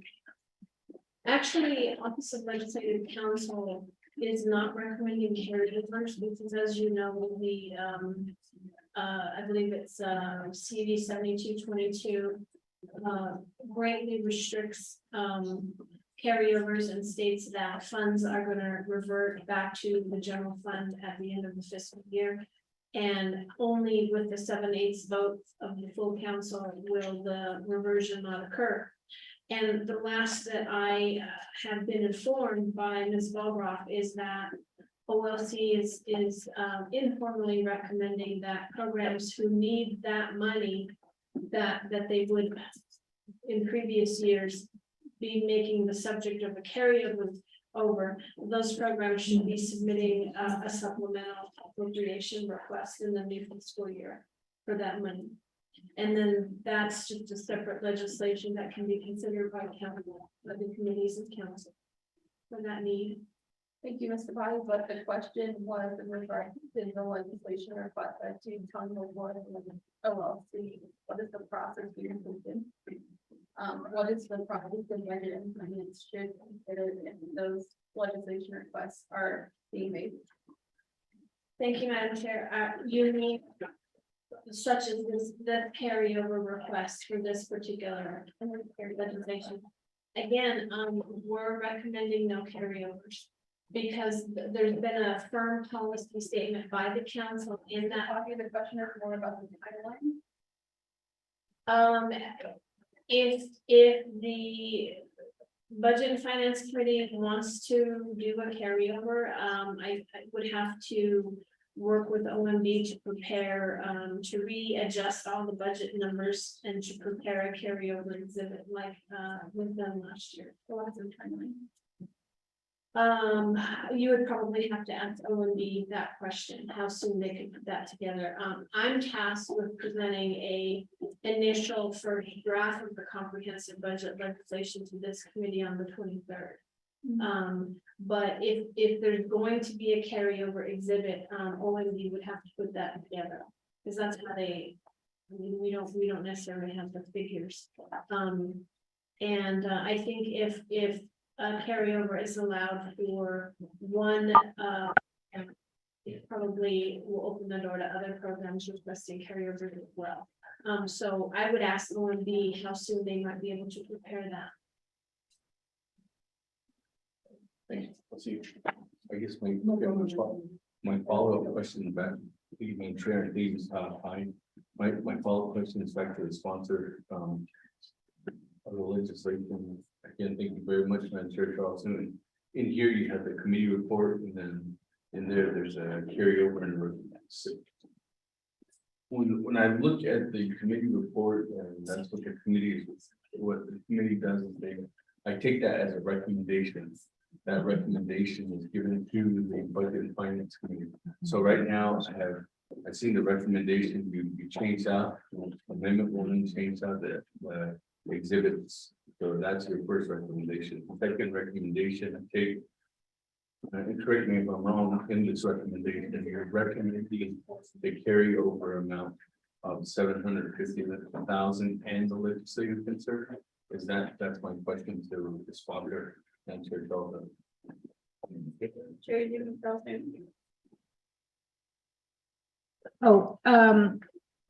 So our recommendation, in all honesty,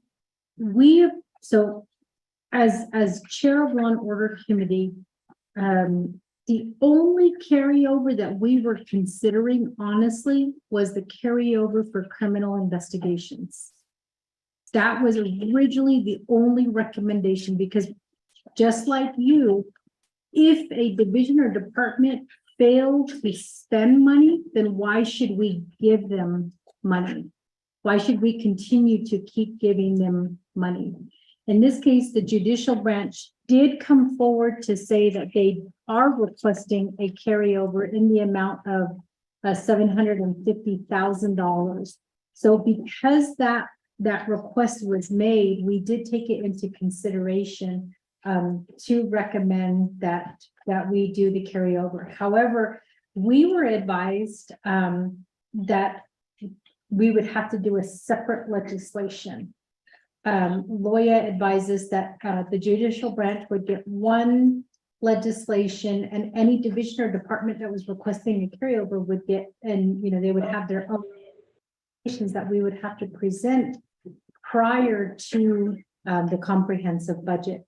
We asked those same questions as well, Chair. If there is a division or department that comes before us and asks for carryover, what is the process?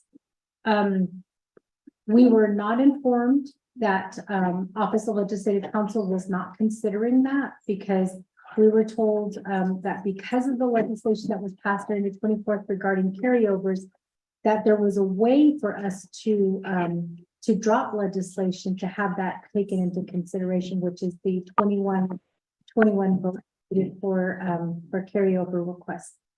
So in terms of answering your question, Speaker Damon, the Law and Order Committee did vote to make that recommendation that the budget and the carryover. However, we made that recommendation because we don't know the actual process. We don't know how you guys, what we were told is it's gonna be to budget and finance, how they want to do the process of carryover. Whether to take our into consideration, or whether, you guys want that removed. But we're just recommending in this case, because the judicial branch asked for this carryover, we just made the recommendation to the Budget and Finance Committee, knowing that, being advised, I will say, being advised by our legislative council, that it would ultimately be your decision. Recommendation should be legislation, what the process is going to be, how you guys are going to handle it. We don't know, but I don't know if that answers your question. We were given little guidance, if anything. We were given little guidance on how to handle this. So the only thing we could do was make the recommendation, because we didn't know what the full rules were with carryover and how it was going to be handled. So we just made the recommendation just so that we are covered in the sense of judicial branch, coming back and say, well, Law and Order Committee, you guys didn't recommend that we do. So I hope that answers your question. I guess my follow-up question is, I'm confused now, Madam Chair. In your first part of your response, you indicated that the Law and Order Committee is in support of investigators. The criminal investigators. The CI program. That's your support of it. And then there's probably other departments that probably asked of you to suggest that. So my question is, do you support judicial branches carryover requests? Or are you just, do you support them to just have this as a formality process? Does the committee actually want to push this, or is this the committee just the method? Because I understand what you're saying. You don't know, you don't have no direction, and you just wanted to maybe say, okay, we just put this in the record. Just like, let me put this in the record. Let me say it like this. When I sponsor UUFB legislation or summer youth legislation, there's amendments that we put in there, like from chapters, because that's the only place where them to submit it for the 5-day comment period. And my question is, what was the committee just adding this in as to say, okay, we formally acknowledge that, but we don't, or did the committee take it to a further step to say that, we formally acknowledge it, but we also are recommending that the Budget Finance Committee put this $750,000 request in their comprehensive budget? That's my question. Thank you, Chair. Well, that one is a tough one, Speaker. I can only speak for myself when I voted on the, on the carryover, because so I was the sponsor of this legislation, so I was presenting this legislation in front of the committee, and I can only speak for myself and my vote, but the way that I looked at this is it's the carryover request is for two reasons, right? The one is for the projects, and then the other one is for the 31 positions that are currently being underfunded. So I fully support the carryover because that 31 positions that are currently being underfunded, that if this carryover doesn't happen, there's 31 positions that are going to be affected. And to me, I know that we were told, UUFB, we can't use UUFB for personnel. So that was why I voted wholeheartedly for Budget and Finance to consider this, because of 31 positions. However, in terms of the projects, I just did that one for formality because they were put together, because it's projects and the 31 positions at 2,088 hours.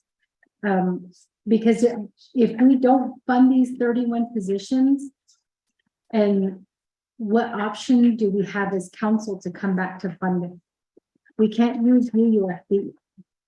So with the carryovers that have employees attached to it, I fully support those carryovers, and I believe that Department of Justice will give you the same thing with their carryover request as well, because there's personnel attached to it. Does that answer your question? So I fully support it wholeheartedly, not formality, because of the 31 positions that are attached to this carryover request. And if you look at the pink form, Speaker Damon, it does explain the 31 positions, that there's 31 positions that have to be fully funded with this carryover. That's why I fully supported it. But if you guys want to separate it and remove the project one, I'm okay with that. We just did the full support because of the 31 positions. I don't have that. I mean, I have this document on here. Like $750,000 is not 31 positions. Yeah. So are you, I guess my question back to the judicial branch. Was there a budget form for the $750,000? Well, where's that breakdown, I guess, of that? Chair, and Speaker Damon. We don't have a budget that we have developed yet. We are going to be developing that, because it is going to be legislation. Okay, and then I'm going back to my question again about the budget. You're saying that the 31 positions are vacant positions right now. Are those vacant positions currently budgeted in this binder right here? Yes, those 31 positions are currently in this binder, but they're only funded at 1566. And those are vacant positions right now. So if they get filled before the end of this fiscal year, then they won't have the 28 hours. Sure. So does the entire $750,000 equal to the remaining amount of 280? Is that all? And then I just now heard a project. Is there, so let's say that 450,000. I'm just estimating. I don't have your budget. That's why it'd be good to have that breakdown of that budget. And the second one is that why is your unmet need chart not filled out? When you don't have it says none. So to me, this means your budget's fully, this means your budget's good and ready to go. And you don't have no shortfall or anything. So why is this not say to 1,500 hours short or whatever, 1,000 hours short on here, and that shortfall right here, that's an unmet need. And then your project on here, so if this said 750,000, that would at least give me some direction. I don't know what I can't help you if you don't help me understand what you need. And right now, the judicial branch says they don't need anything. They say you're good to go on paper, because we can all say what we want to say, but when it comes down to it, I can't defend you, and I can't go out there and try to get more funds, or I can't go back to Madam Chair and say, you know what, there's 750,000 money around here and there, and make this stuff.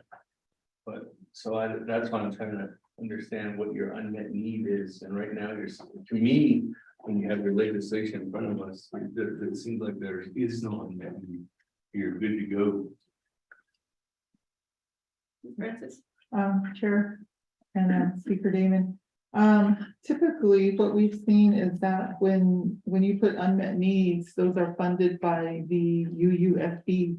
And we know that the personnel is not going to be allowable for UUFB, and that was why we decided to ask for carryover instead. And also to include, the funding for a construction management firm to complete some of our projects. One of them is the Window Rock District Court modular building. We did receive funding, you may be aware, for the modular itself, but we don't have personnel, dedicated to getting this, modular completed. And also other construction projects, for example, water line extension to Alamo Making Hold On. And that's where we would also like to get a construction management firm to help us complete these projects. And those are two examples. So we did not include them in the unmet needs because, as I said, we typically see these in supplemental. But the recommendation that Delegate Prodi had just earlier is to put this into a UUFP request or an unmet needs request. So if that is the direction Budget and Finance Committee and Law and Order Committee want us to take, we can develop that proposal. Chair? The extra, I guess my last question is that extra 400,000 that you got this year. From FY 23 into FY 22, 23 and going into 24. So that extra 400,000. Where did that go? She's covering. Did that just go to be divvied up to each individual, like the boards, like there was a percentage that was allocated? Judicial branch? Chair, may I ask our financial technician, Sandra Delgado, to answer? Good afternoon, everybody. Sandy Dalga.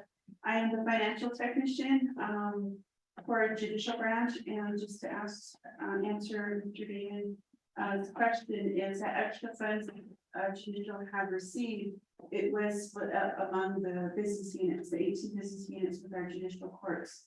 And we do sit down with our districts, our court administrators, and we go through what their needs and what exactly is recurring and anything that we cover. And with some of the personnel increasing, we always look at personnel as a priority, and then we go down to the O&M. But that 400,000 is already split up within among the 18 business units. Thank you, Ms. Dalgai. No, I'm okay for now. Mr. Slater? Question, yeah. David, did you get that satisfies you when you get that dollar amount between 1566 and 2088? No, I'm still gonna ask another question while we're doing my math and together right now. But you're going to keep going on that, I might not say. No, go ahead, because whatever you say, it might come off of it, because you might say something I'm not thinking, or I might be giving too much breath. No, I might be you might be reading my mind, so you can ask a question. Well, thank you. I just want to know what that dollar figure is, and then have you found the page that showed the personnel calculations, and it said, 31 at 1566, and then some odd number at like 1,000 something, and some other ones at 522. So if there are increases to the hours for those other positions, like not the 31, but the ones that are budgeted forward, I'd be interested in knowing what that total figure is, and then a real breakdown between what you need to accomplish the continued planning of their capital projects, and then the personnel over here and what the desired calculation is, because I have shared that I won't support any carryover requests right now, and that they would need to go in a supplemental appropriations request. That's something I'm happy to look at, but it's also something where if it's really an unmet needs request and not necessarily supplemental appropriations, then, there are funding sources that we can look into, like. If there's anything left in the personal life savings fund, if there's excess current trust fund income. But my hesitance or reluctance in plugging too much more money in is just the expenditure rates from all the district courts, and so. We're gonna be tying up dollars, for a year or so. I'd say, 500,000, $1 million, 750K, whatever it ends up being. And if you still have like 40 and 50% expenditure rates in the third quarter. And a lot of that's attributable to personnel, and just like double time money in personnel, that maybe we should put it into your capital. Planning, design, whatever it is. So when you have that information, I guess you could email it to me and we'll discuss the committee and get back to you. Unless there's another process. Thank you, Vice Chair Slater. Before we, or Delegate to Gary, Delegate Astor, do you have any questions? None? Ms. McIver? Ms. Tafari? Thank you, Madam Chair. I just want to throw out real quick, the reason that, I believe, Loya recommended to Honorable Chair Charles Newton at the LOC committee meeting that carryovers be put in separate legislation is because if there's a carryover exhibit to the comprehensive budget legislation, then that 7/8 requirement to pass the legislation would apply to the comprehensive budget legislation. So it's best if you're going to do any carryovers at all, that would have to be separate legislation, subject to the 7/8. And then the comprehensive budget, it wouldn't affect the comprehensive budget vote. So that's all I wanted to throw out. Thank you. And Ms. Tafari, just for clarification for the committee, because the law and order committee has been asked by different, not just the judicial, but other departments. So knowing the progress the Budget and Finance Committee has completed in the comprehensive budget and the timing of the audit and the timing that you have on your end, Ms. Tafari, to complete the draft. And with the fiscal year coming to an end, and the consideration the nomination council for the consideration of the council to consider legislation to carry over for a particular department, doesn't have to be under LLC, but somebody else, then how does that coincide with the comprehensive budget? How does that affect the comprehensive budget if there are two separate legislation that might impact? One would possibly impact the comprehensive budget. I would say that if there are two legislations, that they should go through the process simultaneously. They should be dropped at the same time, go through the same committees and go to council on that same day. The Appropriations Act talks about the speaker calling a special session for the budget. And because carryovers are related to the budget, I think it's appropriate to put carryover legislation on that same agenda. And that goes back. Madam Chair, that goes back to my original question, the formality process. Does that mean that if there is a legislation for this year's funds in FY23 that's going to be requested to be carried over, let's hypothetically say Madam Chair Charles Newton or a law and order committee sponsors a legislation to carry over those funds, and it gets to the process. Wait a second. Be carried, passed by the council 20 days prior to the end of the fiscal year, just like the comprehensive budget. Because the carryover legislation as a separate legislation is part of the budget, right? I mean, assuming that what you're doing is you're going to be approving legislation that allows certain money from FY 2023 to carry over into 2024. Then you're essentially that's part of the budget. That's my opinion, is that it's part of the budget. So I think it's subject to the same requirements. Ms. Pryor, I believe Ms. Barbara is on the line. Ms. Barbara? Thank you, and I'm sorry I was talking to somebody else.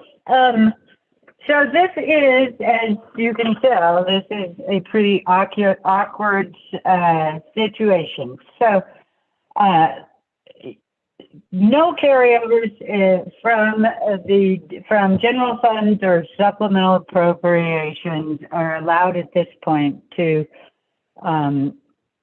waive that requirement. Will require 7/8 vote of the full council, so that is 21 votes. If you include carryovers in the comprehensive budget legislation, you will have to waive the legislation, and it will require a 7/8 vote for the comprehensive budget legislation.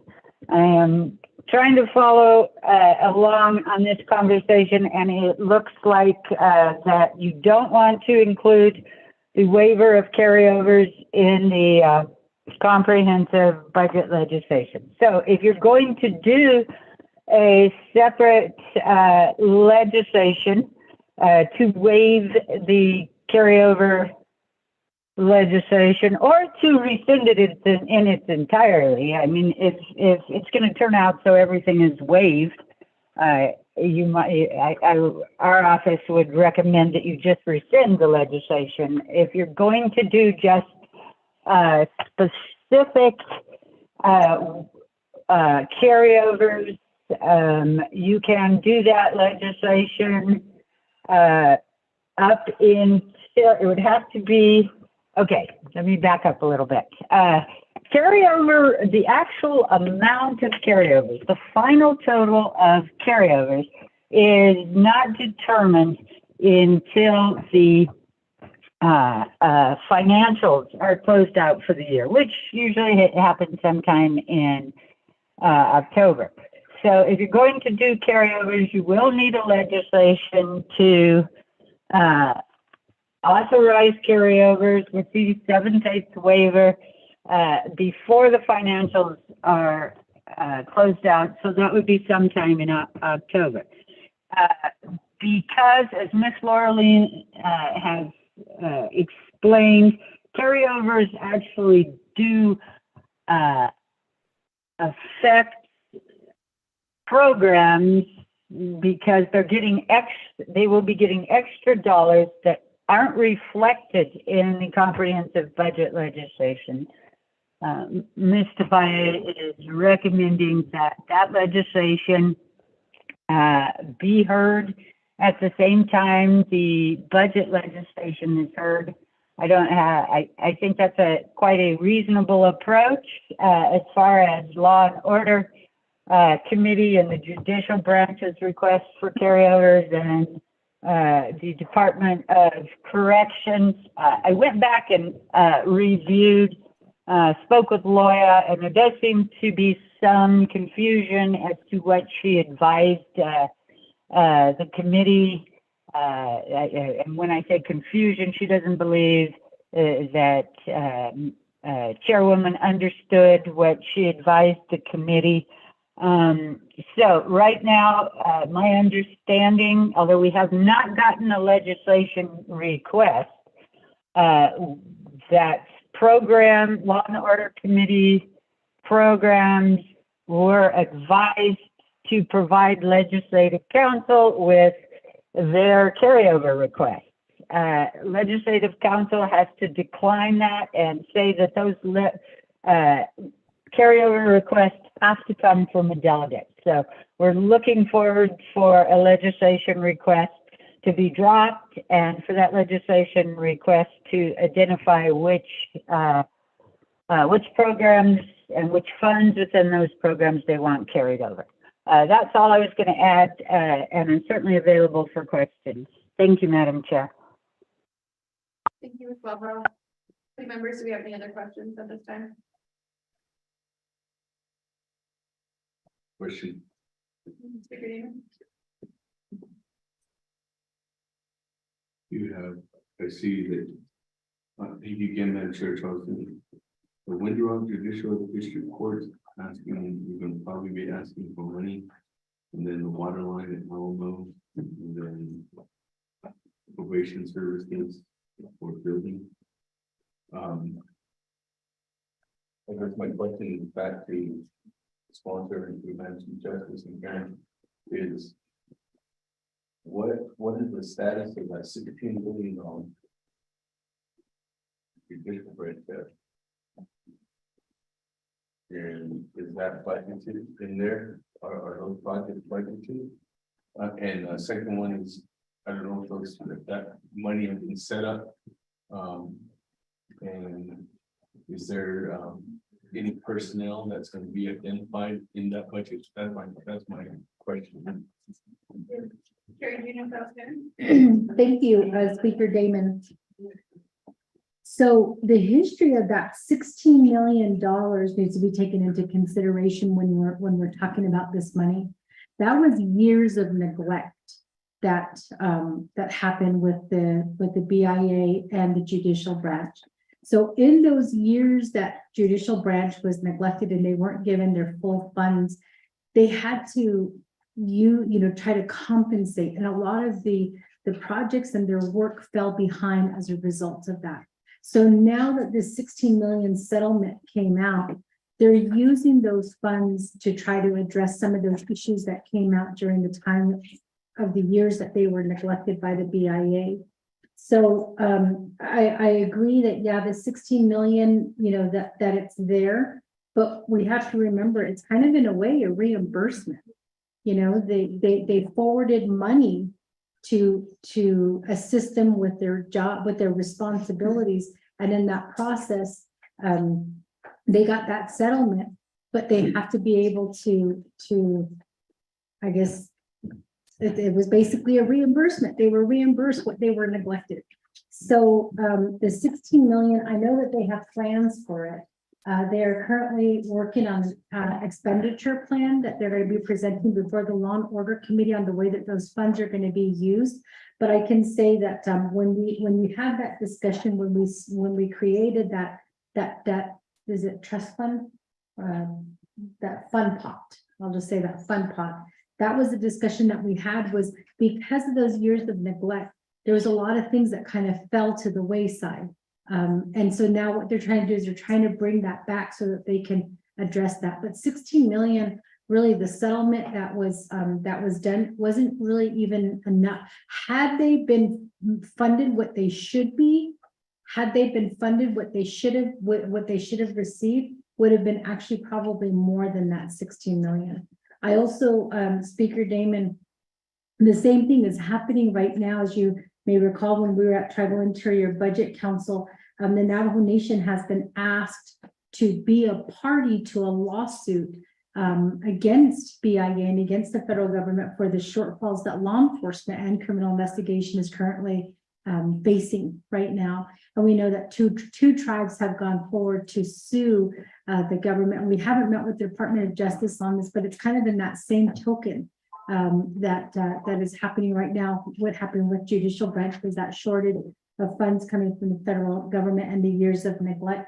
But I'll go ahead and turn the floor over. I know that an expenditure plan has not been created yet. We haven't considered that at Law and Order Committee, but perhaps Cameron and Chief Justice can shed some light on how they plan to address that 16 million. But that 16 million, it is not reflected in the budget. Chief Justice, Karen. Thank you, Madam Chair.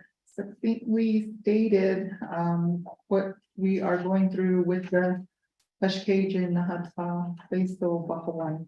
That is the pot of money from the settlement with the federal government. And it's actually over 50 million right now. And we have outlined our process, and right now we are allowing for judicial branch to put together proposals.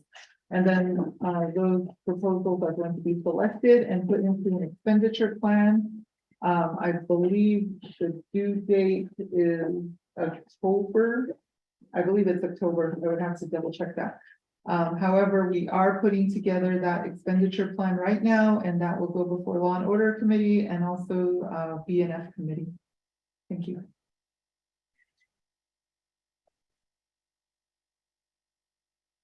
I believe that answers the question. Speaker Damon, thank you for asking that question.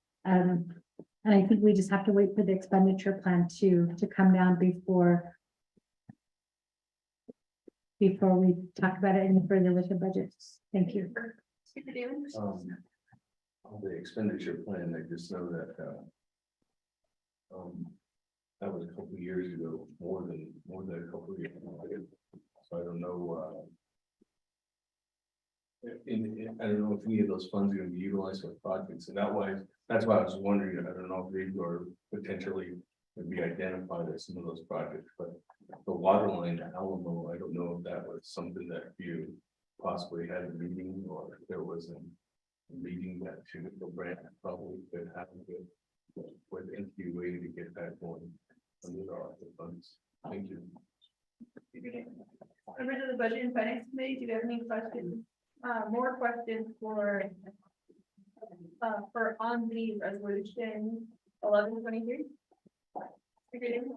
The other one is that, I don't know if the water line at Alamo is on the Navajo Nation's capital outlay request. If it's not on the chapter request, it should be on the Navajo Nations. And you can ask, but that would be a high priority. It's a public facility, it's a water line. And definitely ask next go to fund that this year. That should be something that Jewish Divine should work on. So this, Thank you, Chair.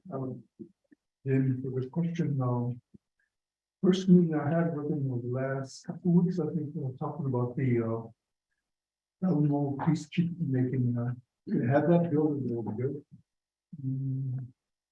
2015 or 14, maybe 16.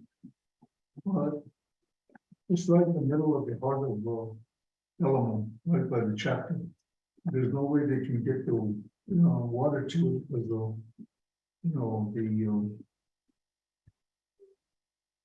where it's stationed at, they that's quite a bit of money. They haven't had the money because they're still using the court as their main office. So that's where the peacemaking office is supposed to be, the healing center. And they haven't moved forward. Like I said, it's a public restroom that they added to it. That's going to be used as for the people. They got a case with people that found out that between them and unfortunately, so they did what this. So that's a couple weeks ago. I had a meeting with them and trying to catch up on what they needed. That's what they had brought up to. They do. Okay. So yeah, do you have any questions?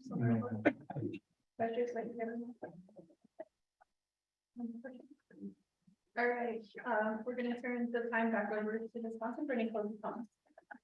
Thank you for that. And Speaker Damon, I appreciate you asking about the water line being on the ARPA project. So right now, I don't know if any other delegates are going through the same thing, but NQA has just been so stubborn in the way that they're reading the legislation and the way that they are, I guess, sending down the funds to help with a lot of these projects. But the bottom line is this project is not on the NQA project listing. And because judicial branch didn't get any ARPA money, they can't use ARPA money to finish out any of their projects that require like water extension. And then the other thing that we also didn't fund for was capacity. So a lot of our projects right now, capacity is an issue, and I agree with NQA on this one here, that because capacity wasn't taken into consideration with the ARPA legislation and it wasn't allowed for that, that becomes a big issue that NQA right now is currently trying to address. My understanding is because we're adding new homes into the community because we gave ARPA money for new homes, that the capacity in some communities may not be in place. So NQA is stuck having to try to figure out how do we do capacity if we don't have ARPA money or we don't have any funds to increase capacity. So I've been working with NQA to try to address that. And Alamo, I think, is a really good example because Alamo, what they said is, well, you guys didn't get ARPA money, didn't give specifically to Alamo. So as you stated, the other option is for the chapter to include it within their 8.7 million that they've received. But I don't think the chapter did that because the chapter, my understanding is the chapter saying, well, that's a Navajo Nation project. So why should we take out of our chapter money to fund that Navajo Nation project? As far as capital outlay goes, I don't think that they included within their New Mexico capital outlay projects. We did have, I know with Delegate Henyo, when we met with Alamo a couple of years ago, we did make that suggestion to them because Delegate Begay, what we did, what Chair Henyo and I did during the 24th was we met with all of the chapters that he was delegate for, and we talked about all of the projects that were dealing with public safety and justice and kind of the plan, which is how the chapters came out and said, yeah, you know, that's not really a chapter project, that's a Navajo Nation project. So we're not giving any chapter money, or we're not going to do anything chapter related for that project. I don't know if that's still their position, but then it fell back to judicial branch taking on the responsibility of that, and the fact that they don't have any ARPA money. We didn't give them any ARPA money. We didn't even give them off the top, you know, to address their administrative concerns. So right now, judicial branch has $0 from ARPA. So you kind of put the program in a position where now they're considering the settlement money to be used for projects. But these are Navajo Nation projects. They should have been, we should have given ARPA money for some of these projects, but they're using now judicial money to fund some of these projects. So I hope that answers your question. And then in terms of the questions that were posed by this committee, we appreciate, you know, the questions. And I want to end with this. We talked about being fiscally responsible. I don't think that we have a division and department as fiscally responsible as the judicial branch. I was looking back and I was looking at all of the money that has gone back to the federal government since 2008 to 2023. The judicial branch has only sent back $2.01 in the grants and the K accounts that they've received. They've also got K account monies that are tied to peacemaking, youth education apprentice. They've got K accounts for their Navajo Judicial Healing to Wellness Courts. They've got their Edward Bryan JAG program. They've got their new pathway re-entry, their Navajo Nation Wellness Courts. They also got tribal court programs. These are just the examples of some of the grant money that they've applied for that they've used full funding. They've used the full funding piece. And so I think if anything, in terms of being like fiscally responsible, I think that the judicial branch has shown that to this committee for years. And I think that, you know, it's just a shame that we continue to treat the judicial branch not like a branch. And in fact, I started working during the 24th, but now it's kind of coming into the 25th to remove the judicial branch from the oversight of Law and Order Committee, because you don't have OPVP coming before other committees for oversight. I believe like with the OPVP and legislative branch, what their budget went before NABI. They didn't go before Law and Order Committee. It didn't go before HES. So I think judicial branch should be treated in that same manner. And they should go before NABI, just like the other two branches, to request for funding and not be under the Law and Order Committee.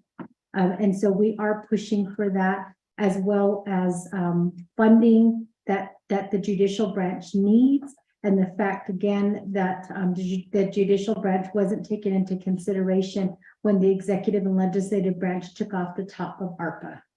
So I continue to advocate for the judicial branch, and really how we now in the Navajo Nation, we're neglecting our third branch of government. And we shouldn't be doing that. They've already been neglected by the federal government. They received a settlement from that. And I believe that that money should be completely spent by the judicial branch because they were neglected.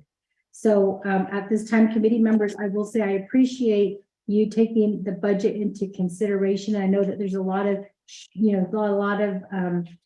things that the judicial branch does have to address, like other divisions and departments. And a lot of these issues fall back to the Navajo Nation, like housing, like salary, and other things that have been brought before this committee in terms of why these vacancies exist. But the bottom line is, this is the judicial branch, and we should be giving them the same respect that we give to the office or to the executive branch and to our own legislative branch. I'm going to go ahead and turn the floor over, Chair Parrish, to my agents, and if they want to close out to say thank you, now would be the opportunity to do that so that we can go directly to vote and give the judicial branch the money that they need. Thank you.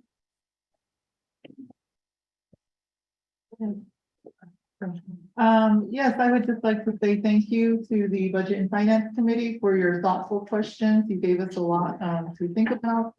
And as we go forward into the next fiscal year, and also thank you to our Oversight Committee Chair for assisting us with this and for all of their support in our fiscal year 2024 budget.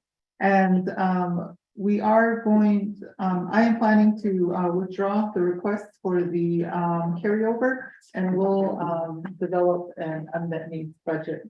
And thank you for the recommendations on the Alamo water line. What we are looking for is a construction project manager who can assist us with those. But thank you so much for all your recommendations and all your comments. Chief? Okay. Yeah, thank you very much, Madam Chair, members of the Law and Order Committee. All right, so let me start over.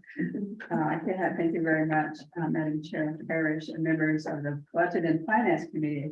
Distinguished members, thank you for sitting and looking and hearing what we have presented, like Madam Chair, and we thank her for Madam Chair Charles Newton for presenting the legislation for us.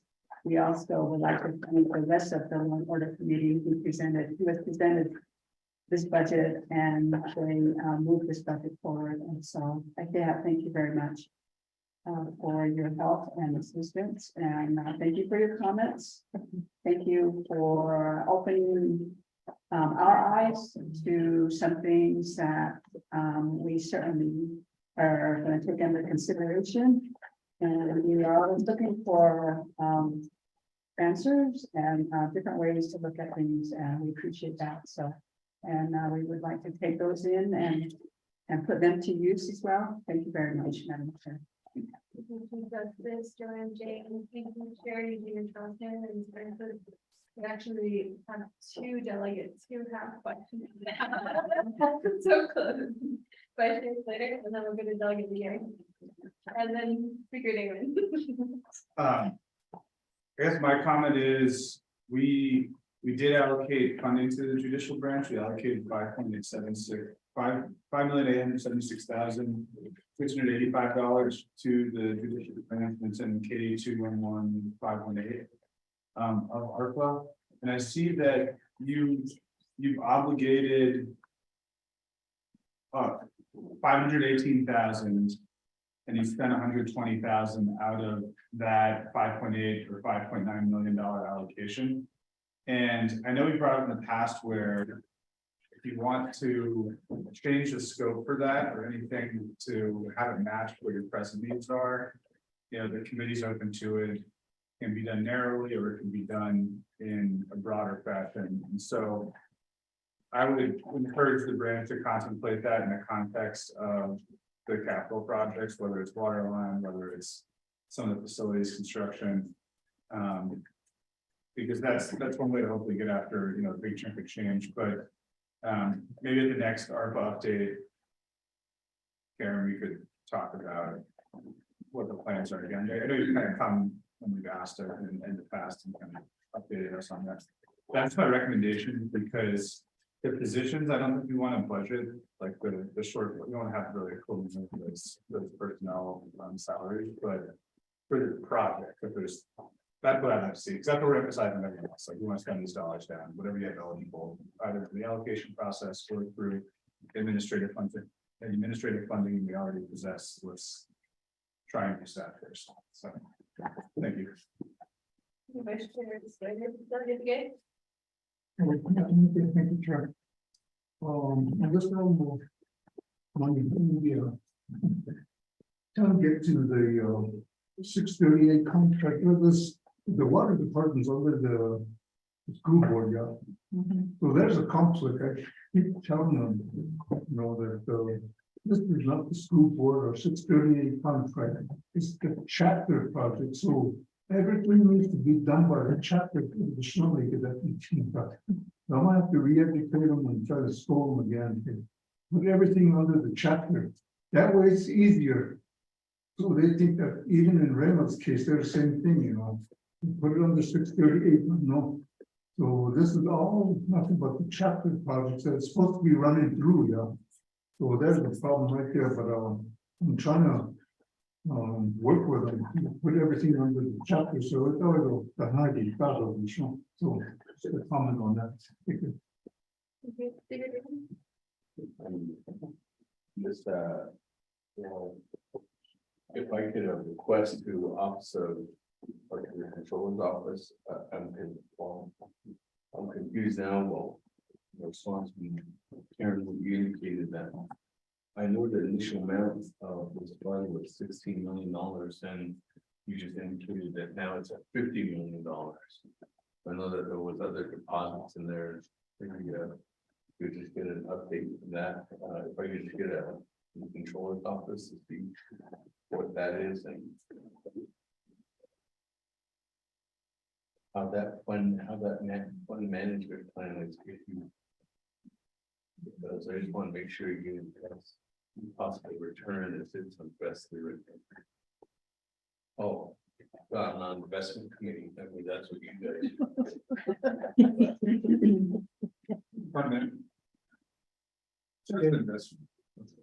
Okay.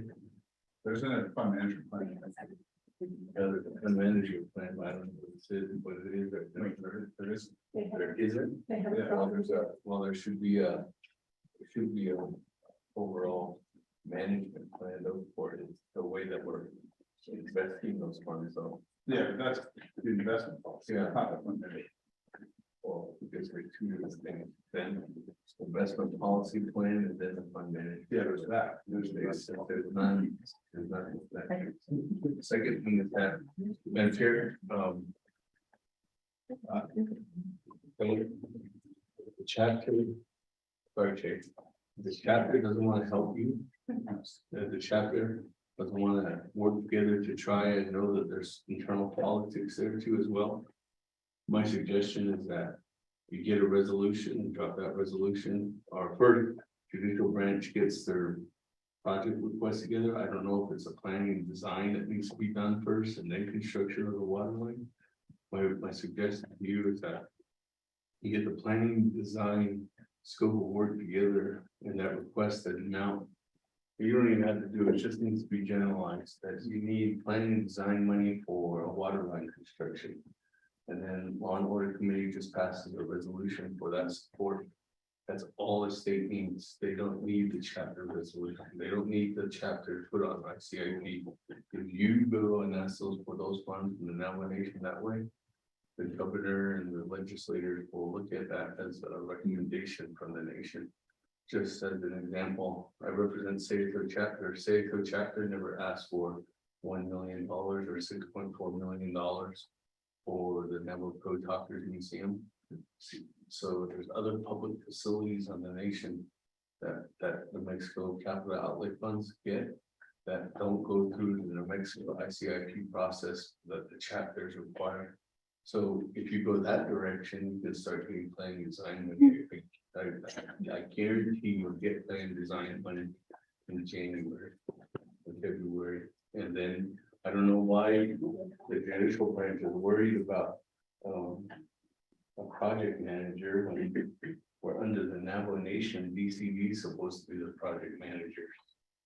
And they're supposed to help you all out, and if they're not doing that, then that's something that we need to talk about. If they're saying, if they're telling you that the judicial branch that you're separate, that's not right. Because we were all under the Navajo Nation. When Navajo Nation accepts money, it goes through the process. The executive branch says, you know what, we're the individuals that sign off on these funds. So we're gonna have to execute those contracts, and I just want to make sure that they're not giving you guys a run on that too as well. So I think that's something that we can talk about too, and maybe just as a suggestion, Madam Chair, Charlton, maybe we should hear from the judicial branch on the Mexico caucus meeting on the request. And put it on there. Thank you. Thank you for that, Speaker Damon, for those recommendations. We were really excited, and I know that at one point, I don't know if Chief Justice remembers, but I know we did submit a letter to President Nez regarding like the projects that judicial needed for New Mexico funding, and it was never signed. So just for the record, then President Jonathan Nez did not support public safety and justice in any way. Zero support. So it was very hard to try to move things in that administration, but I think in this administration, I know that on the record, we have gotten support for that. So we certainly will take your recommendations and try to get that onto the New Mexico ICIP and to get support for that. And then in terms of Vice Chair Slater's the 5 million. So there was 5 million that was granted for CARES that was reauthorized from the CARES. But in terms of ARPA, Navajo Nation never gave ARPA money. The ARPA money that you're seeing is directly from the federal government to the judicial branch. And that's where that I believe it's like less than $1 million, wasn't it, or something like that? Go ahead, Karen. Okay, we did get the 5 million from the defunded CARES, and I think Vice Chair Slater is aware that it's really limited to whatever was for CARES. So for example, we did want to utilize that money to get the construction management firm, but we were told it didn't fit into that purpose. So, and that is where Chair or Vice Chair has offered to sponsor legislation if we need to reprogram those monies, but we haven't requested that. We just recently found out that we couldn't utilize it for this particular purpose. It is something we could try to do, but there is a short time frame. We did ask Division of Community Development for assistance with project management, and they're still going through the process themselves. It takes a very, very long time to get a contract, and since we've been asking DCD, they haven't been able to get us anyone yet, and that's where we were saying, let's try to do it ourselves, but we can continue to work with DCD, or we can try to get this some of these funds amended. However, I think we're going to run out of time in all likelihood to get a contract in place if it does get amended. And the $1 million that you're talking about is from BIA, and yes, that was given directly from the federal government. Chair, thank you. Thank you for that, Chair Parrish. We again stand for questions. If not, we thank the committee and ask for a favorable vote for this report.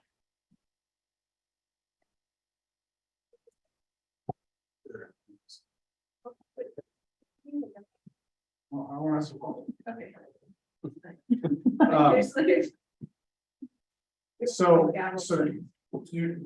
Aside from what you have encumbered right now, you don't think you're gonna use the ARPA dollars?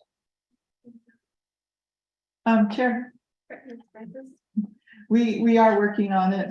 We have our, bi-weekly meetings that we're trying to utilize it for its purpose. So, we are working on it very hard. Because. You know, again, like, I think the committee and everyone wanting to see the branch and the express before that. However, it's gonna make most sense to impact the usual priorities. That's what we want to see. And so I know since I've been on, that's probably since like this past spring, like March to April, when we had our first really kind of deep dives in the ARPA. Just making that offer. And you're right, it's a short amount of time. But these are FRF dollars and they have to follow that spending timeline. And so I just really want to make sure that I think that can contribute meaningfully to capital construction, to digitization. You know, you can use it for general government service instead of something directly related to the pandemic. Then let's do that. Right, sure.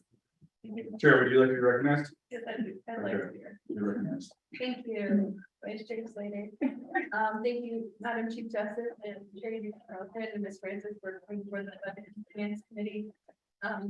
So Mr. Robert Willie has shared a little bit more history about the settlement. Yeah. So to the Budget and Finance Committee's knowledge, there's over $50 million in that account.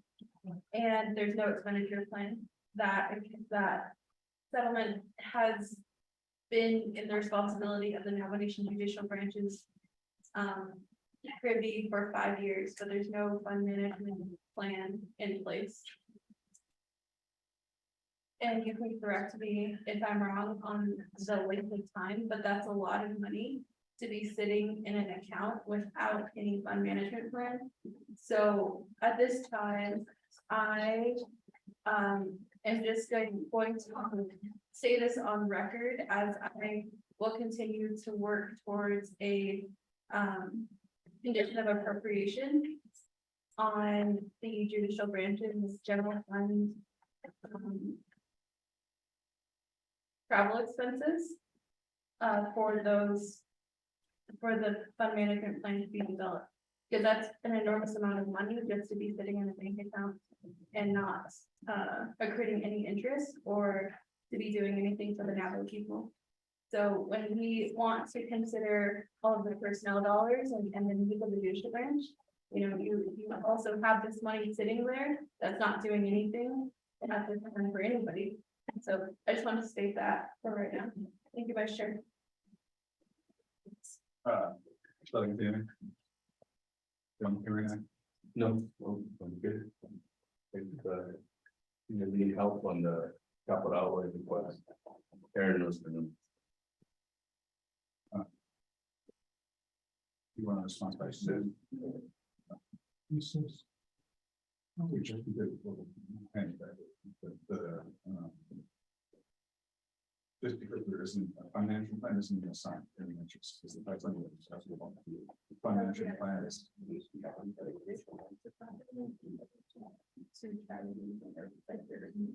Yeah, and then on the expenditure, that governs the expenditure. For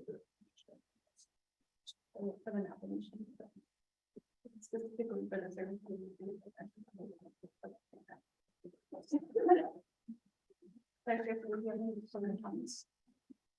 Okay.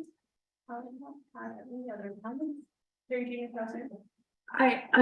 I think that you may have been misinformed, Chair, that Hashkeja fund, it was created and passed, I know it was during COVID 2020, or I think it was maybe 2021 when that was barely established.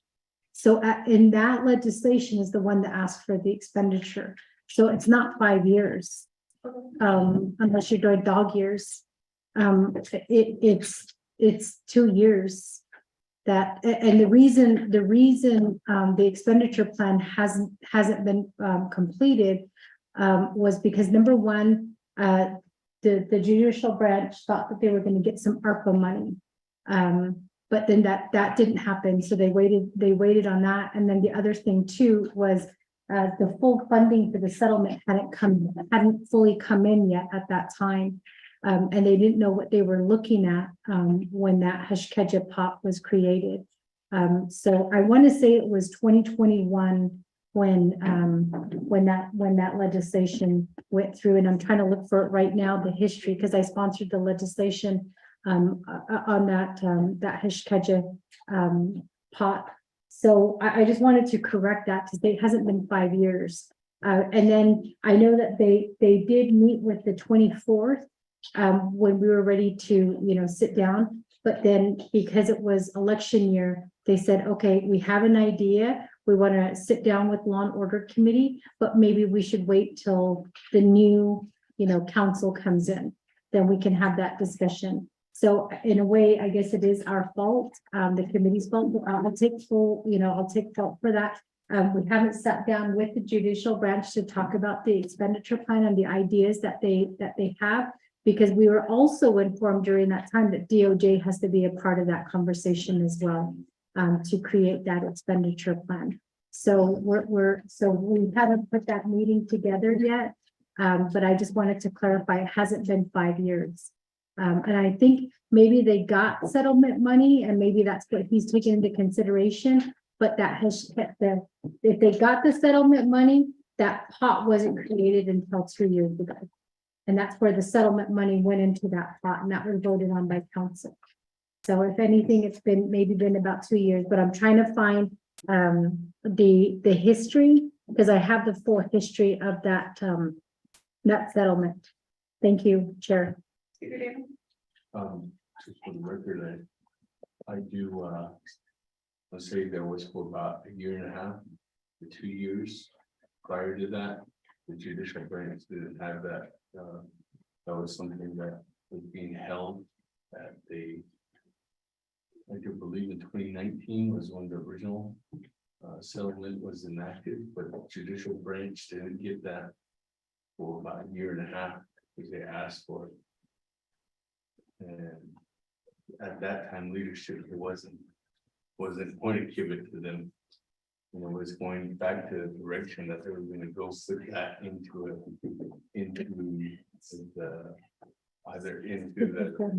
the CSM fund. Yeah. So it was a debacle of 2018 going into 2019, and that part of it was COVID happened. Yeah. This is Budget and Finance Committee. Do you have any further questions? Second call for questions to accept the report.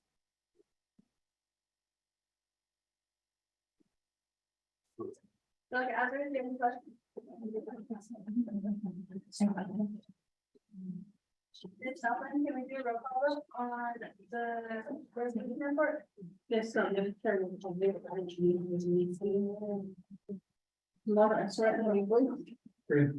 thank you, Mara. Was green. On the translator, how do you vote? Green. Include on the translator was green, and what's the feeling, how do you vote?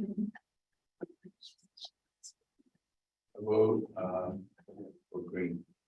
Thank you, on the translator was green, on the one and the name, how do you vote? On the party, how do you vote? The chair has to do any kind of vote in accordance with opposing, it's not voting, that's not doing that. People yourself. Thank you, Chief Justice. Thank you, Frank. Thank you, my director. Is the Department of Health resolution already? We also have the Department of Justice here as well. I think that's completed. I think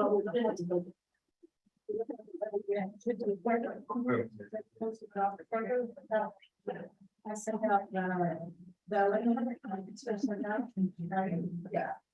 But the hard copies, we haven't got those yet, and they were still sitting there. Okay. Should be ready. So they, Ms. Malphite, the committee can consider the Department of Justice and then the Department of Health. Are there any other resolutions that are ready? I haven't heard about that. Yeah. And then public safety is.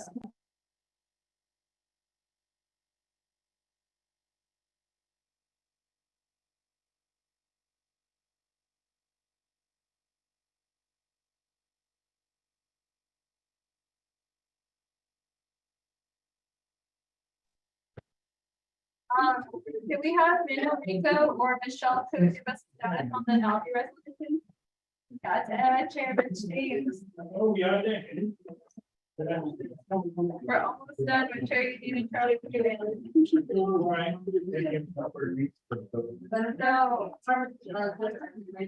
yeah, that one out.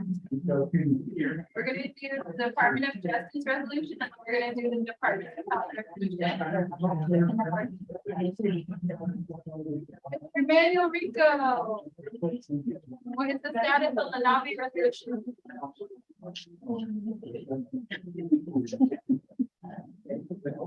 They would table the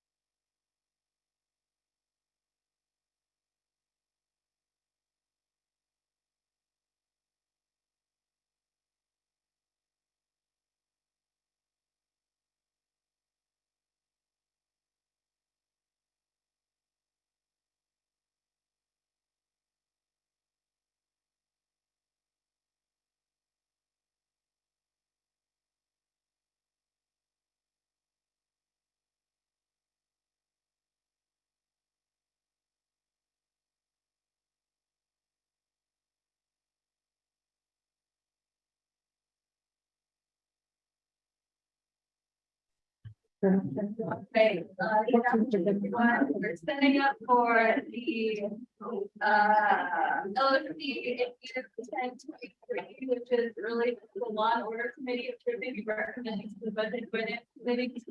The fiscal year 2024 budget for the nomination Department of Justice and related matters.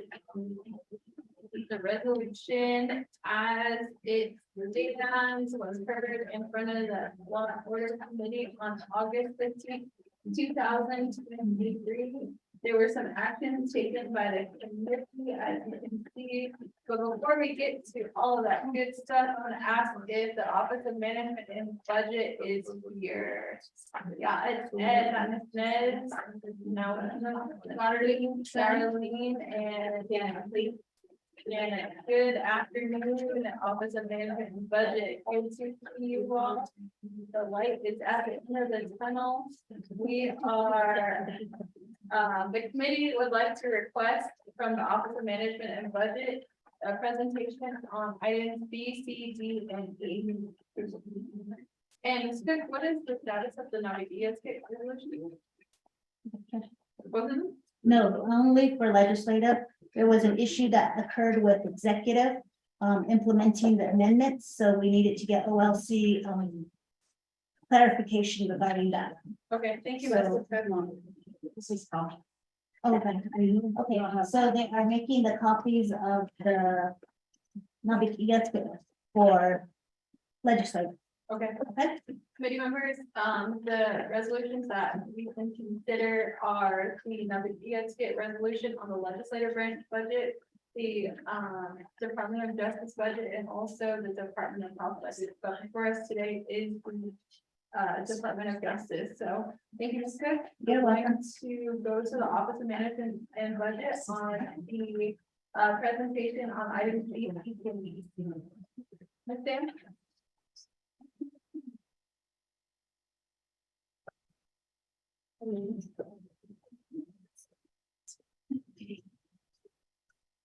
Good afternoon, Madam Chair, members of the Budget and Finance Committee. The OMB report.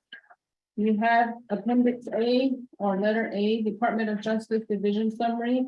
You have the fiscal year 2023 budget amount. It's broken out by approved general fund budget and your indirect costs. And then proposed for FY 2022, the proposed general fund budget is $6,765,971. So comparing the two fiscal years, it's $141,880 increase. And your indirect cost for FY 24, $1,787,453. Comparing that to the 23, it's a minus of $430,021. And you have the special revenue external for $23,096,341 for a recommended budget of $31,649,765. And B is your third quarter expenditure reports for the three business units under the Department of Justice. This is as of June 30th, third quarter ending June 30th. Overall expenditure rate is 53.56%. I did send an updated expenditure report as of today. The expenditure rate is at 61.5% when the program should be at 92%. Next is the third quarter performance information. Third quarter, you have the first quarter 3.47, second quarter of 3.50, third quarter of 4.67. So you see a trend of it increasing. And the scoring definitions are below. 3 to 4 is meet expectation or exceeds expectation. Next is your third quarter plans of operation for the three business units. The gray shaded indicating it needs to be updated. The years adopted are 1990, 1993, and 2008. Next are your conditions of appropriation. There are none. Next is the external funds. There are 4 external funds listed. The first 3 are for prosecutor's office. The last one is for attorney general, which is the ARPA. So you have an original budget of 27.1 million, revised budget of 28.5, expenditure of 3.8, open commitments of 1.6, available balance of 23,096,341. As a percentage spent is 19%. And percentage balance is 81%, and there are no single audit findings. Madam Chair. Thank you, Office Manager President. From the Office of Legislative Services, Ms. Nakai was to update on the documents the committee has requested regarding FY 2023 and FY 2024, or sorry, FY 22 and 23. You know that director. I said, sorry. For all of the budgets for the Department of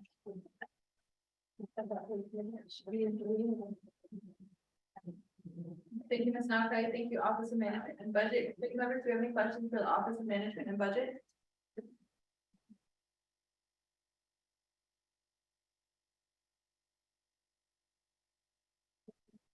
That's Friday, around 4:45 somewhere. We're sending out all those emails.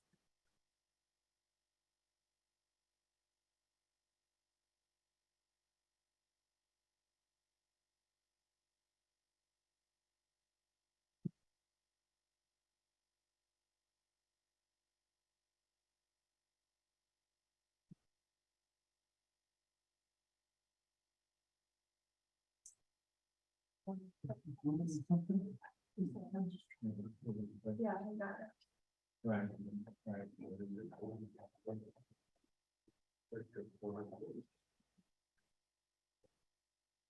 Yeah. There's 3 reports.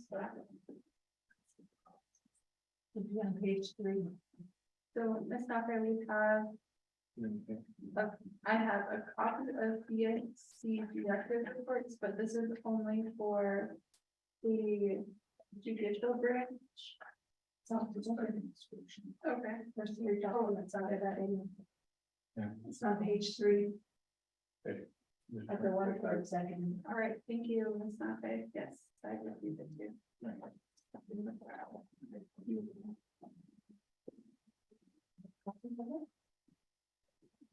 Our message.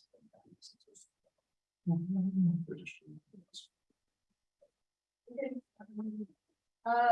we have any questions for the Office of Management and Budget?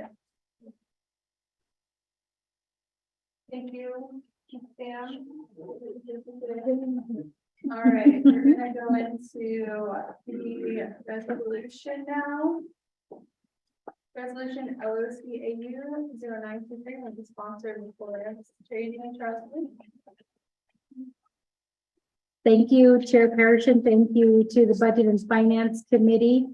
I do come before you at this time to present the fiscal 2024 budget for the Department of Justice.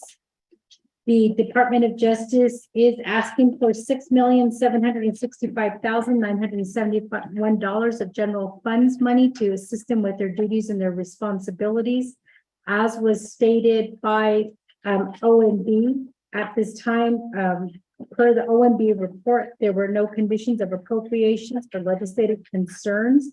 However, at Law and Order Committee, there were three legislative concerns that were passed. One that does pertain to the plan of operations and the updates that do need to occur, as well as the spending that the Department of Justice will be reporting to the Law and Order Committee. And then the last one, as is stated in Exhibit D, is pertaining to the consultants and the contract workers that are that DOJ has contracted with. There are currently 8 general fund vacancies and then 14 under the prosecutor's office. So I make it very clear that 8 is coming from general funds money, because there are some other positions that I believe ARPA might be covering, as well as possibly 638 money. I'm sorry, DCD. At this time, in terms of unmet needs, there is a request on the front of your binders. Department of Justice has done an excellent job. In the blue, it has your unmet needs for the Office of the Attorney General is $398,208. For the Office of the Prosecutor, unmet needs is $1,229,447. And under the Navajo Hopi Legal Services, unmet needs is $29,922. In terms of carryover, there is no carryover that the Department of Justice is requesting at this time. I'm going to go ahead and turn the floor over, Chair Parrish, to my agents to allow them the opportunity to introduce themselves before we turn the floor back to the committee for questions. So at this time, Madam AG, the floor is yours.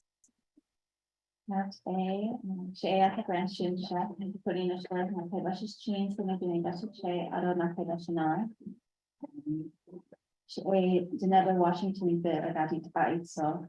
and it's an honor to be here with all of you, to get the opportunity to work with you again for the good of our nation and our people.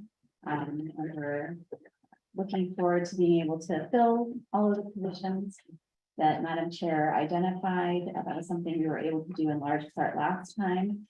And that elevated the ability of the department to deliver services faster, better, higher quality. So looking forward to that opportunity again. Go ahead. Good afternoon. My name is Heather. I'm the Plus GE. I'm Deputy Attorney General at the Department of Justice, and I definitely echo AG's remarks on the whole trying to accomplish here for a bit of an input. So thank you. Yeah. Thank you for that, Madam AG and Deputy AG. So with that, Chair Parrish, we stand for questions regarding the budget. Thank you. Thank you, Chair Junior Charles Newton. Many members, do we have a motion to accept it?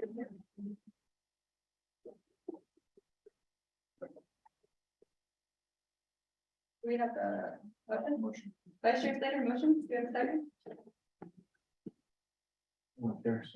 Delegate Azarick seconds the motion for the report on the Department of Justice. Committee members, do you have any questions about the report today? Vice Chair Slater? Thank you. I'm at the budget form 1. And I'm in the unmet needs budget. I should go back to 1 on stage. Business unit, Which office? just the very first one inside tab 1. I'm looking at legislation. Shows proposed budget of 5.16 million for business unit 10,401. And then you go to proposed general fund budget over here on the legislation, and it's 3.373 million.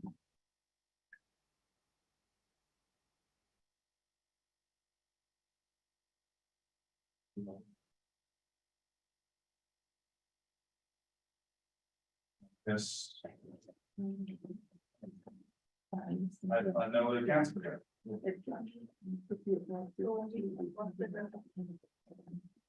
Office of Management and Budget is not here. Oh, Miss Sam, I can't see you. Well, I mean, never the program, but I mean, part of the sponsor, I guess, it's in the legislation. Thank you, Chair, Vice Chair Slater. I'm going to turn the floor over to Chair Eugenia Cross Newton first, but Ms. Dan, can you take a look at that? Discrepancy. Chair. Thank you. The discrepancy is noted. So it's if you add the general funds and the indirect costs, that comes out to the 5.5 million. The 5,574,000. I'm sorry. The 5,160,000. Yeah. Yeah. So that's what they did is they separated the indirect cost recovery from the general funds on part 2 of the budget 1 form.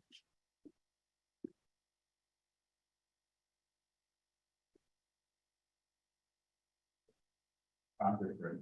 That's fine.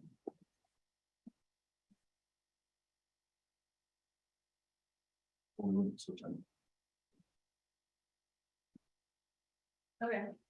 Committee members, do you have further questions on the proposed budget for FY 2024 or any of the recommendations the Law and Order Committee is giving to the Budget and Finance Committee?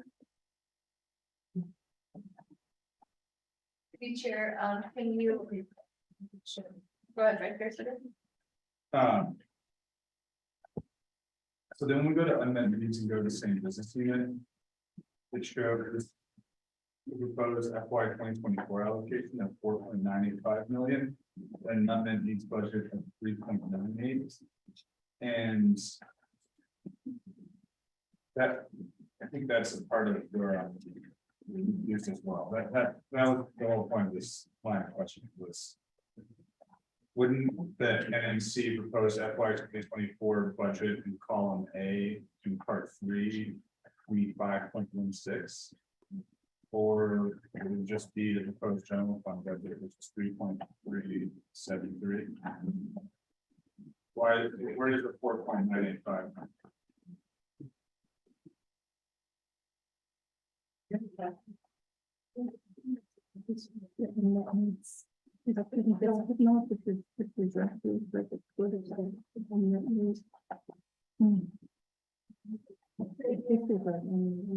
So I believe that the unmet needs right now that Vice Chair Slater is talking to, if you look at the proposed, it's that's from last year's 2024.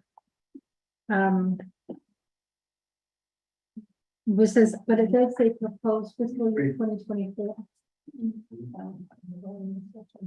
You guys see that? Yeah. So how do you explain that discrepancy? Vice Chair Sutter.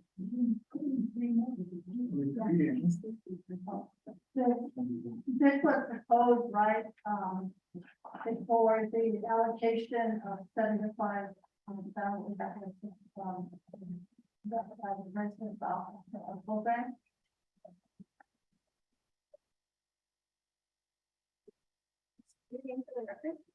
I'm sorry, my name is Barbara Calvin. I'm the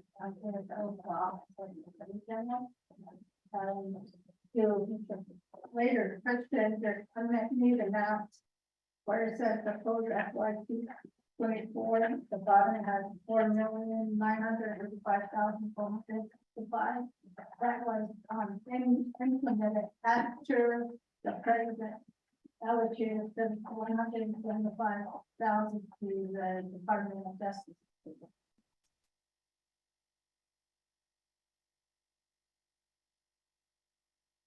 Chair. Vice Chair Sutter. Thank you.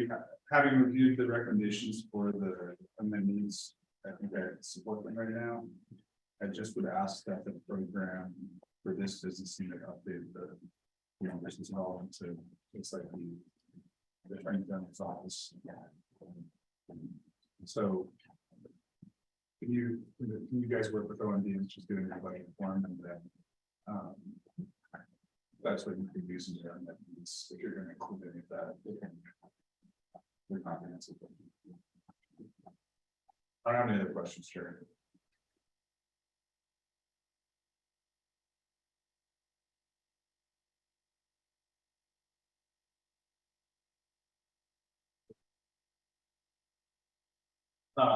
It was a request for program, and then I guess my preference this whole time has been we accept reports and then we issue directives for the comprehensive budget, but for the last two, it seems like the preference has been if the committee wants to have a revisit, so. Ross. All right. Well, I don't hear most at the time. But in order to be considered for the comprehensive budget, we would need the budget form, and there's no, that's not attached to the legislation.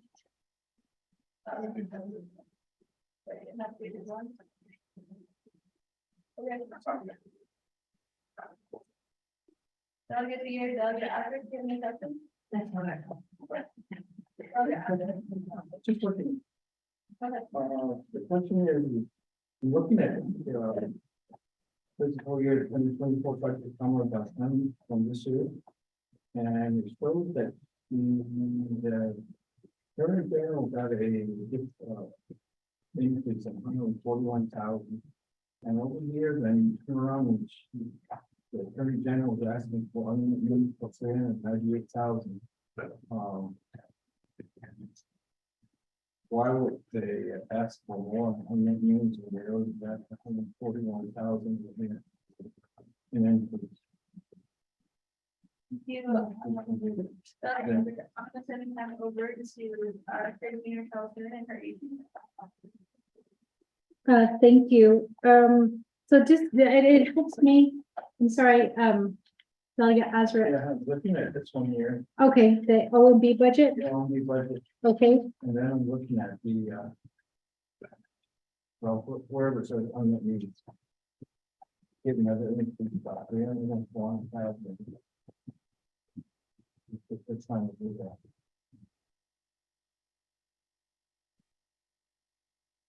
is it, you're looking at the O and B and the unmet needs? Yeah, I'm looking at the budget. It's, Okay, the O and B report, yeah. Yes, it's a, okay. you're like, this one right here, I'm looking at this one. The exhibits are in the corner.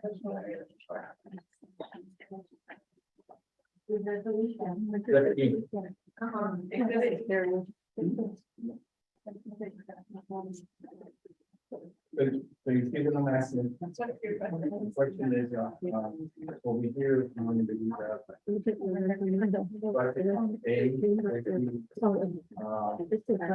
Attorney General got 141,880 more. On the 24 budget, general budget proposed, and then if they turn around and put almost $400,000 on the time.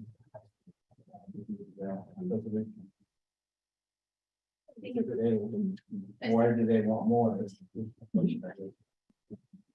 So, Delegate Azra, I think, just following the line of logic, any department can come for, the council and ask for additional unmet needs, and so I think right here, we can definitely send the time back over to the sponsors for this one, the unmet needs. If you'd like. Carrie, you can maybe kind of discuss with the committee justifications for exhibit. Thank you, for that question, Delegate Azarette.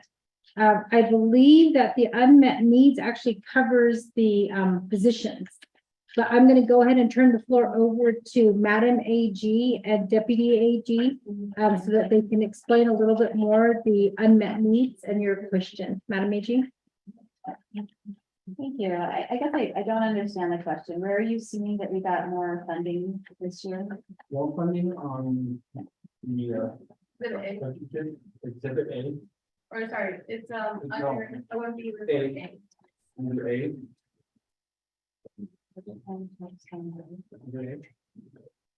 Where, Here under this and then. I'm looking at the same. HA. Right.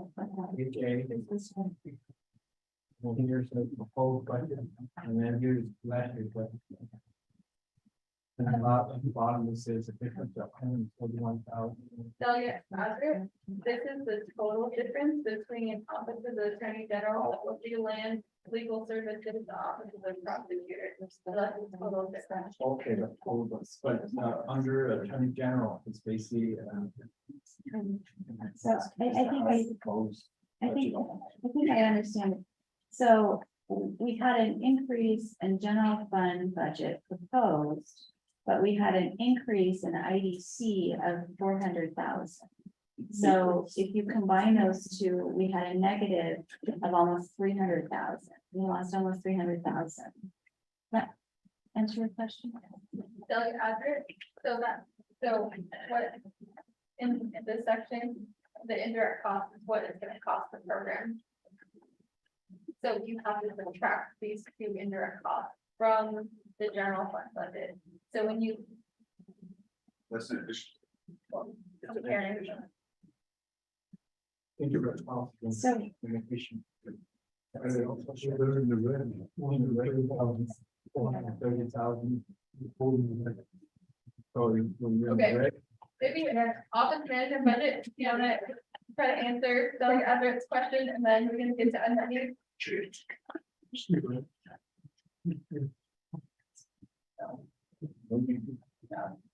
No?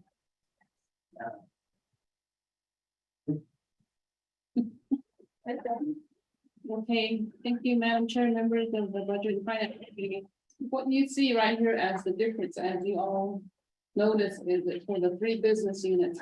Last year's general fund FY 23, it's 6,000,006. I just took the bottom line total, not individually, just comparing the bottom lines. Approved budget of $6,624,91. And then what's proposed for 24 is $6,764,971. So the difference between those two is an increase of general funds for $141,880. And then the indirect costs, last year, it's just that the Office of the Attorney General that received IDC. So last year it was $2,217,474. For 24, it's $1,787,453. So the difference there is a decrease of $430,021. So like Madam Chair stated, the difference between those, or the overall difference, is actually a cut of $288,141. If we compare FY 23 to FY 24 budget. Madam Chair. Thank you, Ms. Sam.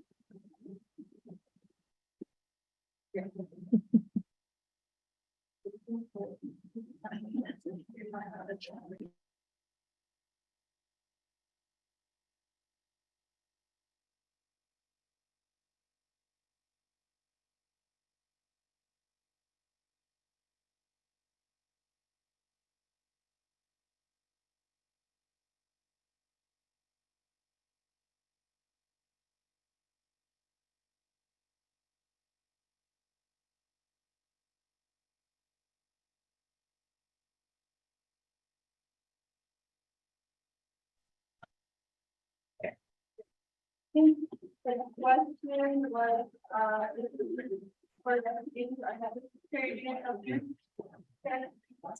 Thank you, and I hope that you were able to understand, Delegate Azarette. So they are seeing a decrease in their funding. Chair Parrish, just another concern across the board. We're starting to see a decrease in all of the budgets. When we've seen an increase in overall general funds, again, just is, I guess it kind of shows you where this administration's priority lies. As I heard it from a wise person who once said, and I'm not quoting specifically, but if you really want to see the change, you see the change in the budget. So in this case, what we have seen is a budget increase for the Office of the President and Vice President, a budget increase all the way across the board for mainly him and his wife's office, but we're seeing a decrease in all of the services, and it's really unfortunate that is occurring. But it is in front of us in black and white. In terms of the unmet needs, again, as stated, the unmet needs the form will be corrected, but there's unmet needs that pertain to personnel expenses, as well as the travel expenses, and then there's also unmet needs for special transactions. I'm going to allow Madam AG to provide a little bit more information about the unmet needs regarding her office. Madam AG. Thank you, Madam Chair.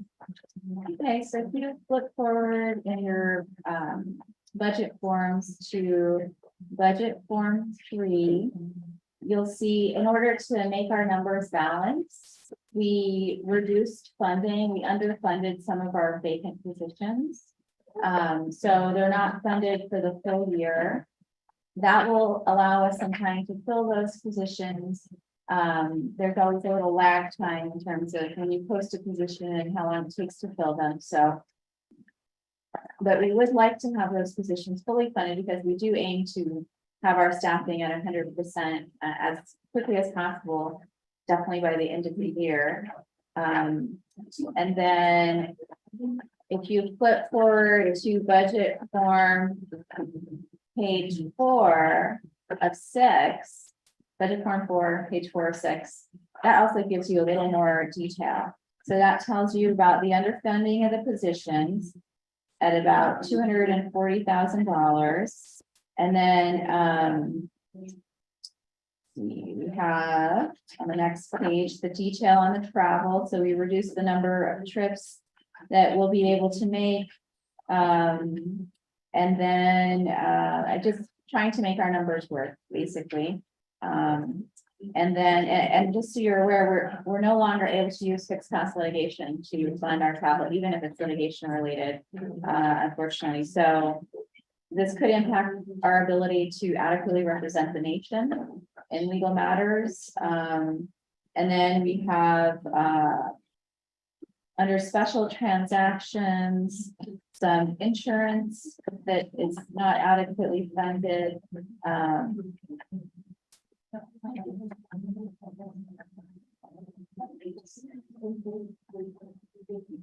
It's not reflected here for some reason, but we also reduced the number of bar registration fees that we will be paying for, as well as the CLE registrations as well, which is not really sustainable. If we are fully staffed, our attorneys are going to have those costs covered by the nation in order to continue working for the nation. But with the numbers the way they are, with no carryover this year, and the huge reductions in IDC across the board for Navajo Nation, we unfortunately are in this situation where we have to find ways to make our numbers balance.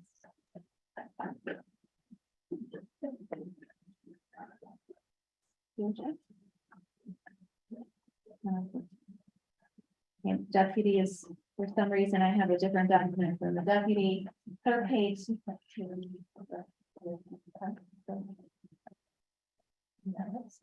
But that's why the budget, that is what would go into the unmet needs budget. Thank you, Madam Attorney General, for providing the response to the question. Delegate Aldrich, do you have any follow-up questions?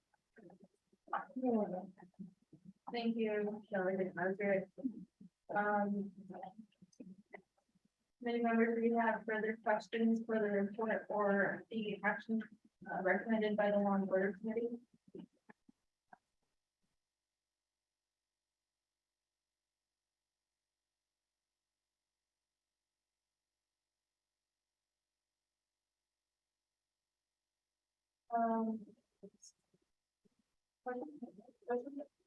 No questions? Delegate Aldrich, do you have more questions? No, All right. Okay, so I hear no more questions at this time. There is a form that needs to be corrected on unmet needs, which is exhibit E. So previous to this resolution, the committee tabled another resolution, and asked the sponsors to come back to, have the completed exhibit A on that resolution. Committee members, how would you like to move forward? Because exhibit E needs to be corrected on this resolution, for the recommendations of the Budget Finance Committee. Vice Chair Slater has stated an option, which is to vote on the report itself and then give the directive to the chair who will correct exhibit E, or we could vote and table and wait to hear back from the sponsor with the other revisit. With members, would like to offer a motion. I hope that we can stay in the difference as a committee. However, it's up to the committee how to work this through. Thank you. Speaker David motions to table the legislation for a revisit until the document is updated. So we'll also revisit this, or the motion stands to revisit. So after second the motion, Ms. Telman, can you roll call vote on this report? Yes, Madam Chair, we'll call the table. Please. Great. Thank you, Ms. Green. Sorry, I'm saying this report. All those in favor, how do you vote? Thank you, almost at the end, Arnold Cross later, have a good. Thank you, Arnold Cross later, Duran, Arnold, and the community. Martin, have a good. Arnold, was it in the beginning, we vote. Thank you, here, we have two members voting in the affirmative, one opposing, two members not voting, Madam Chair, not voting, Madam Chair.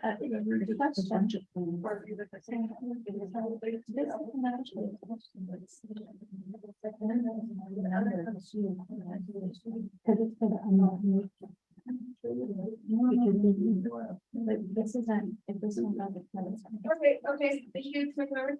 Action on the. Thank you, Chair. Thank you, Charles. Thank you, Attorney General, and Deputy Attorney General for presenting the budget and finance committee.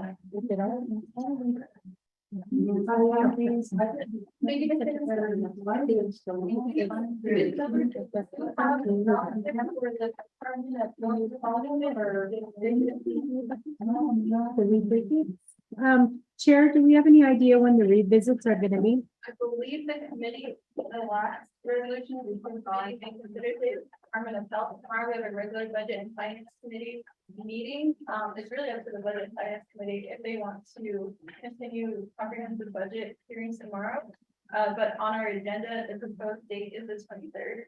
I'm gonna leave that to the discretion of the committee. You have 6 legislation that we need to complete. We just, on the budget and finance committee agenda, we just have one report on legislation. For tomorrow.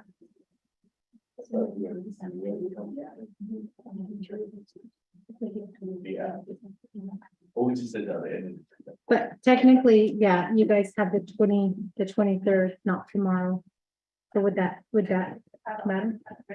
We can amend our agenda. I thought we have this special meetings between this tomorrow with.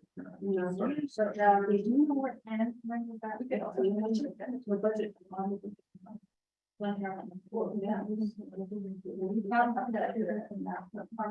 We've already went through everybody.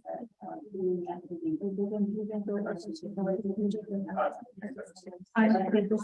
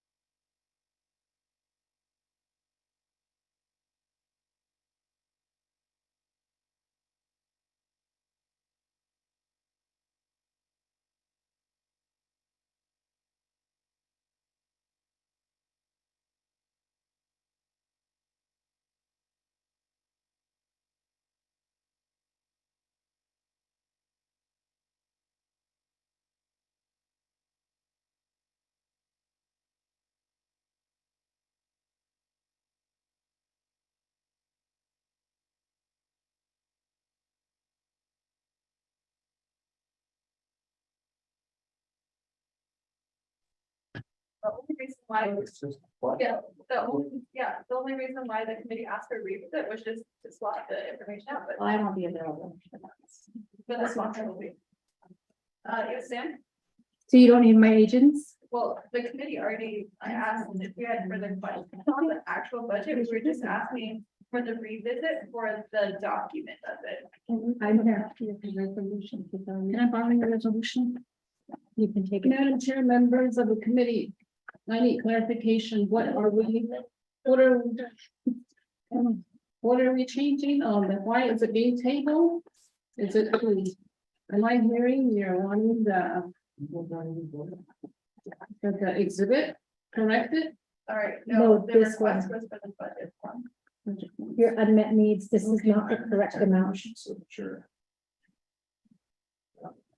I heard it. No, this one. It's the budget form summary, right? This one, yeah, this one. This one.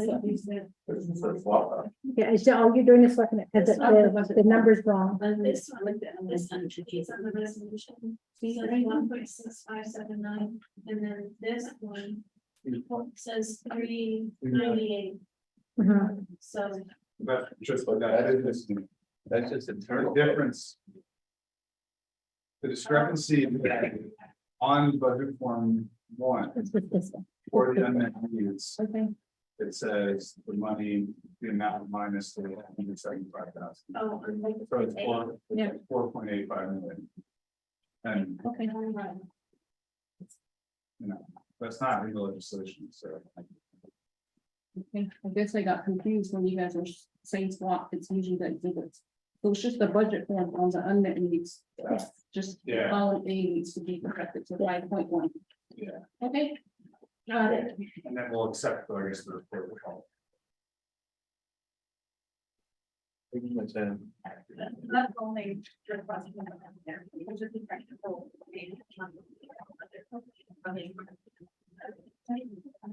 I was thinking of any other questions, but right. Thank you.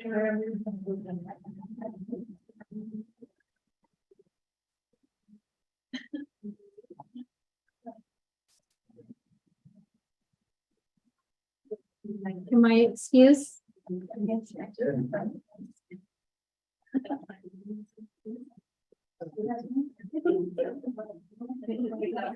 We're starting on Wednesday. Wasn't here.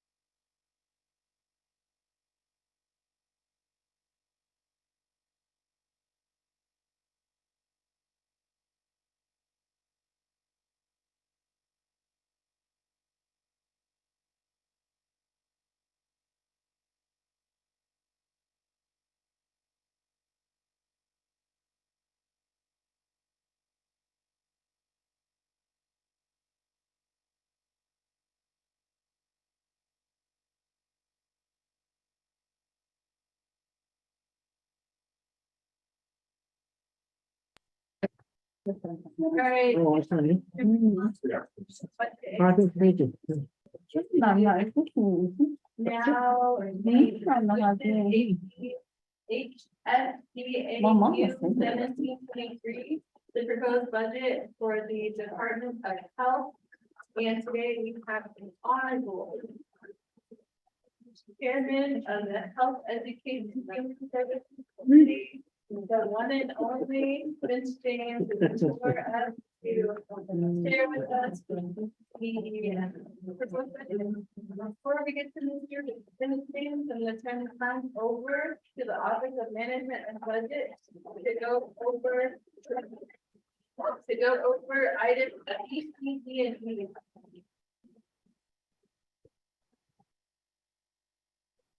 Here's good.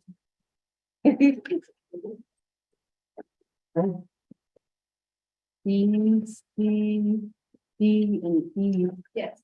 Okay.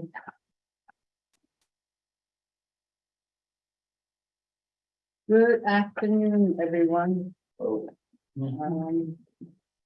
Madam Chair, person, and then the board members of the Budget and Finance Committee. Yeah, my name is Eileen Ness, and I will go ahead and, I'm the senior budget analyst for Office of Management and Budget, and I will go ahead and read, the budget summary for Division of Health. Okay, we'll be reading table of content B, C, G, and E. I will go ahead and read the B and C, and my colleague will go into D and E. Okay, for the budget summary portion, and this is the business unit names of the program. Last year's approved general fund budget in the amount of $14,220,975, and then the FY23 indirect cost dollar amount is $127,744. And then the proposed fiscal year 2024 general fund is $13,324,651.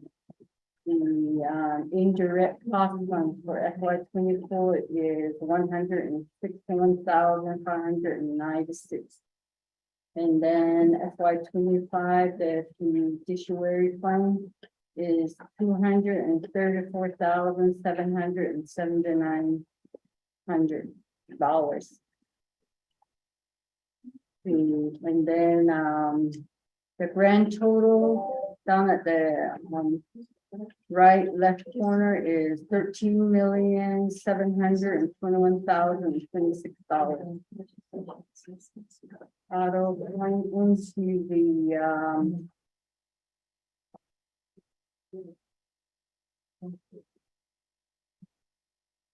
I think I read you the A, I'm sorry. The table of content A is the one I just read, so I'm gonna go ahead and read table of content B of the budget summary report status as of 8/7/23. This is all the account numbers with the account names, the original budget allocated for FY23 was $14,148,719. The revised budget is $16,490,335.37. Actual amount that's spent is $6,306,272.43. The amount that's encumbered is $432,488.29. And then the budget balance is $9,751,674.65. Percentage that spent is rounding it off to 41%. And then the other two.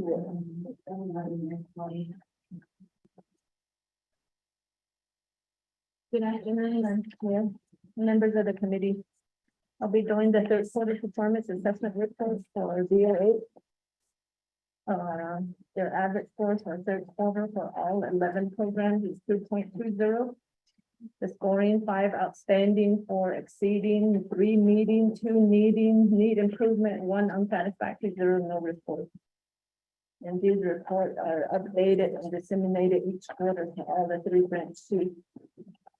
Then going on to plan of operation status report, DOH has all the plan of operation updated.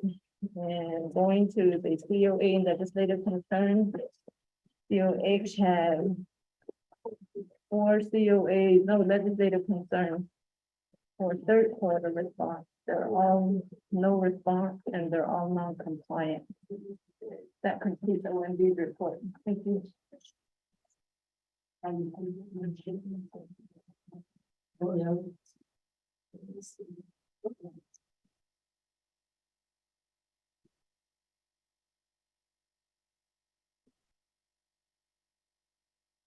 Okay, that completes our OMB summary.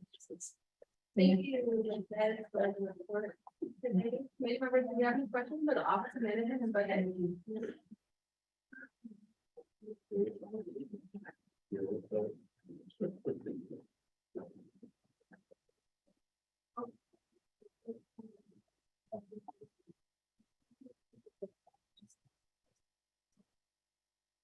So yeah, do you have any questions for the office of management and budget?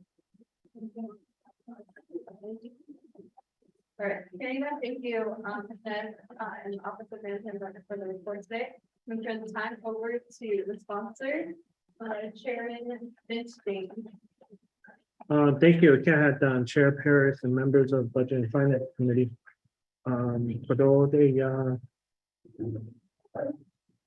the Division of Health, Department of Health, the budget in Hitato need us Adon Papeda Aviadon Jacquelia. Ako AC de ya Ecuador na big kito but not of kito little. Okay, now for DOH budget for fiscal year 2024 is $13,324,650. Although the unmet needs budget requested $8,550,504. Ecuador Hitaton Although fiscal 2023 the budget Nana the IDC indirect cost of it's in the binder for you. Quickly the other Nana the external funding it's after tab 11 the external funding or that base of the initiative in Habeda Ilia. But our shape, but don't hit an AI. Need Ado the Shanat Arno Finiki. Ado, she staff in the Navy she hit it out of zinc. She did your introduction. She ate Ado, Mr. Lewis told Mr. John Moore, she invited me to have sich to this historical. Mr. Lewis. Thank you, Delegate. Good afternoon, Business and Finance Committee. My name is Anselm Lewis. I am the Delegated House Service Administrator for Division of Aging and Long-Term Care Services. Thank you, Mr. Lewis. Good afternoon, Vice Chair, committee members, staff, and sponsor, OB, the Michelle Morrison Chair, the County of the 16. Let's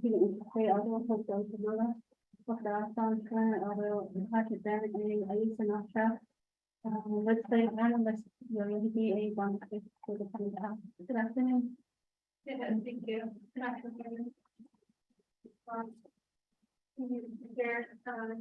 Chair James, does that conclude your presentation? Do you also want to share with the committee, the active good health education human services committee, also the recommendation for the Chair, in regards to the budget and finance, for the OMB HESI committee, they added on, five more of the, directives for under legislative concern. The four that was given to you earlier. So there was an amendments that we've done to the legislation, and there was 5 items. And the first, you want me to read each one of them, or do you guys have copies of it? Okay, so there is 5 amendments that were done by Health, Education, Human Service Committee under legislative concern. We did get to have all of the program managers too from each of the agency from Deltek's portion, also present at our meeting at Health, Education, Human Service when we were on the Department of Health and Budget. They also emphasize quite a different things that they would like to see, but which involves some of these legislative concerns that is before you guys. And so, of course, we all know one of the major concern was the vacant positions throughout the Navajo Nation. That was one issue that we had as a whole program manager too. From each of the agency, we got to listen to each one of them. Another one was a big concern in regards to utilizing the external funds to purchase supplies, to purchase food, to purchase equipment, to purchase HVAC system, and dishes and down the line of the service that they provide at the local level. And it's all going back to the factor of the 164 review process, and then also obtaining 3 quotes. And at the same time, vendors not having good credit with the Navajo Nation. That's been a tough process for them, utilizing the external funds for our elderlies out there to run the senior centers. And so it was a very interesting conversation that we had with each of the program managers from Deltex. And another one was in regards to the MOU agreement that chapters don't want to sign. And they've been having a difficult time trying to get those senior centers agreement in place with the chapters, because the chapters just say we have no funding to assist with remodeling the facility and such sort down the line. And so they've been really lenient on signing those agreement as well. So those are some of the main portions that were brought up. Another one that was brought up was New Mexico. They get extra funding from the state level compared to Arizona and the state of Utah. And so that was another concern and issue that was brought up, but they just go by what is in place by the state legislative. And so with that, there were some concerns again because of the 164 review process. Out of 1.7 million that they received from the state of New Mexico, there was $221,000 that was sent back to the state of New Mexico. Again, when it comes down to the 164 review process, it's out of their hand. And then for the state of Arizona, out of 3.5 million that they received from the state of Arizona, about 1 million was returned back to the state of Arizona again. And so that was another hiccup that was brought up to us. And so the last thing that was brought up to us was in regards to Title 13. And that is the reimbursement process. So the Navajo Nation only receives 13 cents of reimbursement back. compared to like Flagstaff. In Flagstaff, they received $13 reimbursement. So there's a big difference of that Title 13 that we have under the Navajo Nation, which also is another, or Title 3, I apologize, Title 3. And so that's another area where amendment needs to be made to get some higher reimbursement back to the Navajo Nation. So there's all of these factors that come into play when it comes to budget. And when you look at the budget, the general budget that's before you, out of the 13 million that was given to Department of Health as the general funds, as you look through each budget, you'll notice that each of the departments fluctuates. And so when I say that fluctuate, meaning that let's say Fort Defiance Agency has 15 centers, but in their documents, they're only budgeting for like 10 centers. But the other 5 centers are being funded from the external funds, from the outside funding sources. That's why you don't see that 15 under Fort Defiance Agency. And it varies for each of the agency on how they spend the funding. So they're just trying to balance what they have with utilizing the external funds, and then with what the Navajo Nation has provided them with the $13 million.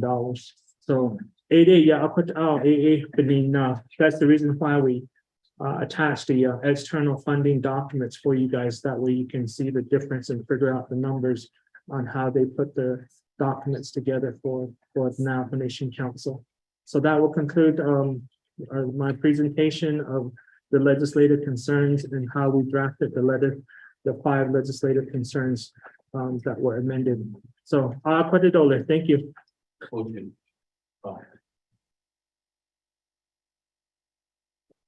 We're gonna recognize the motion. Second. You all accept it. Okay, motion, second, motion.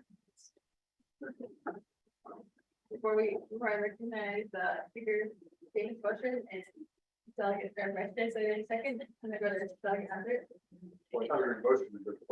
Oh, sorry, I don't know, I'm in the middle of. Okay. Speaker David, motion to accept the report, Vice Chair Slater, second motion to accept the report, thank you, Chair, Ms. James, delegate Andrew. I just got one question. I'm looking at this sheet here where what the status report and the percentage of them are really low. If you turn around and ask for and you guys signed up for me, there's one that you haven't used any. There's a couple that are like 25.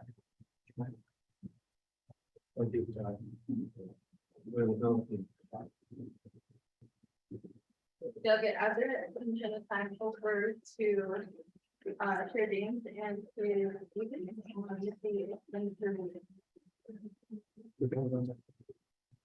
So with that, I'll go ahead and give it to my agent.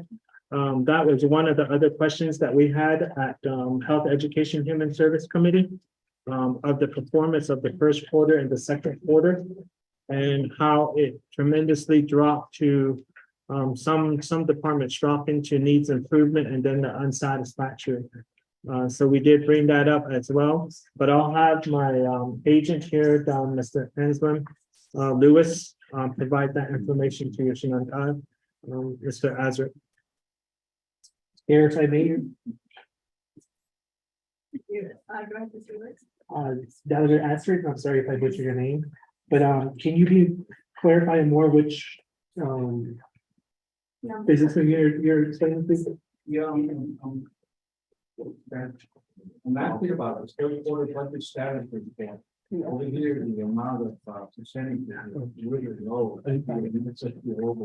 We're in with the first quarter, the one to the reason why I can explain that the percentage is high, because recently with the blessings of Delegate Damon, we did get some UFD allocations within the last couple of months. It came up to 1 or actually, I'm sorry, like 2.1 million for 5 agencies. So again, that's why there's an increase in funding within those general funds for Deltex. For 1130, 11 all the way to 113015. So there was an increase that we recently got more allocations within the last couple of months.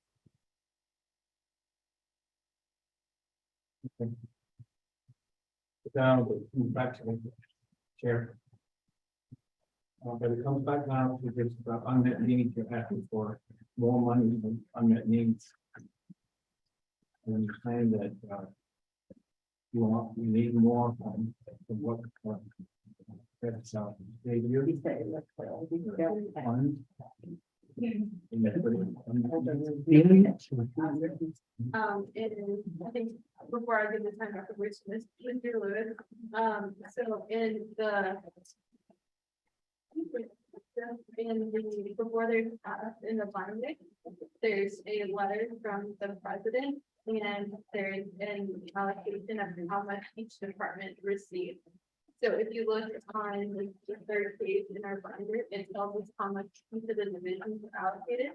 And then the document requested by Speaker Damon was comparing the allocation from FY 2023 to this proposed budget FY 2024. There's a difference, which is I'm gonna look it up. I think under the Department of Health, according to our requested report, they had a decrease of over $800,000. So, but just want to give you some more background information before I give the time back. Department of Health is good. Thank you, Chair. To clarify more on unmet needs, the unmet needs is the $5 million that we're requesting for Deltex is for repair and maintenance, HVAC, and the remaining 83,000 is for to add new staff at the administration level, as well as 5 more for out the other agencies. And then there's a I believe there's a $3.1 million request from our special diabetes to complete their renovation and utility hookup for 2 wellness centers buildings in Kayenta and Chicago. As it's outlined in Exhibit E.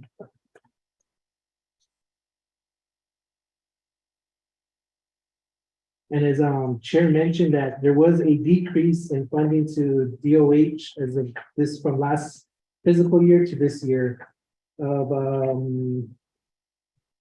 $66,958.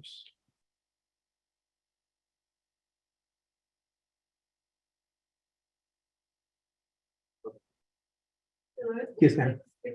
$66,958. If you go back to the beginning of our binder in our executive summary, it'll be outlined in there. Delegate Azar, do you have questions, other questions about? No. Thank you. On the last legislative concern, Chair and the program, would you be open to having all the adult text business units and not narrowing it just to the programs, because we have severe hiring issues and shouldn't the agency. I don't want to have it be that we're sometimes even prioritized behind other agencies. That will be perfectly fine. Okay, so when we introduce it, literally, the last legislative concern, but Chair just said that he's open to changing it to for all the adult text business units. So can you work on that for the Chair? Okay. And then the second thing is on the unmet needs budget. There's a supplemental appropriation that's made this year and included, I think, at least 3 of the agencies. I don't know if they went to all the agencies. Under Daltex. And that was that was your legislation. Yeah, was it June? Was it May? End of May. So. And, yeah, and a special session May, after, in the May, after it failed at. In April, then it brought it back in May. Okay, I wouldn't vote. is there a way that you could provide a report to us explaining what you are going to be able to accomplish out of Daltex with the supplemental allocation? And then explain how that ties into this 5.1 million. Because just spreading $1 million to each agency, to me, is a good appropriation sense, because I would like to say, okay, here's the estimated dollar value for the repairs and maintenance we're trying to accomplish. And I have to say, here's $1 million, do with what you can. Yeah, that's, I'd rather just be a little more data based. That's something the committee has passed as a priority in the past, so. Right now, I can't support that Daltex administration request just because I don't believe there's enough data, and that I think ties back into the supplemental allocation rate. I know some of that I think was repairs and maintenance, but it's in some places. Maybe, and then the other thing is vehicles. So on the good legislative concerns, but you guys are carrying those off from November, offered them last year. But on the vehicles one, you're aware, you know, the issue they're having in City of Bluefields right now, you know. So I would like to get another updated listing of like what the vehicle needs are, particularly in Arizona. I know New Mexico's been able to successfully get some vehicle appropriations in the state. That's the thing that the committee and the council can be pretty supportive of, is trying to figure out how to fund that. That's what and I just know, I'm not trying to just kind of course, I don't hear from the other agencies. I just know in central agency, we're giving high mileage and we need to replace some of those. And then I see two accountant the principal accountant SPPS. If you get that position in admin, do you 100% certain you're going to move the accountant position in board? Or do you think that this person now needs to be able to assist the person in board? Put a lot out here, but I just want to get it all at once. And then for specialized needs project, I vaguely remember this, but if you could send a one pager at some point on what precisely they're requesting, I think it's unpaid utility bills, but then an additional utilities hookup for these sites. I don't know if it's a type of connection. Right now, I can't support that as an unpaid use request, and I'd like to focus on Deltec, just because they're special IDs with a lot of external funding. I'd like to see the expenditure reports that I'm sure here before contextualizing. So, Chair, those are my comments and questions. I guess just saying for the record, I think I support the budget as it stands right now with the legislative concern modification. But I'd really like to see, I'd like a further refining of this budget, and I would just ask that you, Chair James, Ms. Morris, Mr. Lewis, all, and myself, and any of the committees I want to get refine this on this budget. That's the question. Give the time back over to the sponsor to respond. Thank you again, for that. We will work on that, and can you give us a time frame of when you would like to receive that information? For which items, like on the unmet needs budget side, or well, okay, legislative concern you addressed. And then for this administration one about the repairs and maintenance. Do you, can we ask your agent? Is that something you can get by tomorrow? I thought that we've asked so many times for the past couple of years for this information. When can you get it to us? How detailed do you want it? I guess what the dollar amounts would be per agency, and then by chapter or an estimate of the best that you can accomplish. I can get it to you by close of business tomorrow. Is that too late? Or is there? No, I mean, I guess to me, if we can just sort this out by the end of the week, but I don't know, Chair, what you're proposing for how we can look at excess personal savings fund, I mean, that and excess PTF and all the other things. If we can have it by as soon as possible, latest tomorrow. For close of business. Yes, there's most detail you can get on what you will be able to accomplish by the end of this fiscal year with supplemental appropriation. What additional unmet needs are for repairs and maintenance, contract for distribution, and then also on vehicles too, right? This is so nice.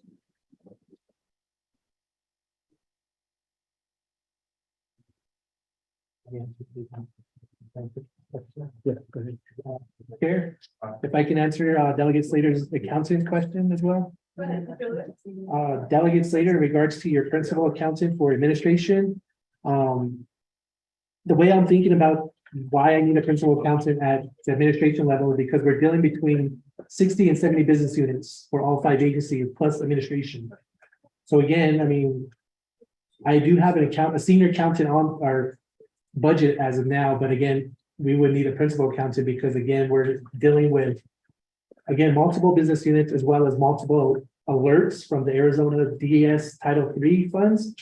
Because as Chair James mentioned that with our Title III, we get staggering funding throughout the year. Say come September 1st, we'll get an alert for an additional $150,000. 2 months later, they give us another alert for an additional $300,000. But the thing with, again, as Chair James mentioned, that our 164 process, we have to go through that process to accept the money. So the say alert 7 comes in, we get it through the system, another alert comes in 2 months later, we're still trying to figure out the first one to be in place, then we have to start again on 8. So again, my thinking of that principal accountant, that's where he or she will be able to help move that a lot faster. And in regards to fortifying agency accountant, 2 out of the 5 agencies do have budget accountants at the level, but 3 of them do not. That's Crown Point, or I'm sorry, Shiprock, Fort Defiance, and I'm sorry, I take that back. 3 out of 5. Those are the only 2 agencies that do not have accountants on staff. So again, as you can see in our net needs budget, I did request one for Shiprock and Fort Defiance for an accountant there at their level.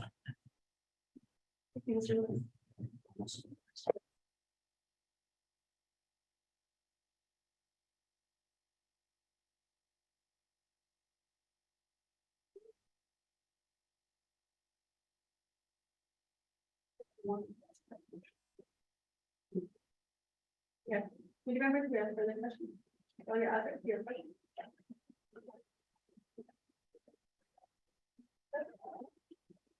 Well, you want to have them revisit or? What is it?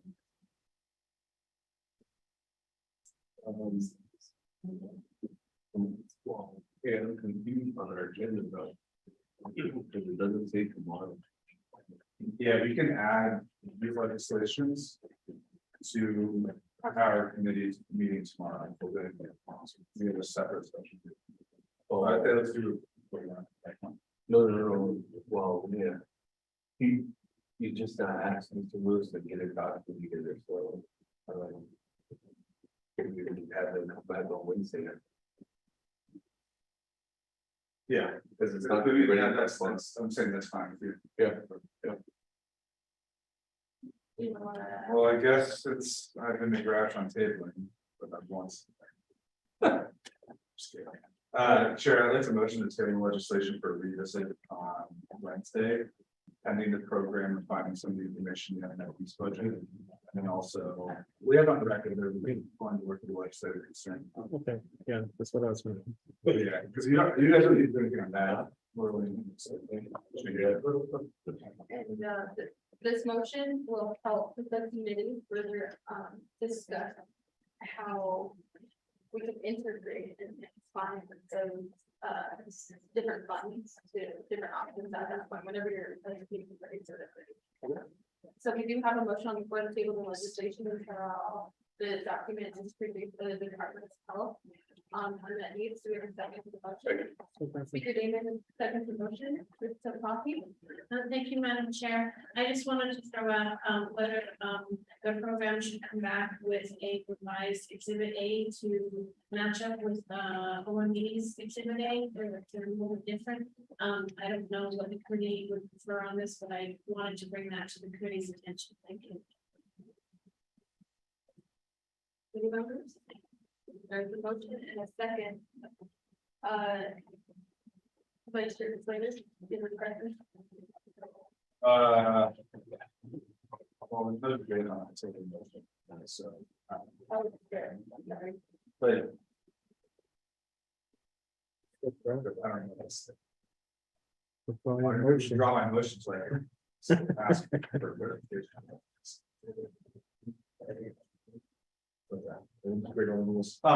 My assumption is that in the budget that passed the legislation includes the supplemental allocation. And that's why there's a deviation in the LNG report, which I think is just the base fiscal year 23 amount. That's the only difference between. And the fiduciary fund Not included. is not It's included not included, yeah. in the resolution. Yeah, exactly. Which. One is it? Yeah.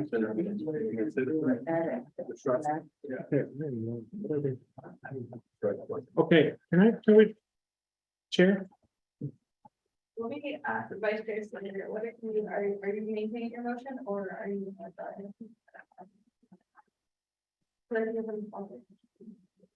I'll try my motion so we can just, sorry. Okay. Motion withdrawn. Chairman Dickey. Motion Withdraw.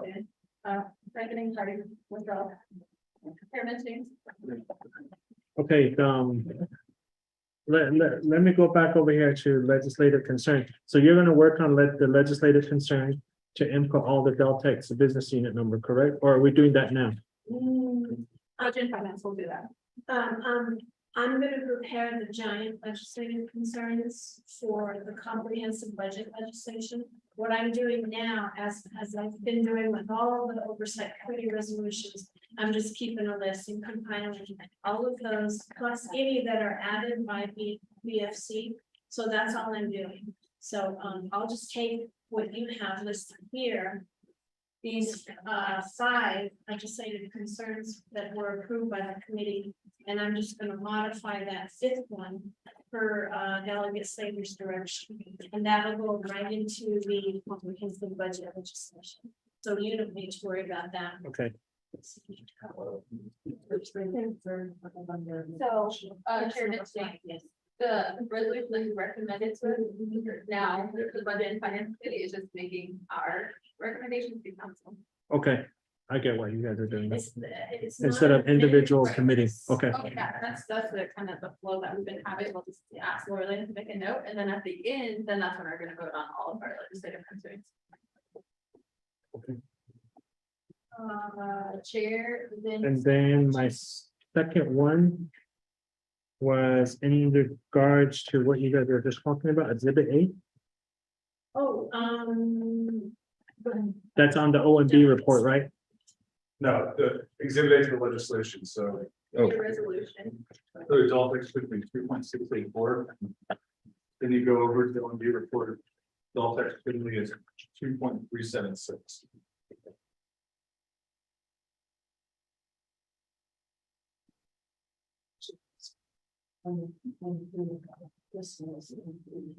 if you look at, this is only picture. Yes. That's exactly what my. And you take a look at the A. The biggest difference is that the exhibit A approved by Hess committee does not include its fiduciary fund. And OMB included that. Yeah, Go ahead, that's nice. okay.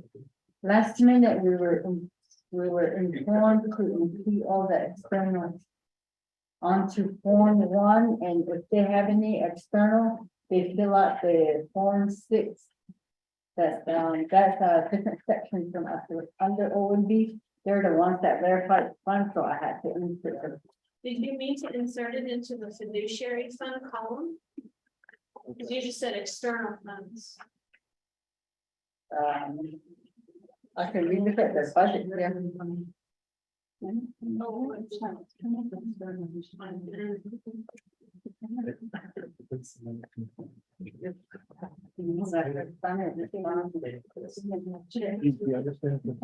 So here they added, but they didn't give us.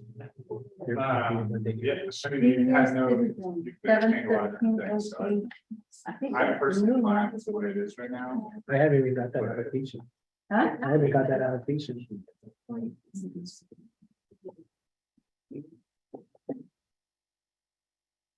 got the right budget.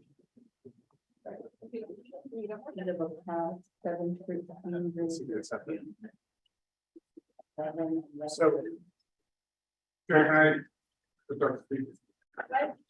Later, floor is yours.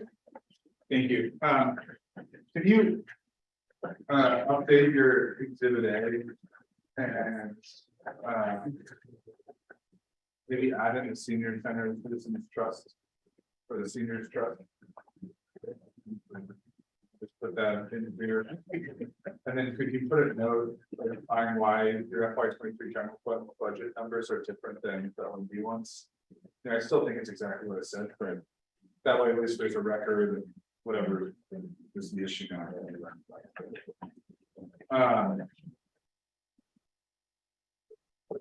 I think that's it, and then I kind of have to relook at my budget. I don't know who would fall under, but why do we have two different formats? Would be my question. It's actually the same formats, the columns and everything are the same. It's just my question is, I'm just pointing out there's differences in the dollar amounts. And the main difference is the fiduciary fund of $234,779. Right. Yeah, which I And can. so that's what we've been put together for their participation. So my question is, should the fiduciary fund amount this exhibit A be the one used for the comprehensive budget rather than the one approved by us? Is really the question I'm getting. But the formatting. May I, Chair? Yeah. This is the first time hearing about that allocation. I haven't received that allocation at Deltex level. what else? That 274,000, The Chevron. yeah, 234. the senior trust fund. 234,000? Yeah, I haven't received that I allocation. think you spend all the thing in a year, right? We're not accepting. Well, you were here at the beginning of this year? Yes, so I remember we got last year's, but this year FY24 special trust fund, I haven't got that allocation at my level. To actually do the budget forms. 9. Well, I think that's how to hear that. Chair, can we have give some time to Michelle Moore? Good afternoon, Chair, committee members, sorry for the confusion, there's been a rush to when we're presenting before that committee. Unfortunately, there was communication between the general fund people and their external business people. And we didn't discover that until we got to the general meeting. So we presented our budget to OMB prior to getting to HEF, and then they returned the general fund packet to full as is without limited request. Therefore, that's what we presented to the committee until after we presented to the committee, and now you see the issue of the funds there. So that's the reason why there's a discrepancy of it not being added initially. Unfortunately, that's what happened, and the committee voted on what was approved from OMB initially the day we were presenting to the committee. Now that there's an addition, we would request to update those documents and put it into the record as a updated document. So you're sending the right thing. And Haven't received it. Mr. Lewis has all the budget forms, and he has all the documents that we can get up to the committee probably by visit. It's just a one pager, I'm sure. We could pull up the document and just make the insert and make copies. So, or if you want an electronic copy. There. Yeah, so I'll motion to table legislation until for revisit on Wednesday. And allow the programs just update exhibit A. It's the only thing is adding in that senior citizen trust allocation this next year. And then confirm that your approved general fund budget account includes that additional allocation, just for the record. And that's why there's a discrepancy with the review report. And then the items that we discussed on the amendments, getting refining that information. Vice Chair Slater, do you want to second the motion? Speaker Davis, second the motion. Alex, do you have any questions? No. Oh, yeah, sorry. All right, let's not give you a roll call vote on the Greenlight motion. Yes, I'm sure we'll come up when we. All right, so I'm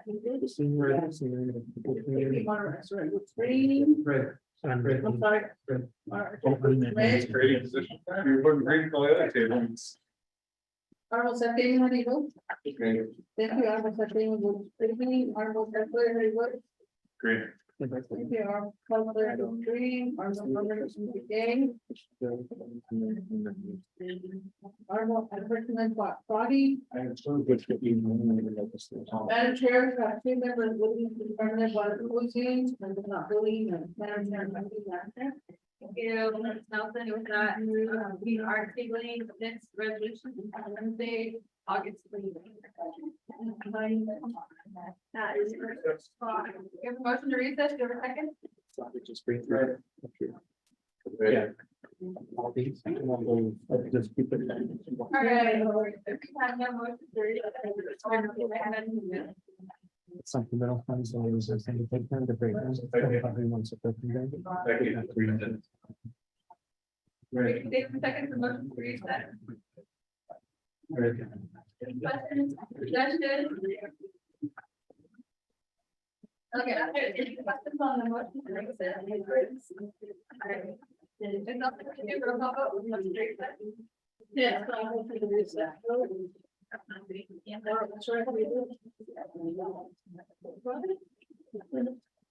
Okay, thank you. Now let's go to the screen. Arnold Secretary, Good evening. Arnold Secretary, thank you. Honorable For health. All right. Honorable Brigade. Madam Chair, we have three members voting on the term of the voting. We do, Nelson, that's how we take our recess today at 5:14. Being on Wednesday, but probably a budget at 9 AM. So,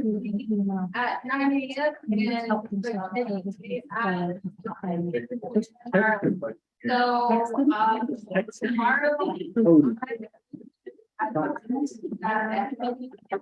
rather really get, then I would get resolutions tomorrow, because they will be in, and all of the business will be heard on Wednesday, August 23rd. The committee may add the items, the resolutions that were not heard, the third time around tomorrow, so I wanted to say that on record, and good night, everyone.